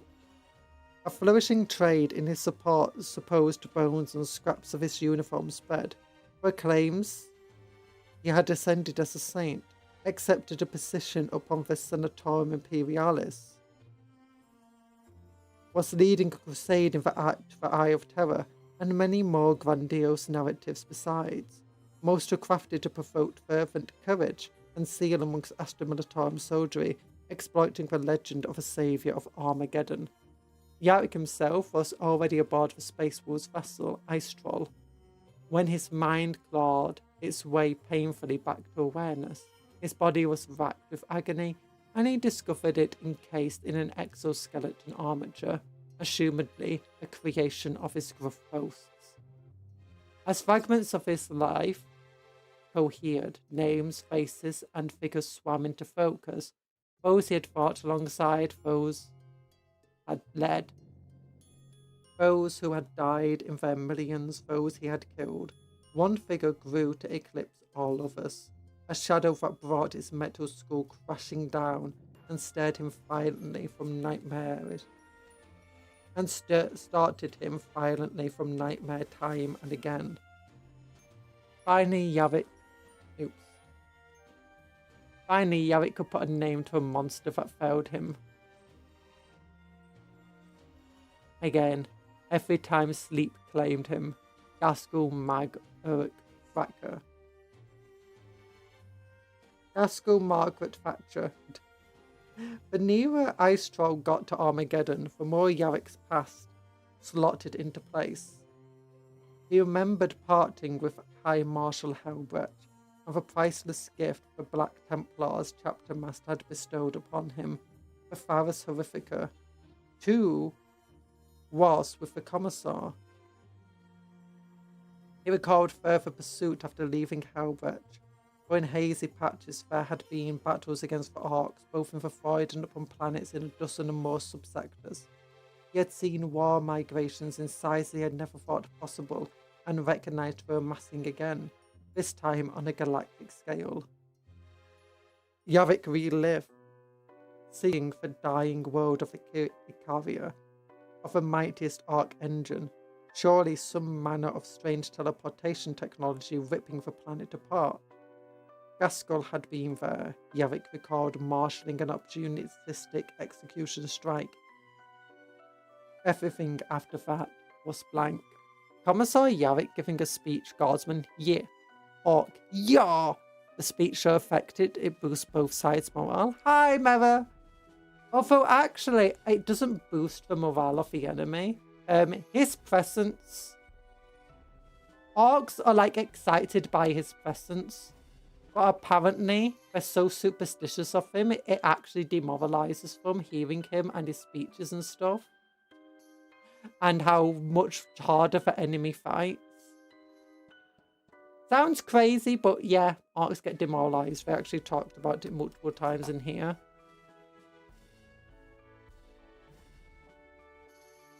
Orcs don't think they feel fear until the moment that they feel fear. And then once they got the senses back, that wasn't fear. I was just tactically withdrawing.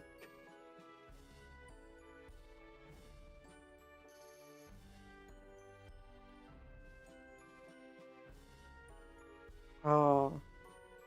Of his battle with Gaskell, Yarrick recalled nothing.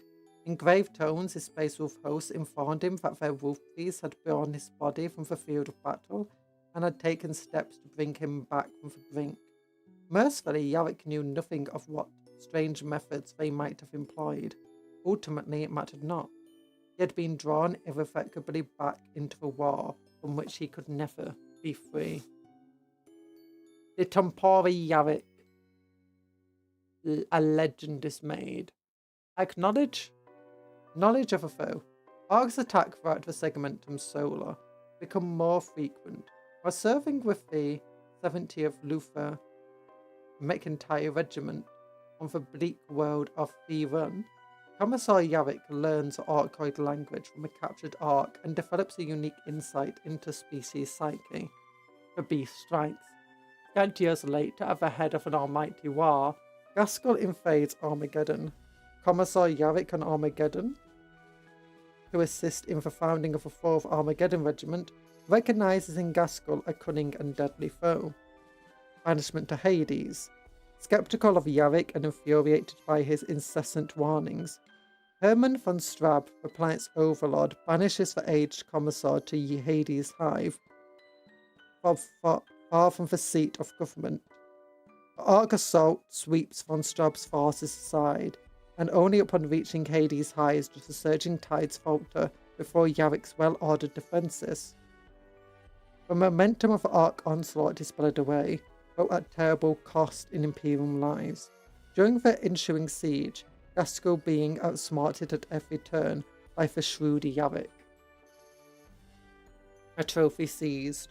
During the battles of Hades' Hive, Yarrick duels a massive Ark war boss, Ugelhard. The Ark takes Yarrick's right arm at the elbow as it bellows his victory. The Commissar takes the Ark's head in return with his chainsword. Oh my gosh, there's more of it! Yarrick! Baelai, the old man. Yarrick's reputation amongst the Arks and Imperial defenders spread like wildfire. With Ark magic logic, there's a chance Commissar Yarrick will be immortal, potentially. Don't forget, humans also have the same logic magic. It's just not as... I say it's not as noticeable. And you got the Sisters of Battle literally bringing miracles around, and the Black Templar. And then the Titans, and the Knights, and Yarrick.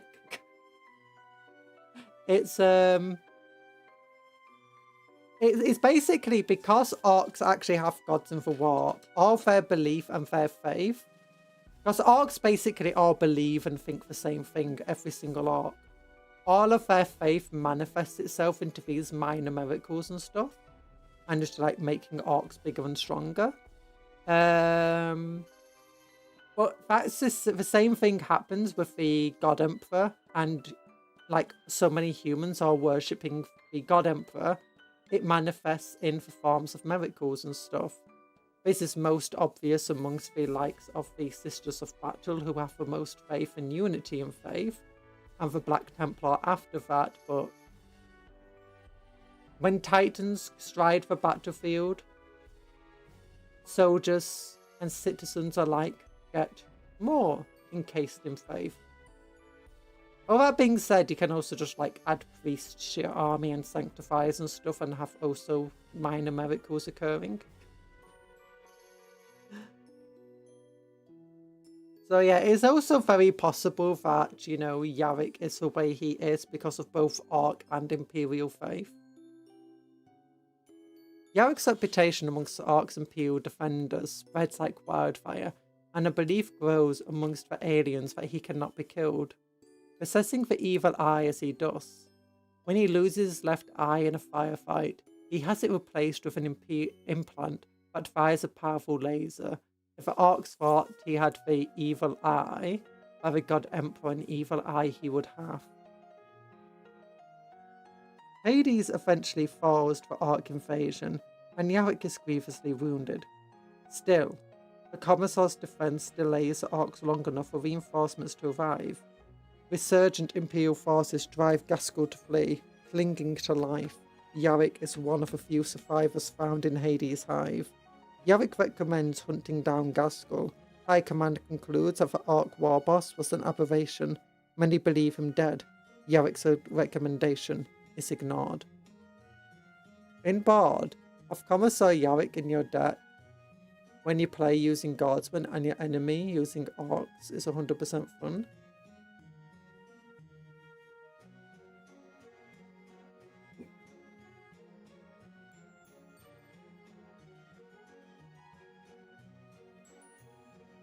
Oh yeah, people love Yarrick. It's not just Orcs, but Orcs players definitely love... Orc players love Yarrick more than Guardsman players. It's hilarious. The enemy intensifies. A hunt renewed. 3 standard Terran years later, Commissar Yarrick emerges from recuperation to devote the remainder of his years to hunting down Gaskell Thacker. While in pursuit, Commissar Yarrick is captured at Golgotha. His personal Baneblade fortress of arrogance is wrecked during the fighting. Yarrick manages to escape in mysterious circumstances. Decades later, an operation including significant Adeptus Mechanica support commences. Its mission is to find and salvage the wreck of the Fortress of Arrogance. Death of Hades. On the day of the Feast of the Emperor's Ascension, 57 years to the day after his first invasion of the planet, Gaskell Thacker returns to Armageddon. 57 years. The Grand Warlord opens the war by completely obliterating Hades High from orbit, a clear and violent challenge to Commissar Yarrick. Old Man returns to oppose the Orc Warlord, taking command of the entire world's Astamillet armed forces in fight against the Orcs. Though billions lose their lives, Yarrick stops Gaskell's horde from overwhelming Armageddon's major hives, and the conflict degenerates into grueling war of attrition. Gaskell leaves Armageddon and is victoriously declared repulsed by Imperium Strategios. Even though millions of Orcs continue the fighting, this time the Orc Warlord's departure is not ignored. Within days, 2 Imperial fleets leave Armageddon in pursuit. High Marshal Helbrecht of the Black Templars leads one. Aboard the flagship of the other is Commissar Yarrick. The Beast at Bay. The Haunted Gulf, Retribution catches up with Gaskell's fleet. Several cruisers are crippled, but return fire rips the ramshackle Orc ships apart, one by one. Helbrecht and Yarrick prepare to board Gaskell's flagship, kill Wrecker, and disaster strikes. The Orc ship is engulfed in a blaze of blinding green energy that rolls outwards and strikes the Imperial ship. Yarrick curses in vain, reduced to impotently watching as Killwrecker and Gaskell escape into the warp. The parting of ways. After months of searching, Helbrecht and Yarrick's fleets separate. The High Marshal gives Yarrick the Theros Horrifica, an artifact of the thoughts of the Eternal Crusader, given in recognition of the Commissar's devotion to duty. It is a holy relic Helbrecht says will issue a call for arms with the voice of the Emperor himself, one that will reach his most feared servants. He warns Yarrick to choose a moment of its use well. Yarrick continues his quest, unable to rest until the battle has found the Beast of Armageddon. Yeah, Helbrecht didn't leave by choice, initially anyway. The Gulliman came up to him and basically said, give up chasing Gaskell, we've got bigger fish to fry in the form of chaos and the rift opening up. Era Indomitus. The Citrix Maledictum is ripped open across the galaxy and the blackness engulfs the Imperium. The whereabouts of Yarrick's fleet is unknown. The darkness of the Noctis Eternia finally ebbs. The survivors of Yarrick's pursuit fleet, accompanied by the space wolf vessel Ice Troll, follows a promising lead to the world of Icaria. There they find Gaskell Thacker engaged in a disastrous trial of his emergent mega teleporter technology. This is rehashing a lot of what it's already told us in the book.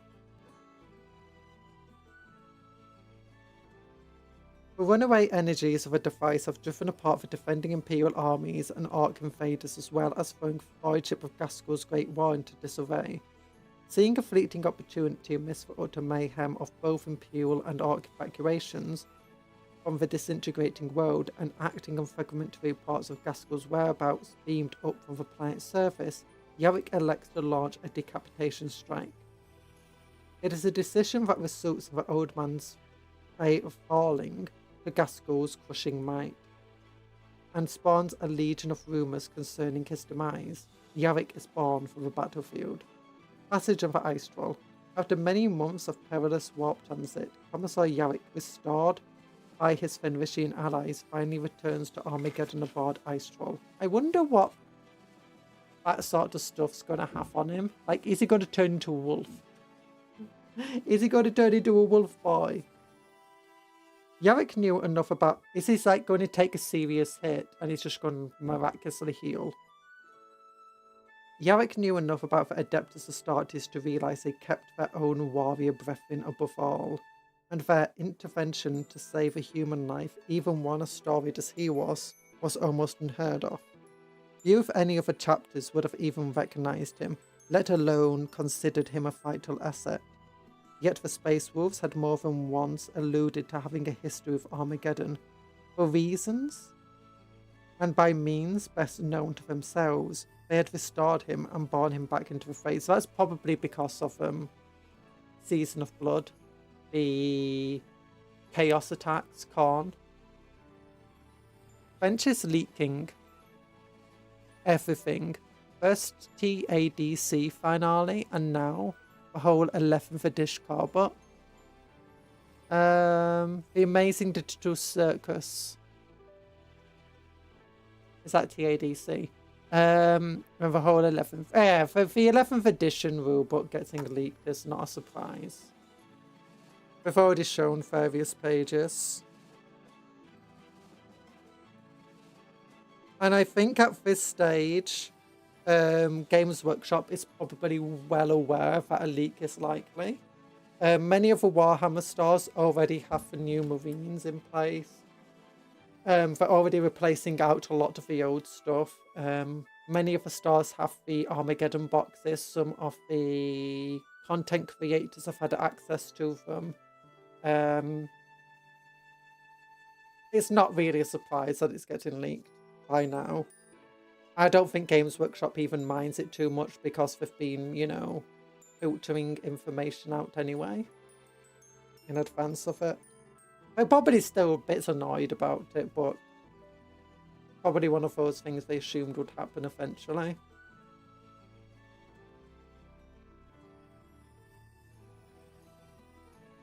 Months passed as Yarrick recovered, although that might mean it'll be quicker for various apps and stuff to update to 11th edition. For reasons by means best known to themselves, they brought him back. Months passed as Yarrick recovered. The Space Wolves would tell him no more of what had happened, and their dislike of him seemed only to deepen.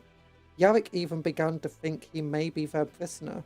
In time, the Commissar's broken body eventually healed as much as it ever would. Like his mind, however, Yarrick's flesh no longer felt like his. He felt empowered in ways even the strengthening exoskeleton and its black back-mounted generatum should not have been capable of. Still, something was missing, something indefinable that angered and frustrated him. His skin did not feel as though it fit correctly. It was taut and hot. His pallor was sickly. He had a gnawing need for action, and the enforced inactivity on Ice Troll became unbearable. He sensed the Space Wolf's distaste for him and wondered if their superhuman senses detected something worse about him than even he could. The Space Wolves would say nothing other than they were bound for Armageddon, and that a beast hunt to eclipse all lovers was to be had there. I wonder if he actually has become like somewhat of a saint. Oh, actually, he could have a bit of a marine in him. Because the Space Wolves and the Khorne and the White Scars, I believe, are the only two chapters that, especially during the Great Crusade, attempted to turn adults into Space Marines. Most failed spectacularly, but they did it anyway. They did it all, and they continued doing it. I think even now they still try every so often. So it wouldn't be surprising if they actually use some of that genetic technology to, you know, enhance him to some extent. The Space Wolves would say nothing of they were bound for Armageddon, and that a beast hunt to eclipse all lovers was to be had there. In his heart, Yarrick knew his nemesis would have arrived in orbit. Thus, when Ice Troll emerged from the warp and reached the inner system, and the Sons of Rust permitted him to witness the Augur reports that identified Killwreck above the planet, Yarrick felt the need for revenge upon his nemesis burn hot within his breast. The flame leapt higher, and the nearer they approached, part of him hoped that here at last would be an end to his service, to what felt like several lifetimes worth of obsessions over Gaskell. Another part of him knew it would not be. That in the long span of his duty, even his final escape had been denied to him. And here's Yarrick, Kriegsman painted like Steel Legion. No, they're not painted like Steel Legion. They're painted in similar colours, but it was probably just a camouflage against the dust of Armageddon. Commissar Graves on foot. Commissar Sebastian Yarrick. Look how much bigger Yarrick feels than Graves. Except she's got her own big tank. In order to buy Yarrick time, Commissar Grave leads diversionary assault to the Orc forces. Are you sure this is to buy Yarrick time? Because he's just stood right there. He's just watching the diversionary force, apparently. Deathgreed riders leading the charge. Okay, here's Intransia Frey. Oh, she's got a helmet on here. That's cool. And her giant mace. It needs to be big so she can reach her enemies. Killer cans. Oh. Can we spy any of the new models in here? No. They didn't use any of the new models. Oh, look at all that.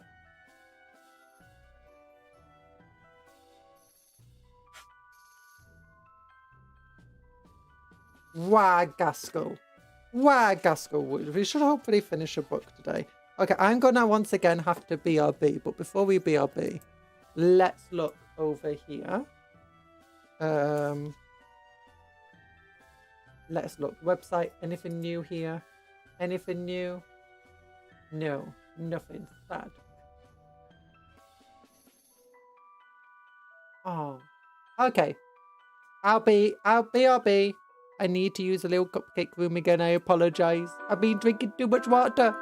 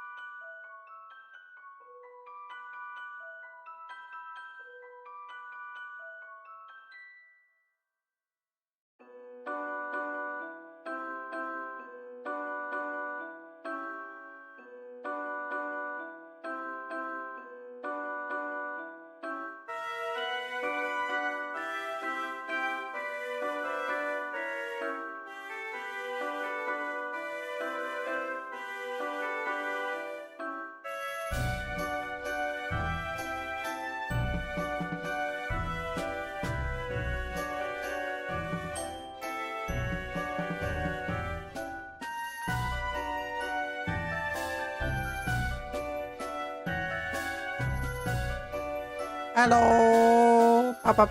Wait, wrong one. There you go. Badunk. A new plan. Oh.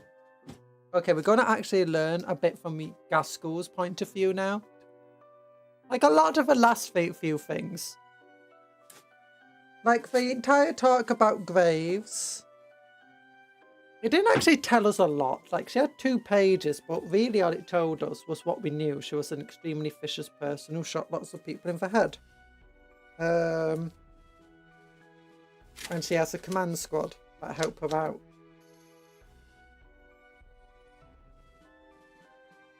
And, I mean, Cryo we learnt a little bit more about, but not really. And Yarrick, everything it said about Yarrick is stuff we already knew. I mean, it told us earlier in the book about them. So, here we go. So there's a lot of repeating in here. Gaskell, wah, wah, Gaskell.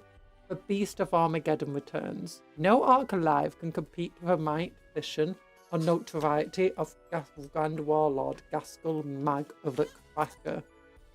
He is the greatest war leader and prophet his people has seen in millennia. Now driven by escalating ambition and the desire to plunge the entire galaxy into never-ending conflict, he has returned to Armageddon at the head of this terrifying great war. Gaskell left Armageddon to chase a greater dream than the conquest of just one world. Since his rise to power began, he had suffered intermittent visions that he believed were sent by the great green gods, Gork and Mork. Those visions had propelled himself from lowly goth boy in the backwater world to a warlord of an immense horde. They had sent him back to the world of Armageddon not once but twice, and then they led him away again. One war on one world was not enough. Gaskell envisioned a great war that would embroil all of the galaxy in an endless battle so spectacular that even Gork and Mork would batter their way into real space to join the fun. Rather than sit on Armageddon waiting for destiny to come to him, Gaskell set off into the galaxy to find it. What followed was a brutal rampage across several star systems. Gaskell devastated entire worlds, leaving nothing in his wake but blackened ruins of toppled civilizations, and the macabre remains of their defenders impaled on forests of spikes, including gene stealer cults and tyrannids. He crushed imperial and alien armies and navies alike. Most importantly, everywhere Gaskell went, he challenged and overthrew warlords of Arctribes before adding their forces to his horde. Each time the Grand Warlord's hordes descended on another star system or thought, the frantic distress calls warned of a bigger and still bigger war. The defenders of Remengast. Oh, it's him again. That good dude. Where's Remengast? Walled off hundreds of Ark warships spinning into their systems. Oh, wailed off hundreds. In the hours before their cries were choked off forever. By the time of Gaskell's invasion of the Olemian's belt system, the reports were thousands of Ark vessels and over a score of space hulks.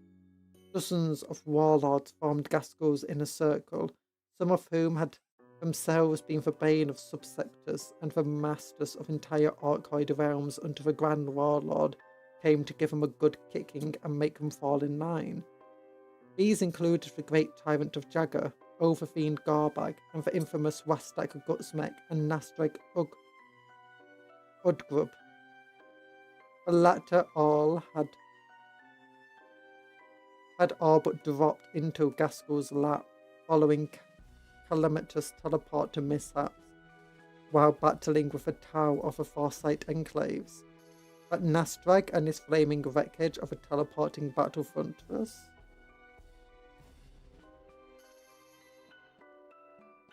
But Nastreg and the flaming wreckage of his teleporting battle fortress tumbled into real space and plains outside Gaskell's last encampments, and not saying the heart of a star, were taken as a sure sign of Gork and Mork's favour. Certainly, as Gaskell's Great War continued to gather pace, it seemed his mere presence became a lodestone for the orcs.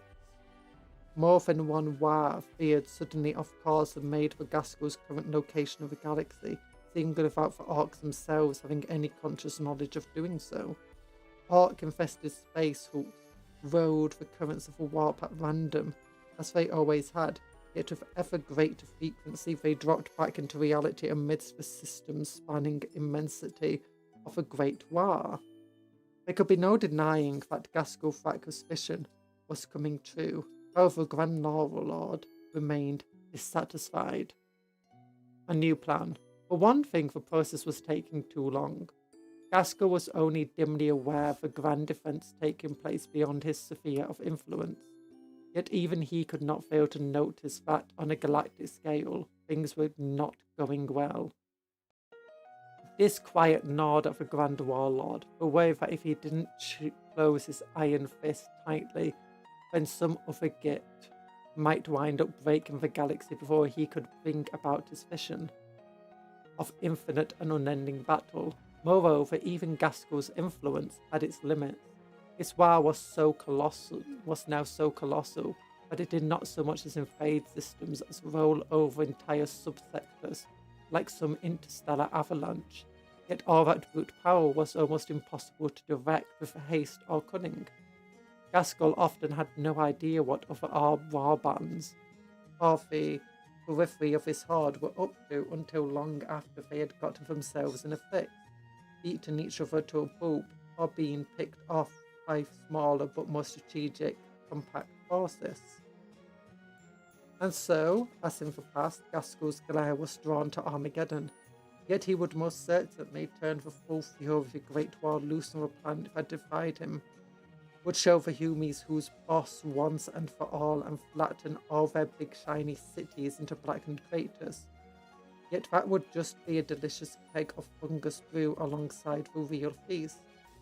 In Gaskell's mind, there burned a vision of Armageddon sector as an inescapable vortex of war, sucking in combatants from light years distance.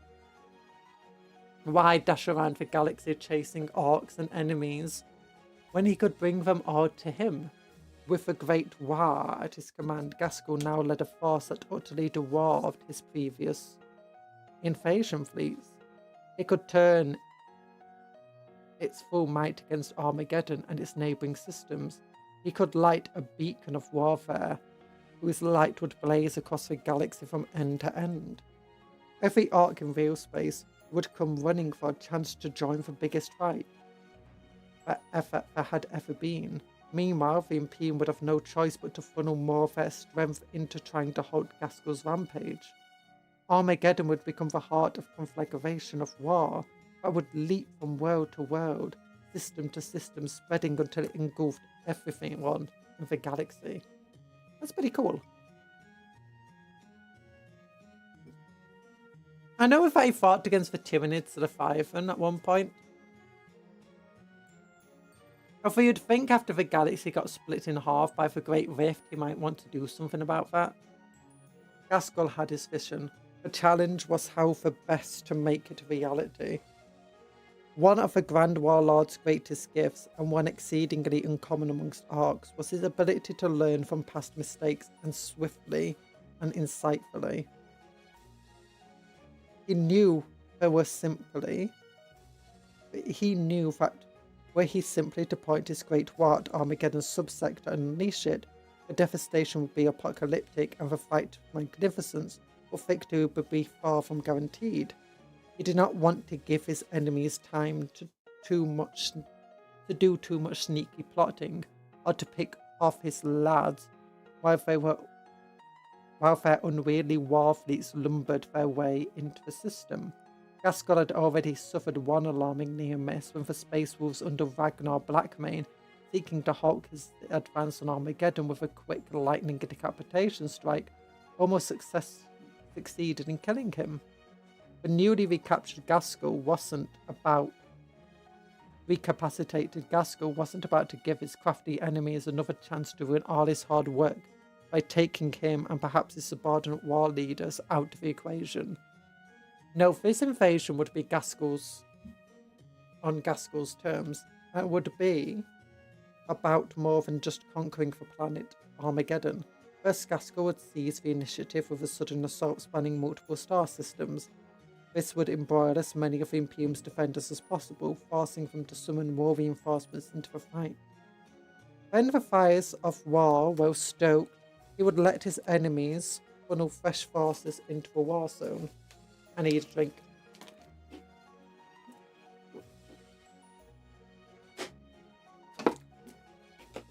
There we go.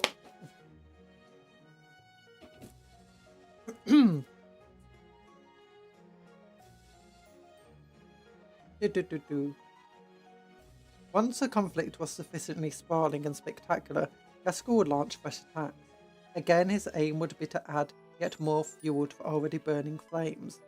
Time and again, he would bring his foes to a brink of defeat before allowing them to recover and redouble their efforts, just as the endless tide of orcs flooding into the war zone enabled to redouble his own. This, then, would be Gaskell's victory, an endless and ever-growing inferno of battle that would spread until it engulfed the stars. I'm going back to finish what I started. This time, they ain't gonna see me coming. This time, I'm gonna stomp them all flat. Yeah. Ooh. So that's Gaskell's goal. Not just to take over the galaxy. Well, not just to make an infinite war. But why is he trying to stop from calling for reinforcements? I think it's just to stop a decapitation strike against him. Gaskell's sudden invasion of the Armageddon subsector was not achieved by chance or good luck. Instead, it was enabled by the efforts of countless blood-drenched campaigns and by the product of greatest concentration of Orcoid genius and insanity to blight the galaxy in millennia. The Mega Teleshocker.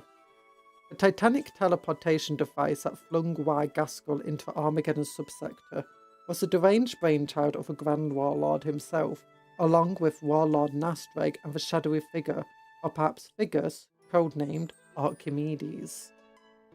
Teleport to technology was not a new I still love Archimedes here. Was not a new tool for either Gaskell or Nastreg. Indeed, their efforts on Ischenia 4 and elsewhere had elevated it far from an entertaining way of dismembering luckless victims to a tool of strategy. During the first phase of the third invasion, Gaskell has ordered the teleportation of entire warbands of orcs and gargants to provide his enemies with horrible surprises. Having seen how effective teleport assaults could be, he envisioned unleashing them even more. After extensive labour and investment of truly mind-boggling qualities of looted material, the big mechs cobbled together the Mega Teleporter Shocker. This triumph of Orcoid engineering was not in fact a single device. Early prototypes had proven vulnerable to being attacked by enemies, or had caused cataclysmic side effects. The field test on Sawaden was disastrous. Yes, an Imperial hive world had been destroyed and countless humans turned explosively inside out by the misfiring Mega Teleporter. However hilarious as orcs found all of this, a lot of useful mechs and hardware loot vanished amid the catastrophe. Moreover, with a subsequent field test on Icaria brought Gaskell his opportunity to finally crumple Baelai. That was pure coincidence, and little to do with a disaster that came closer than anyone wanted to admit to seeing Gaskell killed. Nastreg newly returned to Gaskell's circle of trusted bosses, and still somewhat twitchy from his own near-death teleporter mishap, hit upon the solution. Rather than a static emplacement of titanic size, this new Mega Teleporter Shocker was inspired by the whirling gubbins of a barrel of a shock attack gun. 10 colossal teleporter arrays built into custom cruisers that could align their energies to bore an immense shock attack tunnel through the warp to vaguely approximate coordinates. The cruisers themselves could adjust their formation to generate a tunnel wide enough to accommodate the entire invasion fleets, and could also turn tail and run if threatened. They could split up and travel under heavy arc escort from system to system, ensuring Gaskell's prize asset remained difficult for his foes to track down. The successful invasion of the Slego system brought out the efficiency of this new technology. So pleased was Gaskell with the result of the raid, but he festooned the cruisers with the skulls and bones of the countless defenders butchered during it. The mega teleportee shocker proved far from infallible. Aiming the shock attack tunnels over the incredible distance required for Gaskell's invasion plan was an exercise in guesswork. Their accuracy was further disrupted by the turbulence of a warp of a plethora of overload burnouts, breakdowns, and pitiless effective sabotage by a space means of the Death Watch. While over a score of enormous Archvasion fleets were successfully capitulated into the Armageddon subsector in the first hours of the invasion, some of their ships arrived infested with demons or altered in horrific and unnatural ways. Some never rematerialized at all. Others were lobbed carelessly into the hearts of stars or cast into the cold interstellar void to wander until their fuel ran out, and their crews fell upon each other in hunger and boredom. One unexpected side effect of a mega teleportee shocker's deployment was also noted in that wherever the device was aimed, there was a chance of enormous mass exchanges taking place. Artaxia's third moon, the Ramicles-class starfort, Obdurate Guardian, and an entire planet in the Armageddon subsystem all vanished more or less in sync with the arrival of Gaskell's teleported fleets. Where precisely these immense bodies of the unlucky inhabitants went, the mech boys neither knew nor cared. It certainly raised some questions and prompted vague feelings of unease amongst some of Gaskell's more cerebral underlings. Yet the message was clear for now. The mega teleporter shocker worked, and Armageddon's last and most significant invasion was well underway. Oh gosh, Bossin has a really big file. The boss boys! The boss boys! Remember, every like on the stream is a prayer to Gork and Mark. A big thumbs up to the boss boys! Gaskell Thacker, like most Goth orcs, recognized the value of brutal strength, intimidation, and close quarter violence. Where he differs from most Goths, however, is his recognition of more cunning and unusual forms of warfare that other clans bring to the battlefield, according to his inner circle of advisors and war leaders, including cooking war bosses and manners of unusual and highly useful odd boys. Bosnikrot. A long-term crony of Gaskell Thacker, Bosnikrot is a wireless commando on Armageddon. He wields a pair of long-bladed knives he calls Mark's Teeth. We built this dude, except we converted him into somebody else, and delights in service. Yo, Lord Grandmaster! We've been learning about Gaskell and his invasion.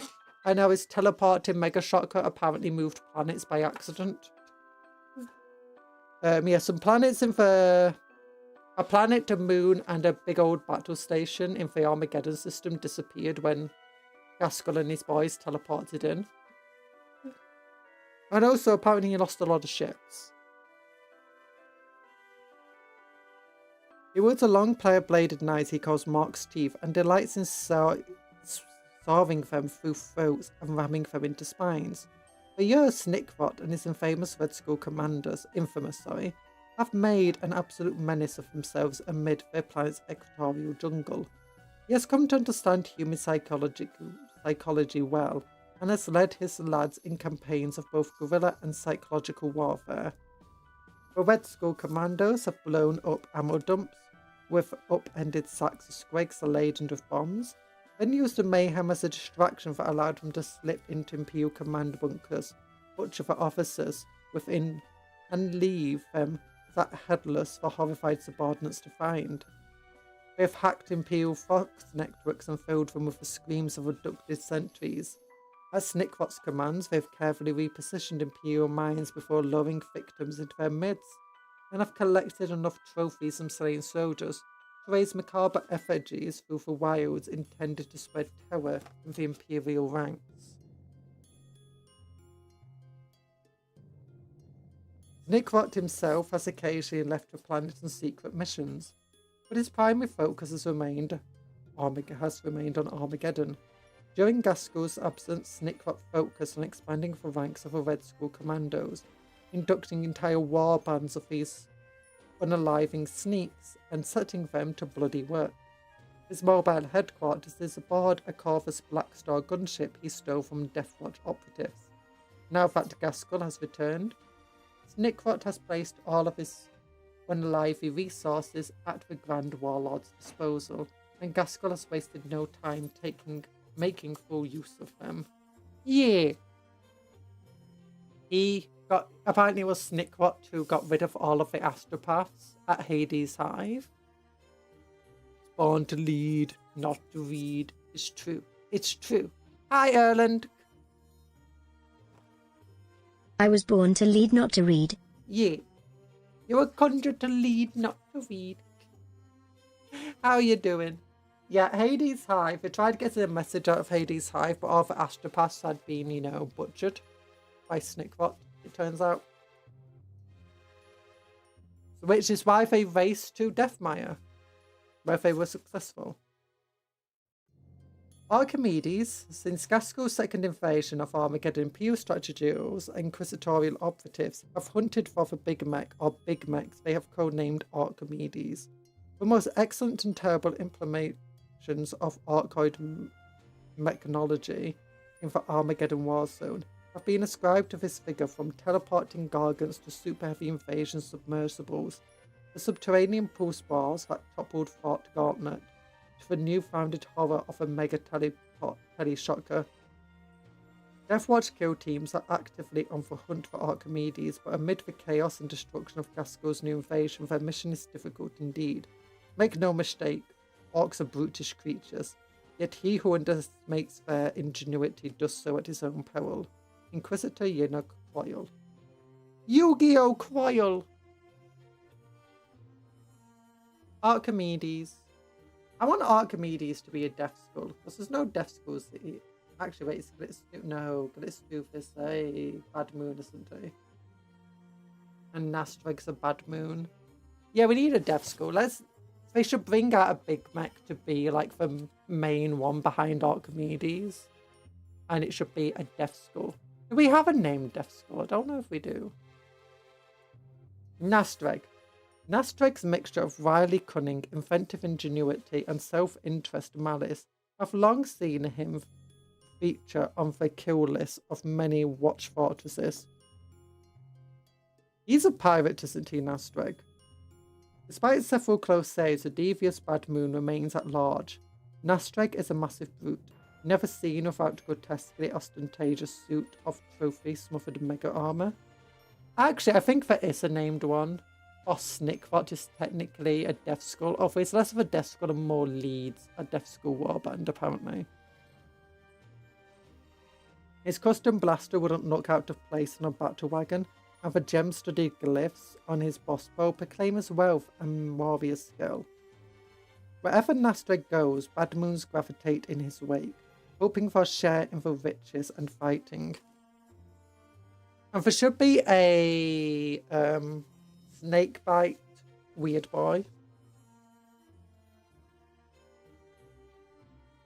Info Nastreg's teleport to mishap dispositioned him alone, boggled-eyed with shock and coated in ectoplasm and other orcs' blood. It didn't take long for him to amass a new followings of Bad Moons from amongst the endless hordes of the Great War.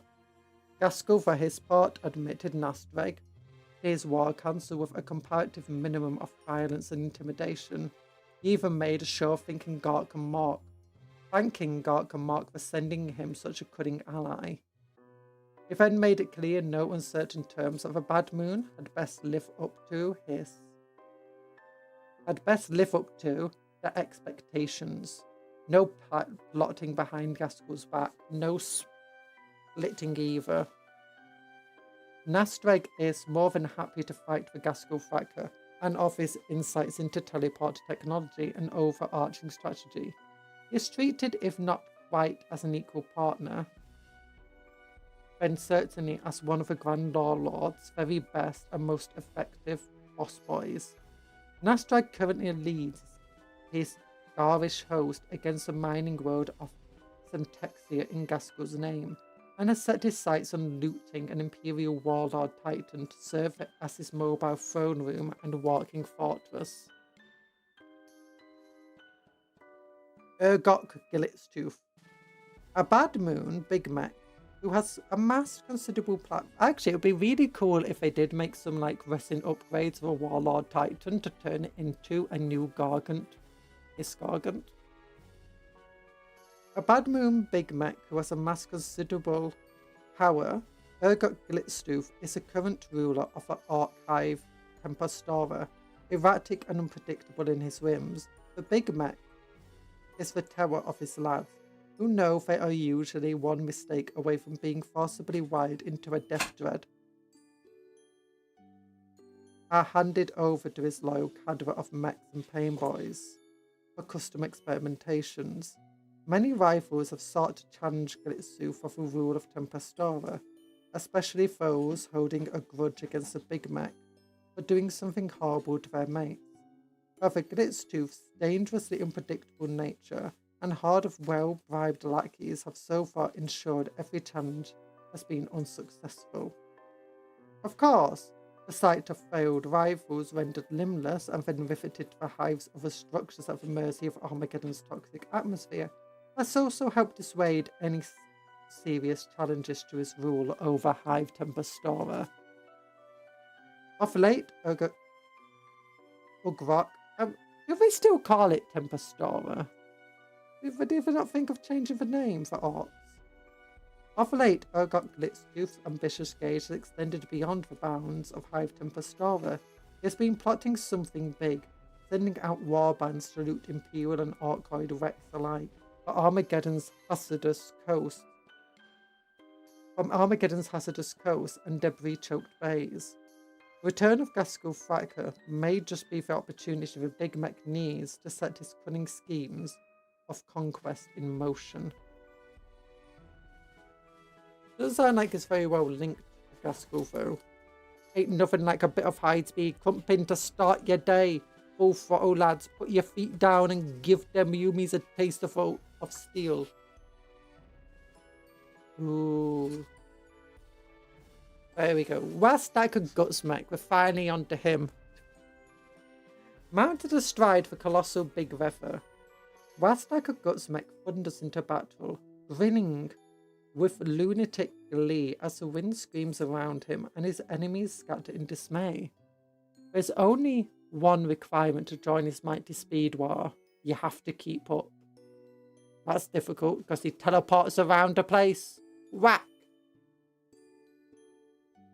Many legends have told about Wastak and Gutsmech. They claim his blood is squig oil that boils as it surges through his veins. Some say he has a heart of iron, rivets and thundering pistons, or that he devours the spirit of every vehicle he overtakes at speed.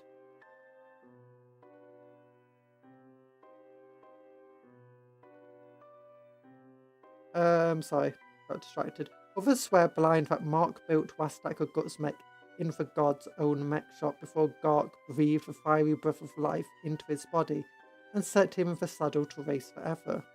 Such stories are doubtless primitive hyperbole, but they speak to the awe of Wastak's myth, evokes amongst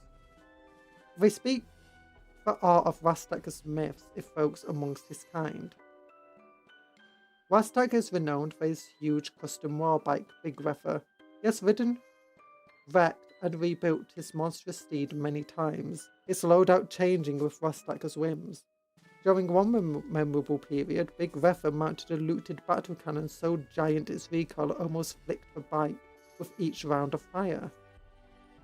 Currently, Wastak's warbike incorporates an oversized custom shooter called the Psycho Gatler, along with a throttle rocket shocker engine that allows him to hurtle into battle even faster than usual and to teleport through solid objects to boot. This incredible turn of speed also comes in handy when Wastak employs his Grabberdracker, a huge custom snagger claw, riding at breakneck speed, The bike boss snags his victims with a claw. With a claw's spring-loaded talons before dragging them, tumbling and crunching in his wake, until they are little more than bloody tatters. Yeah. Look at that big old claw. That's his snagger-dragger. Warring toward full throttle, Wastaka gleefully rides down even the largest quarry. He led the speed freak charge that broke through the curtain walls of Hadraka and ended the decades-long siege. He outstripped the wild raiders of Simhan, that's Eldar, in a race to reach the world spirit of Yarasha, and pulled flaming donuts through its burning ruins amid the corpses of his Eldari foe.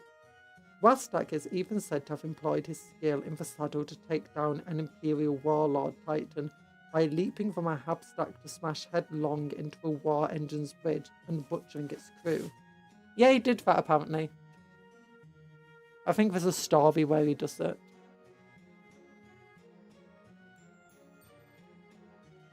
I'm just going to mute for a second because I need hay fever.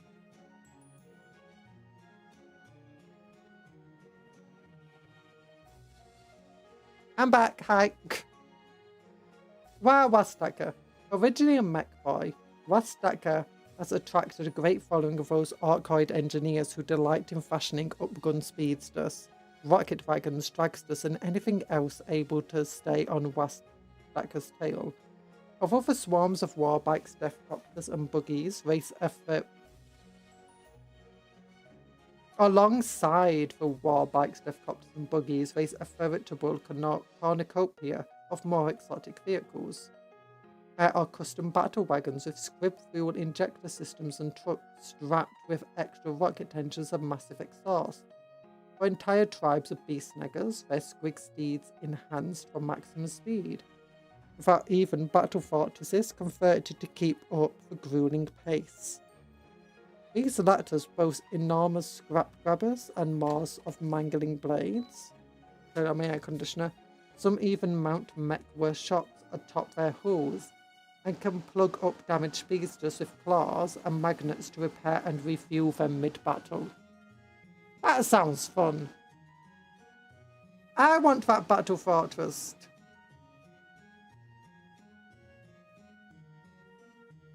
Oh gosh.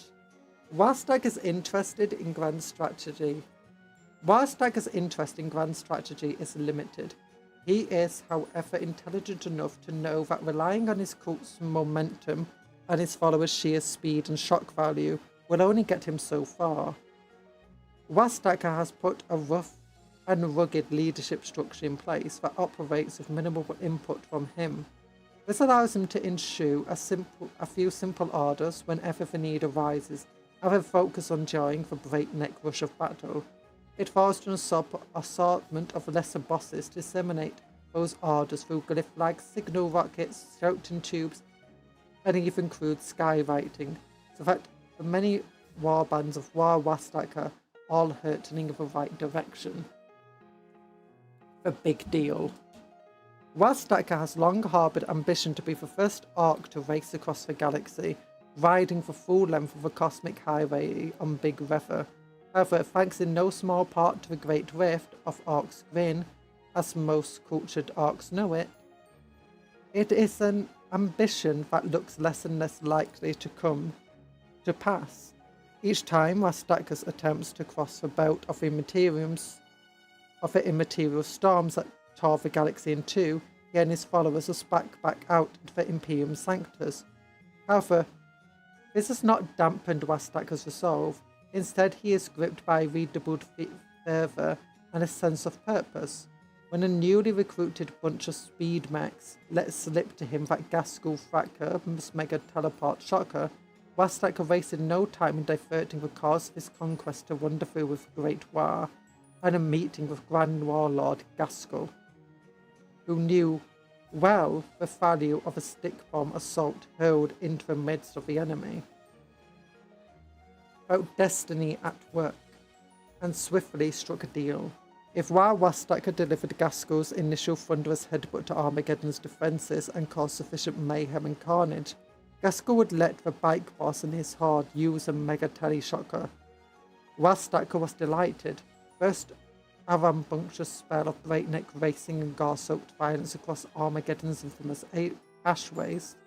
Then his reward, an interstellar slingshot that would launch him and his speedwell right down Gork's throat. Then fire them out the other end. On their way to the far side of the galaxy. Yeah. Although, to be honest, I don't know how much they can trust Gaskell Thacker. Just letting him borrow his mega teleporter. Fix it, Degrot. Most arcs go through Gretchen underlings like Flashkit goes through Ammodrums. Yet somehow Wastacker Squat's sidekick Fix-It has survived years in his master's service.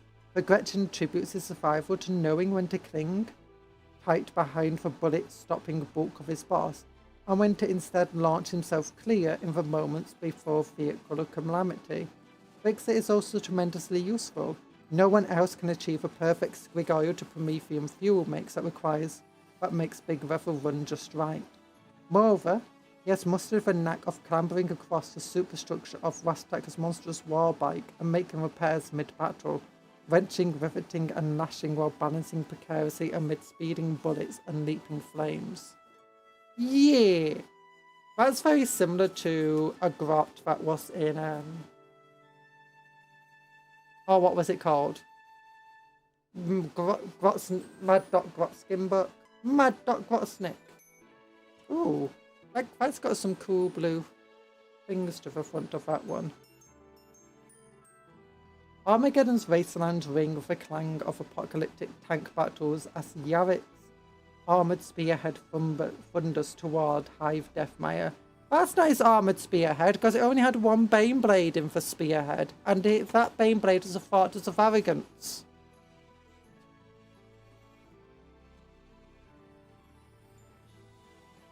Armageddon, a history of war. Ooh, Titans! Warlord Titans, I think. Ooh, and that's a old-fashioned, what do we call them? Gargant. That's another Gargant. Valkyrie. That kind of looks like a Storm Eagle rather than a Storm Raven. And look at that dude, he's got a spear. It looks like a Greco-Roman statue. Armageddon. This world is synonymous with conflict and has known nothing but war for more than 5 centuries. Its ash waste is strewn with detritus of endless violence, and its beleaguered hive bear terrible scars. The history of the wars for Armageddon are long and horrifying. Some of these bloody conflicts are swathed in a shroud of secrecy, considered far too terrible for the minds of mortal citizens and soldiers to bear. Others are well known, none more so than the invasions of Gaskell Mag Uruk Thacker. How many heroes have risen to prominence on Armageddon? How many martyrs have been made upon its gore-flicked sands? To compile an account of the wars of Armageddon is no simple task, for few still live to tell the tale of those first battles. Yet the legends of fallen heroes live on. Princeps, Curtis Mannheim, General Nikita Kurov, Captain Tycho of the Blood Angels. These names are more are still bellowed by defenders of the war world's hives, and held up as an example of the faith and sacrifices that the Emperor demands of his subjects. In my studies of Armageddon's past, I have found as much inspiration as gloom. Now as the orcs return, I beseech the defenders of Armageddon to look once more to the past, to draw upon the tales of heroism that litter its history. Gaskell Thacker may think this world his, but Armageddon will endure, as it always has. Extract from Historia Martial, Cator Ferrix, A Call to Arms, an account of Armageddon's wars. Ooh, that's like the old... Is it 5th edition front of the codex? Art codex? Oh my gosh, still quite a bit left.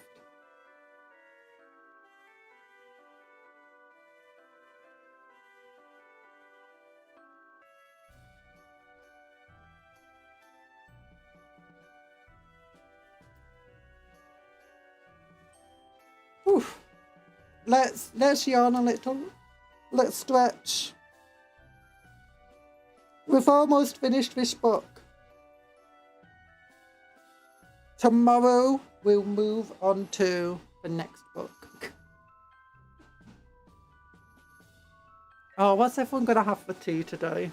And by tea I mean like dinner. Your main meal for the day. I might just order a Burger King. I don't know.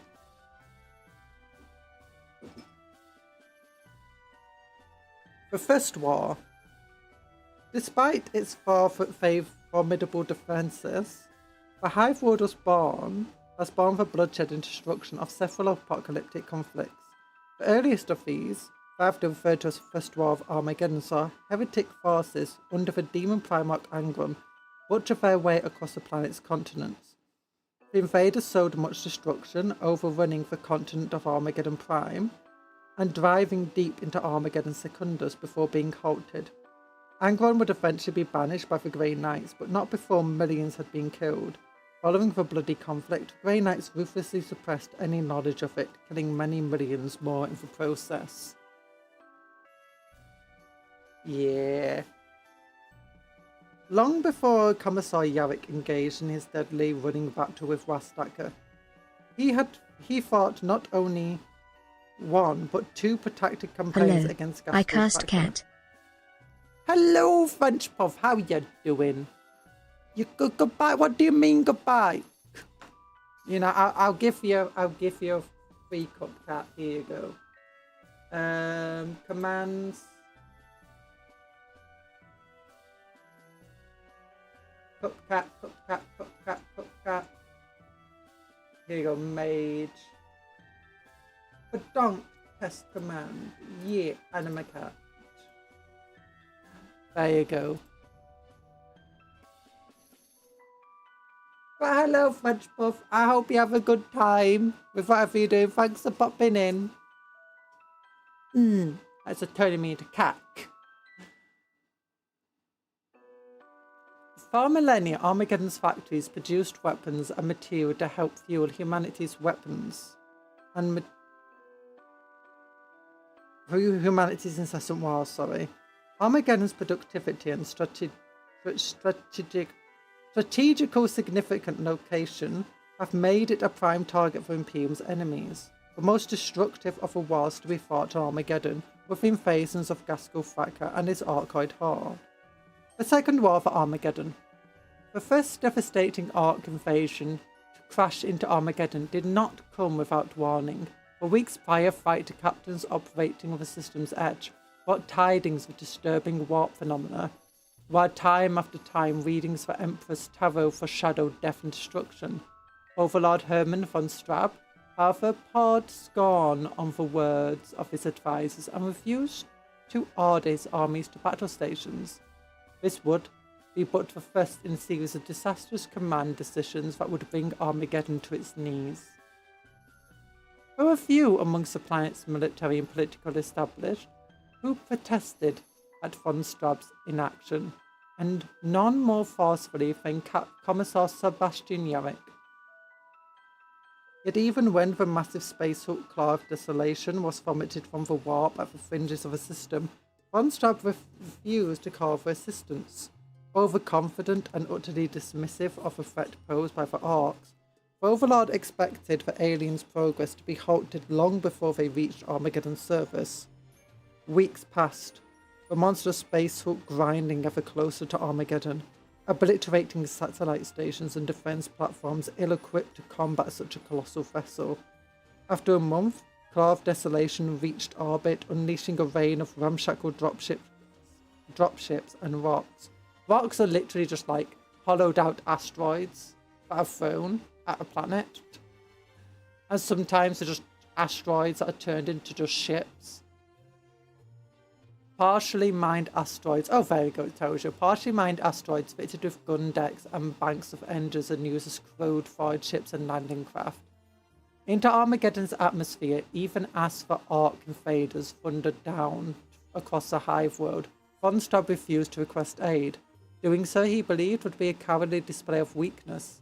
It was only due to a foresight to Commissar Yarrick, who disobeyed the Overlord's direct commands to ensure astropathic distress cry left the system, but the wider Imperium would learn of Armageddon's plight. For this act of defiance, Yarrick was banished to Hades' hive.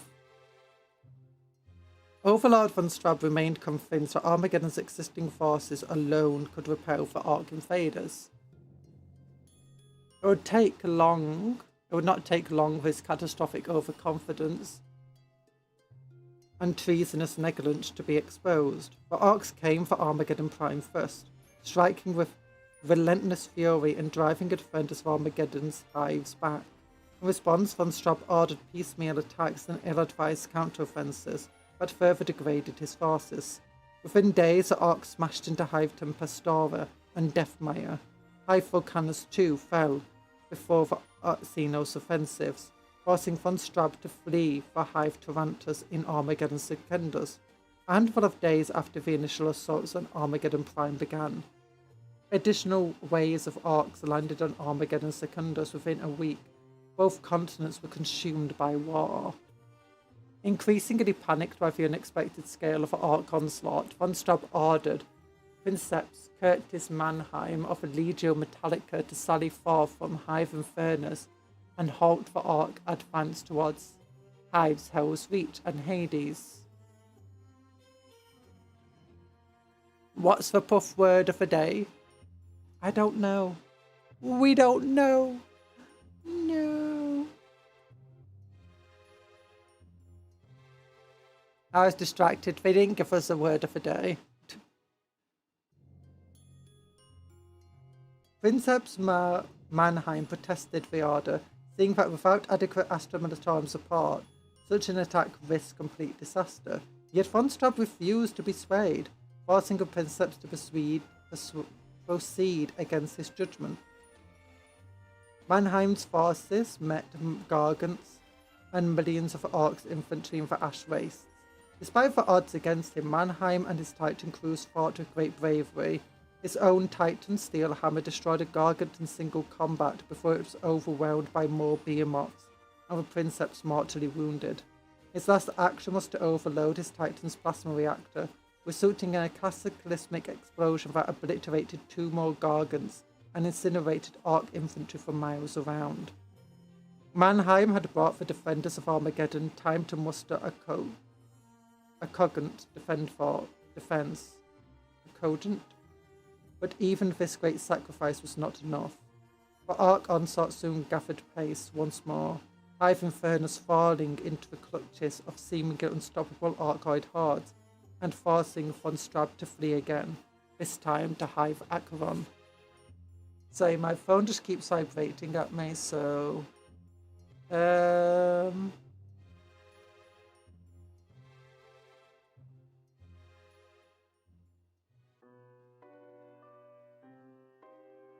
I'm once again being offered speed freaks.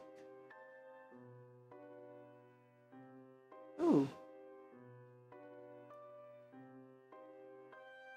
There we go. So it's fine. I'm just getting lots of notifications at once. Wanted to make sure there's nothing crazy in there that I needed to get to. The tide turns. The first of several turning points came with the Ark advance on Hades' Hive. Having been exiled for insubordination, Commissar Yarrick forged alliances with Hive gangs, raised militias from the workforce, and reconstituted battered extra-militarum units into effective fighting formations. While Yarrick's own soldiery repelled wave after wave of Ark assailants, eventually Gaskell joined the fight, setting its considerable intellect to gouging Yarrick's stubborn defenders out of their holdfast. Yet every method he tried was countered by the wily and experienced Commissar and the Hive's determined garrison troops. Also, what are you painting? I hope your painting's going well. Look at that little grot there with a slug of almost the size of him. As Hades held out against the odds, the remainder of Gaskell's armies pressed towards Hive's Hell's Reach and Acheron. At Hell's Reach they breached the walls, only to become bogged down by committed Imperial resistance, organised and undertaken by soldiers and citizens alike. Acheron, the last unbreached bastion of resistance, seemed set to fall as orcs crashed against its walls in their teeming millions. Just when it appeared that doom was nigh, however, the ash-thick skies split asunder. From the heavens, the angels of death, thunderhawks, and drop pods burned through the poisonous atmosphere to disgorge their space marine troops into the rear of the orc invaders. What had seemed certain to be a crushing orc victory soon descended into a bloody rout, as those new reinforcements slaughtered the unexpected orcs by the thousands. Assuming command of Imperial forces planet-wide, Commander Dante! It's Dante! Hey, it's Dante! Sorry. It's my boy Dante over there. Oh, Commissar Dante of the Blood Angels dispatched the newly arrived transhuman reinforcements across Armageddon Secundus. The Blood Angels were always at the forefront of the fiercest fighting. Marnis Kelgar of the Ultramarines and Tushan of the Salamanders were also present. These champions of war leading the battle brothers against the orcs of incredible valour and skill. Yet even as Space Marines slaughtered the orcs at Hive's Hell's Reach and Acheron, the defenders of Hades' Hive despaired. Gaskell ordered more and more of his forces to storm the Hive. The Battle of Hades had become more than a military objective of the orc. In Commissar Yarrick he found a worthy opponent, and Gaskell had no intention of abandoning the fight until he had bested the wily Imperial commander. So back here, we failed the puff. I'm going to guillotine. No, don't guillotine yourself. Instead, just paint more tau? Is it tau? Is that what you're painting? Look at that poor dude. That's a person. Yeah, this was back when Gaskell was just an orc. He didn't have his mega armor. He wasn't fully robotic. The war concludes. Eventually, the continual orc assault upon the perimeter of Hades' Hive told. Eventually, the continual orc assaults upon the perimeter of Hades' Hives told. With a final surge, Gaskell's hordes smashed through the defences and forced their way into its heart. Even before the final breakthrough, Yarrick had foreseen the Hive's demise and had begun the evacuation of its populace. Dozens of key officials and thousands of non-combatants were saved from inevitable death.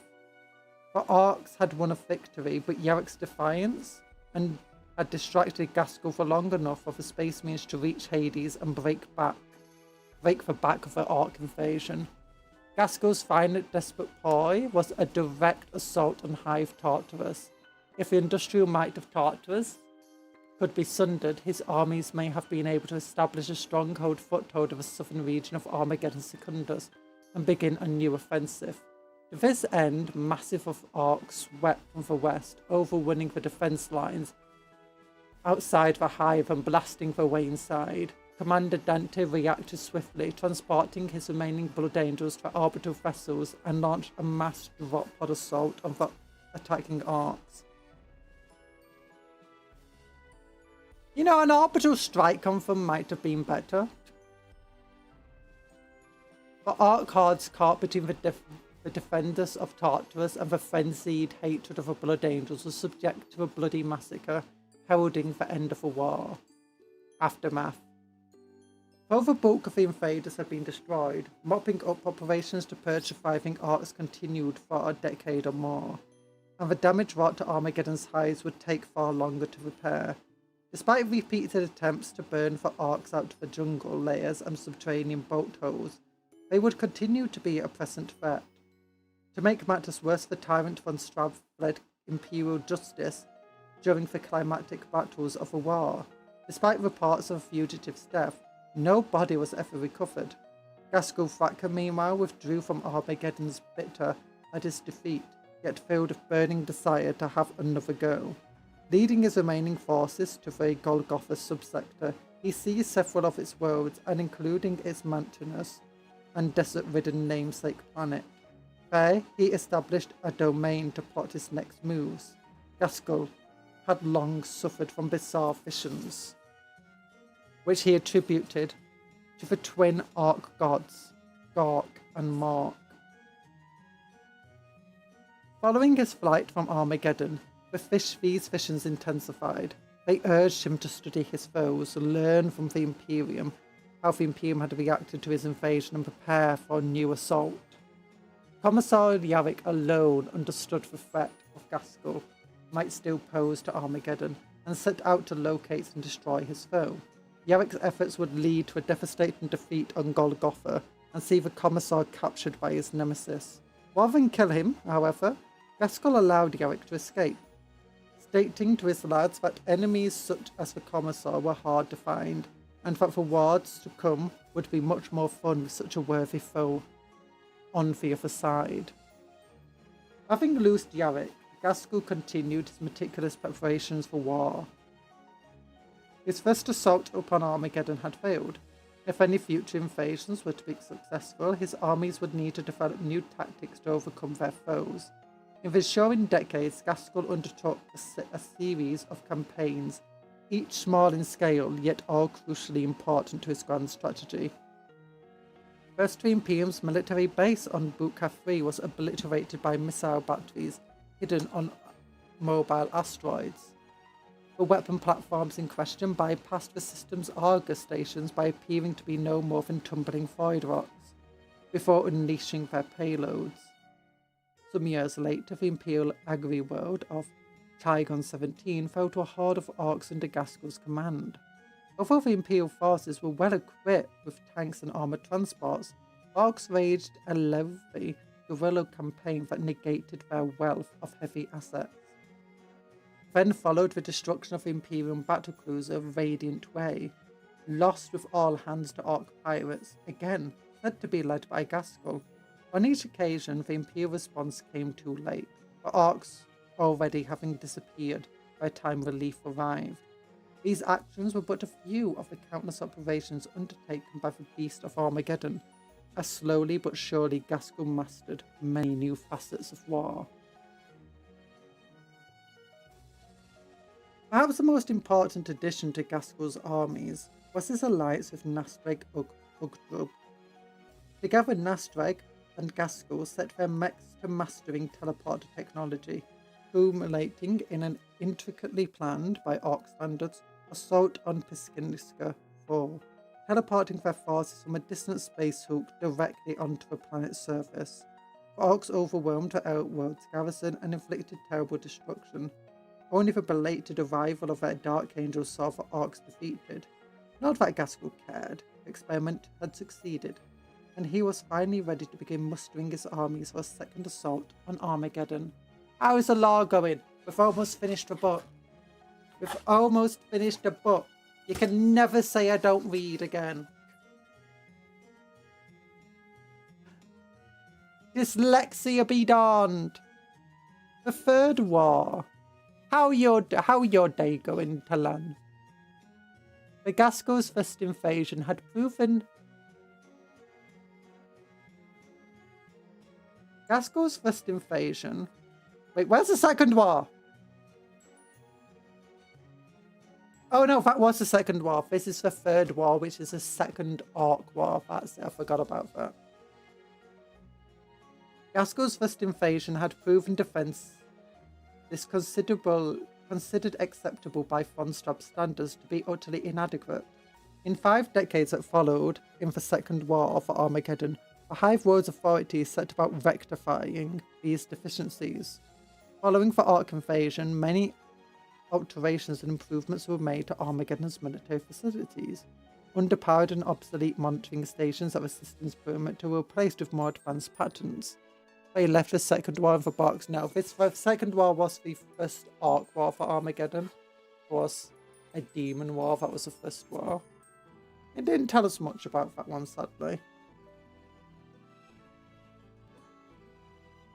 These stations would be named after the heroes of the last war. First came Dante, then Yarrick and Mannheim. These formidable installations, it was hoped, would provide earlier warning should Armageddon be targeted once more. The headquarters of the Armageddon sector battle fleet was transferred to St. Johan's Dock, providing this crucial system with an additional layer of void defences. New orbital defence platforms and extensive minefields were also seeded in orbit around Armageddon.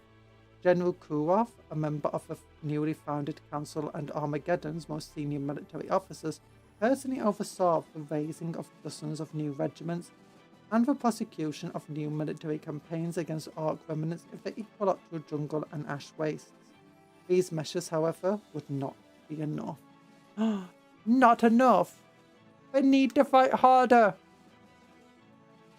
The second invasion begins. While the first of Gaskell's invasions had struck at Armageddon's system alone, the second encompassed several systems at once. Orc pirates attacked the Minerva and launched assaults on the neighbouring agri-worlds. Supply routes were likewise assaulted by blockaded, denying Armageddon raw resources and supplies of food. Within a few days of the strike, at least a dozen worlds were under concentrated attack. It soon became clear that a war of epic proportions was about to envelop the Armageddon subsector. Rumours of Gaskell's return ran rife. A rallying cry was sent to surrounding worlds, calling all available forces to muster upon Armageddon and prepare for war. Several chapters of Adeptus Astartes were amongst those who heard the astropathic cries for aid.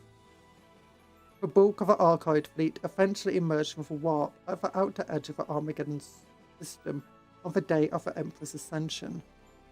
Exactly 57 years after the day. 57 years after the first Orc invasion. There we go, 57 years. Oh gosh, I can't speak. An alert from Dante's station was severed mid-transmission as countless vessels swarmed past, obliterating the Argo post in a swarm of factory fire. A flotilla of Imperial vessels under the command of Admiral Podro left St. Johan's Dock to meet the onslaught above the system's outermost planet, Pellucidar. The Season of Blood. Following the hot on the heels of Gaskell's second withdrawal from Armageddon came the opening of the Great Rift. This cataclysm saw Armageddon assailed by a powerful warp storm. Thus followed a series of uprisings of the planet's hives, culminating in an invasion by the World Eaters and their demon Primarch Angron. Only with the aid of the Grey Knights, the Chaos Space Marines and their cultists and demons repelled. The climactic battles of this war saw a portal at the heart of the fire waste, the Red Angel's Gate, permanently sealed. Though the act of doing so cost the life of Grandmaster Rythar Morvans, dozens of his battle brothers, and millions more besides.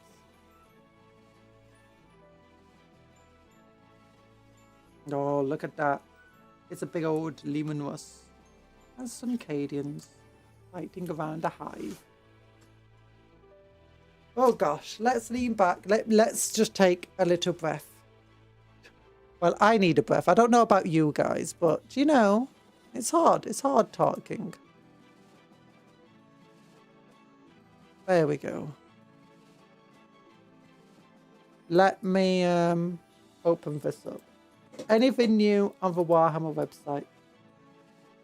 My internet doesn't want to work. There we go. Yeah, internet. There we go. Faction focus Necrons. I forgot about the Necrons. Let's look at them. Only Immortals, Necrons, Warriors. They gain assault. I guess that gives you more mobility to basic infantry. We'll make an advanced move. That move does not prevent the unit being eligible to start as an action. Oh, yeah, definitely gives you more mobility for very slow infantry of the Necrons. Oh, but it's limited by dynasty. Okay. Gives Immortals rapid fire is dangerous.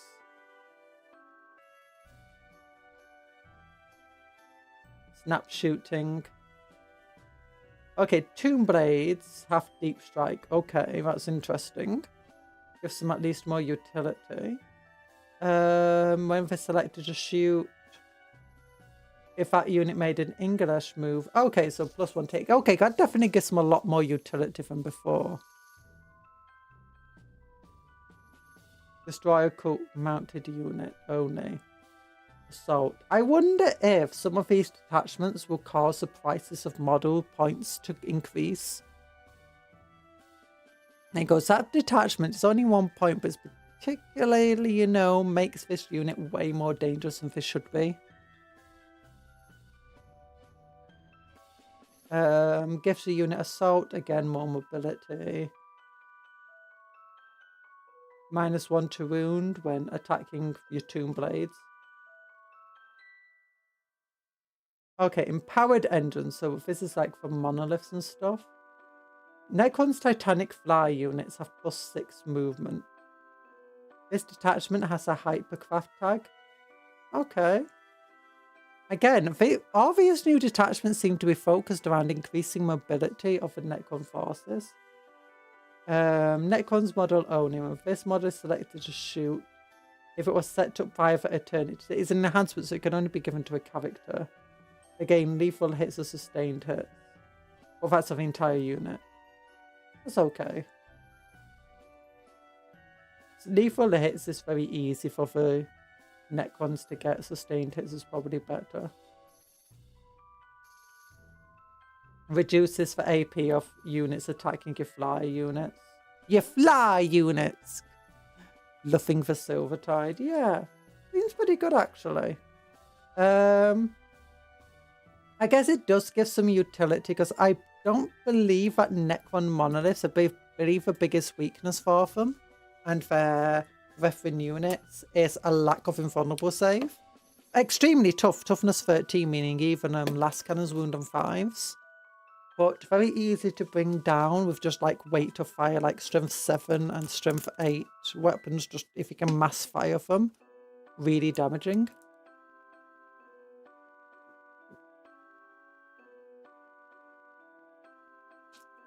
And anti-fly weapons, again, devastating. Like, there's some anti-fly weapons out there that get like 6 attacks. AP -1. Wound fly units on 2s. As a result, it's like, yeah, that can actually do significant damage to Necron monoliths. Reduce them down to 3+ in front armor save. Get on a stratagem to, you know, add another bit of AP there.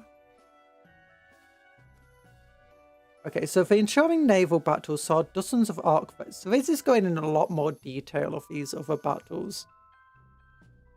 Ensuring naval battles saw dozens of arc vessels destroyed. The tide of scrap metal and steel arrayed against the Imperium soon made its weight of numbers count. As Perrault's battered fleet limped away from the Arc Armada to the relative safety of St. John's Dock, simultaneously distress calls were issued from the Mannheim and Yarrick stations, warning of more ships entering the system. The data they relayed before the destruction tallied more than 2,000 warships and at least a dozen spacehooks. Pausing only to bombard St. John's Dock, they swept into Armageddon's orbit. The arc progress through the outer system took more than a month. In this time, the defenders of Armageddon set about mustering new regiments, erecting fortifications, digging trenches, and laying down minefields. Reinforcements began to arrive into the system, adding their might to the already formidable armies deployed around the world's hives. The last of these transports strode Sebastian Yarrick, the venerable hero of Hades' hive.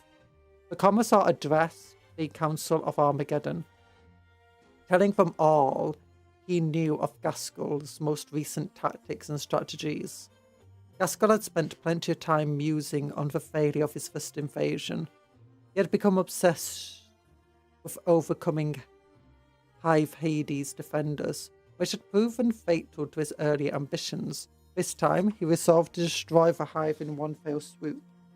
A rain of giant asteroids were dropped from orbiting spacehooks to crash into the still damaged Hive Hades, obliterating it in a single sustained assault. Rocks, dropships, and other landing craft followed, and within hours the Arks had established a series of footholds on Armageddon's surface. Acheron fell second, captured by the Arks with the assistance of a resurfaced traitor, on Strab.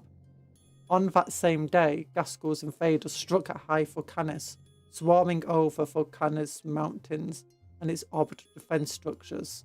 Within hours, the aliens seized the surrounding heights, ringing Volcanus in steel and turning captured gun batteries on the defenders.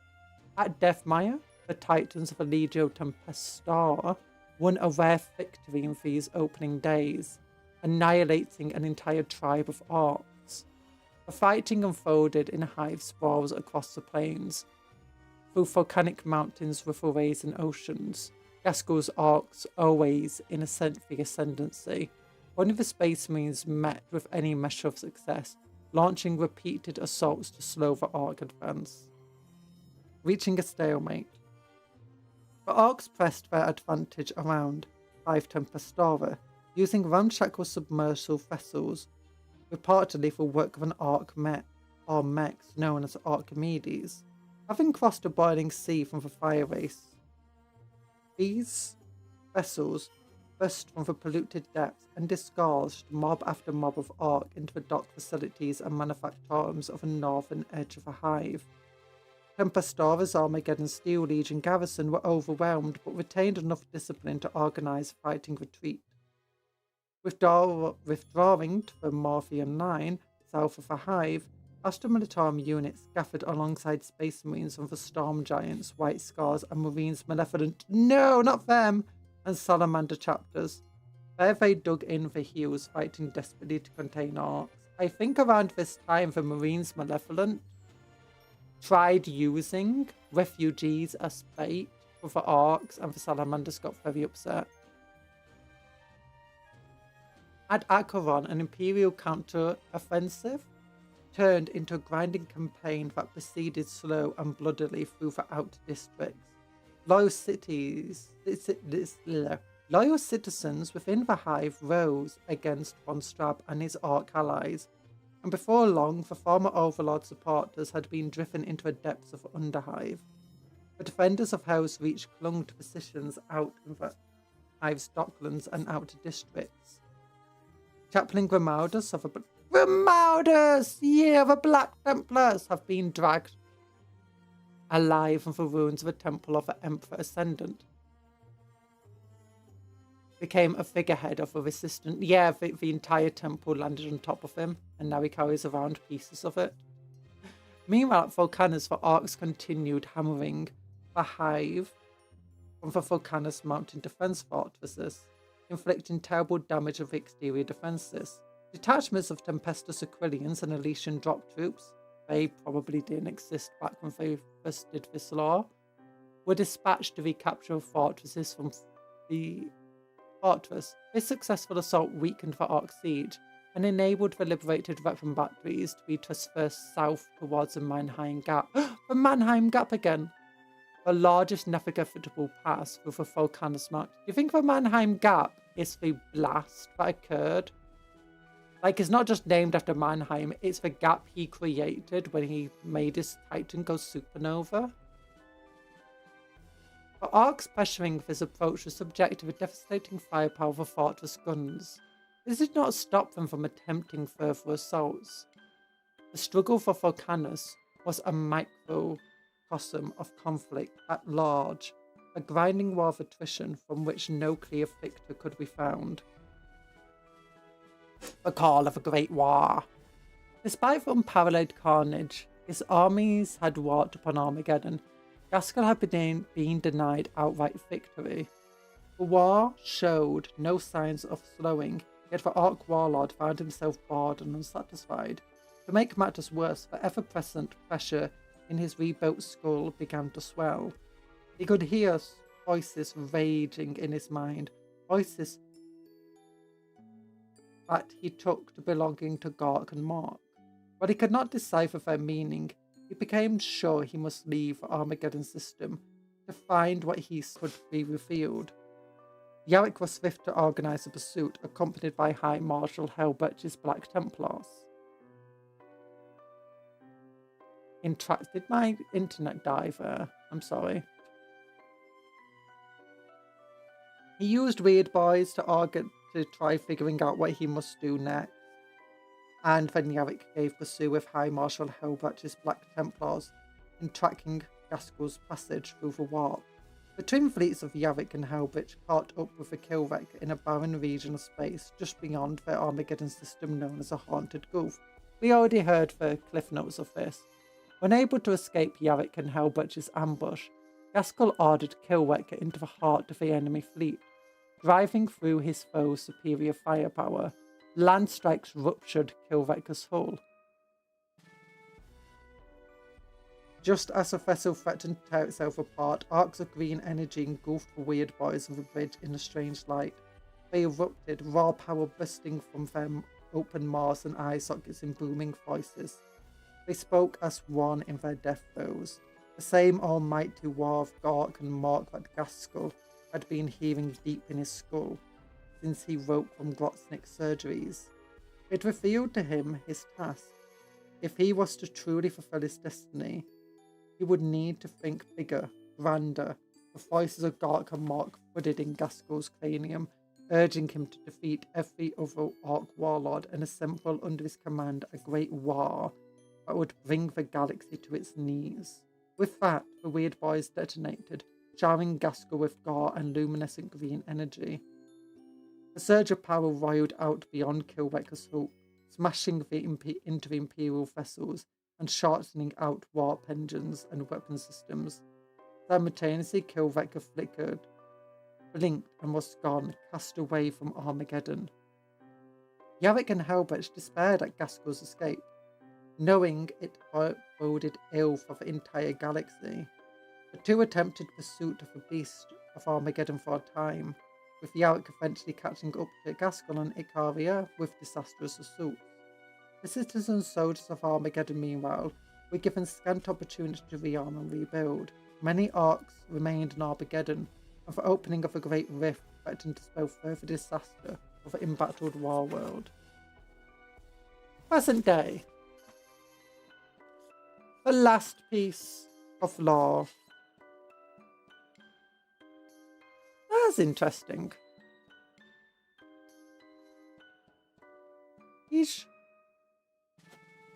He never lost the initial war of Armageddon. It just rounded to a stalemate, and then without Gaskell's leadership, the Orcs finally,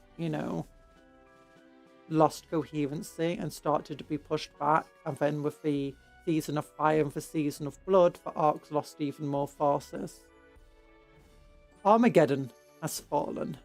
In the command stratagem of Hive Deathmire, the saviour of Armageddon turned the words over in his mind until they became a mental drumbeat.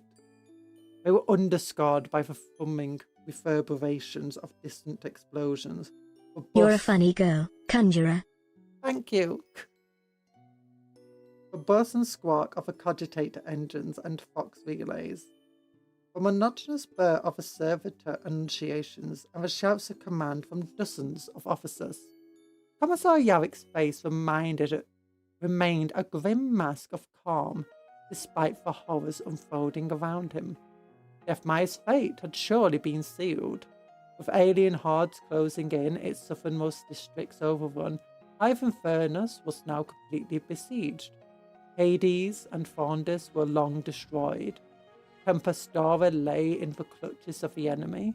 Those Vitshi wall had been breached. The toxic floodwaters pouring in to drown the lower city. Archaron and Volcanus held firm, but even the most opportunistic strategios projected they would fall within weeks.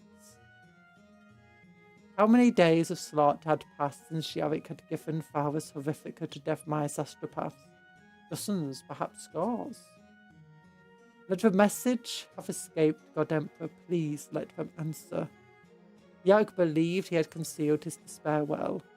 Even within his sanctum, he allowed his doubt to flare only in the privacy of his skull.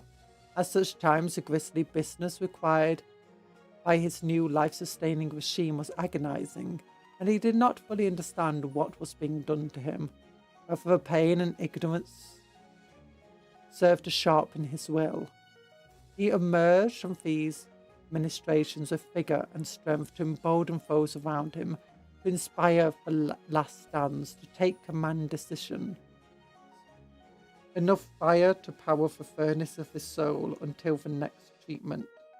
A brigadier approached, ripping a data slate. Yarrick saw the officer's hand tremble as they held it out.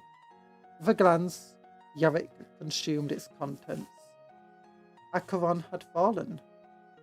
A massive asteroid had plunged towards the hive in a seeming repeat of the murder of Hades so long ago.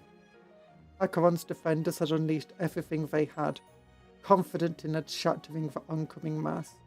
But it had been a ruse. The asteroid had fractured under fire, discarding separate rocks and invasion landers laden with ore. Worse came. Teleportation flares had been detected in the upper reaches of the hive's command spire. A final panicked communique had identified the perpetrator, Gaskell Thacker himself. The beast had learned and had honed his strategy just as Yarrick had warned. Yarrick dismissed the brigadier, suddenly uncertain of his self-control. He had hoped that his presence at Hive Deathmire would tempt a Grand Lord to attack him in person. He had even sent out flock message taunts to Gaskell to goad the beast into a reckless response. But Gaskell had not taken the bait. Not this time. The need to slump in defeat was almost overwhelming. Yarrick turned, and light swam in his vision. Fear gripped him, and the ailment afflicting him had suddenly become acute. But the blazing lights were not in his mind. They sparked into life on every hololith. Yarrick recognized the signature contrails of orbital landers, the scar-like traceries of drop pod descents. Have they come? Is it them? A sense of odd wonder flooded Yarrick. He stamped it down, fearful his heart would break if it emerged. If what emerged from the landers was not the planet's redemption, but its death knell. Officers' shouts caught in their throats. A buzz of feedback scratched over the Fox network. A static-laced voice emerged from the Fox emitter. Its timbre possessing the distinctive power and authority of the Empress Angels. Amid the sounds, a single word was heard. Imperator. Ooh. The Space Marines are here, which we knew were coming. 11th edition was announced pretty much at the same time as this book. So, we've already seen what was coming. We already know that they're safe, but tomorrow we will look more into. This didn't really go over the Season of Blood, and I'm interested in the Season of Blood. Like, it's a reason there's not many. We've seen no mention of a Steel Legion besides a few militia and stuff. Did they die in the Season of Blood? Crusade, Armageddon. Ooh, we got this thing again. But this is what we'll be reading tomorrow. Ooh, Armageddon. Conquests of Armageddon. I hope that this probably wouldn't give much of an answer to like what happened in Armageddon at the end.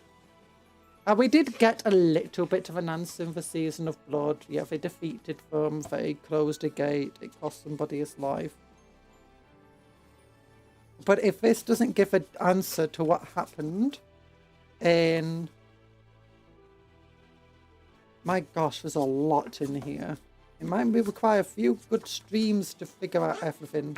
Okay, no. Crusade Force. Crusade rules are at the end. Yeah. These Crusade rules, by the way, still legit. You can still use them. So if you do find this book around, it's going to be usable potentially through the entirety of 11th.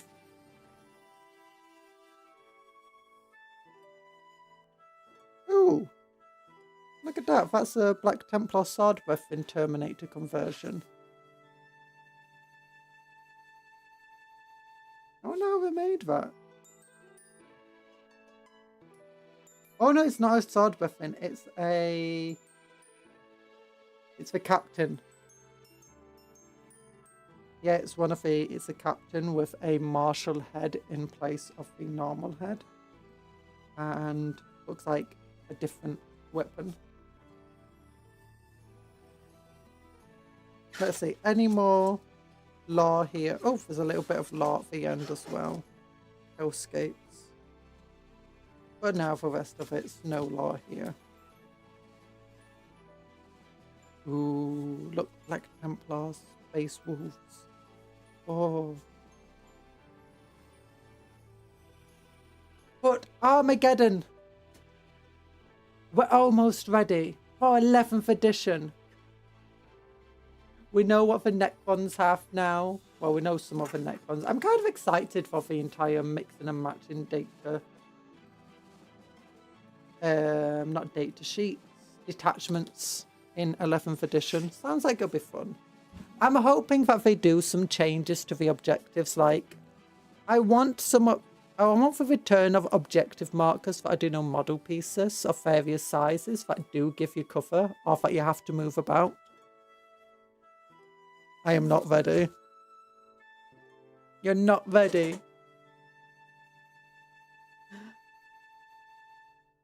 Oh gosh. And here's my almost finished neophytes. As I said, I'm going over everyone now and giving them the new gold. The new gold on them.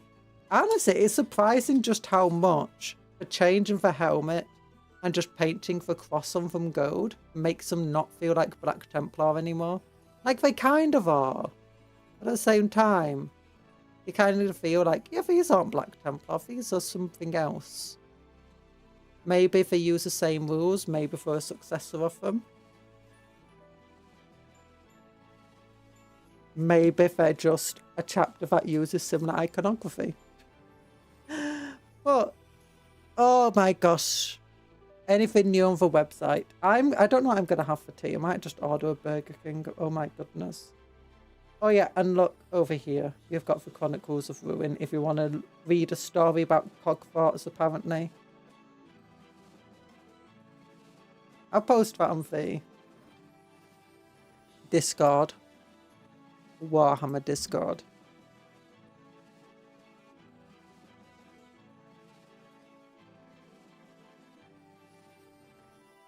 There we go. I can hear my cat outside.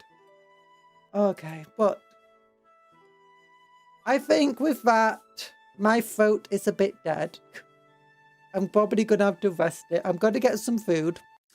I'm going to hopefully finish painting these guys today. And then I want to get over onto finishing everybody else as a result. I'll probably change the dirt up. But I've got 5 more Marines of that big old squad we were painting. And I finally finished most of them. On Sunday, we're going to be painting some Mechanicus models. And then next week, what are we going to do next week? I'm not sure. Probably read some more Armageddon lore. Make some Storm Speeders. Depending on how much I paint my Mechanicus models, maybe we'll have some other stuff to paint. I want to test painting some Necron models. Because I want to see if I can like speedily paint them. But thank you for coming to the stream today. Big love hearts to you all. Have a good rest of your day. Remember to work hard but play harder. Eat good food. Sleep well. Dream of cupcakes but don't eat the cupcakes. And take care of yourself and be kind to others and vice versa. Don't forget to like the stream because every like of the stream is another cheer for the hero of Hades Hive. Yeah. Or, you know, prayer to the Omnisire. Prayer to God and Mark. Whatever you prefer. So goodbye, everyone. Love you all. Doop, doop, doop, doop. Smash. Yeah. Yeah, don't eat yourself. And don't eat cupcakes. Oh, look at little Cuptle there. I love this ending animation.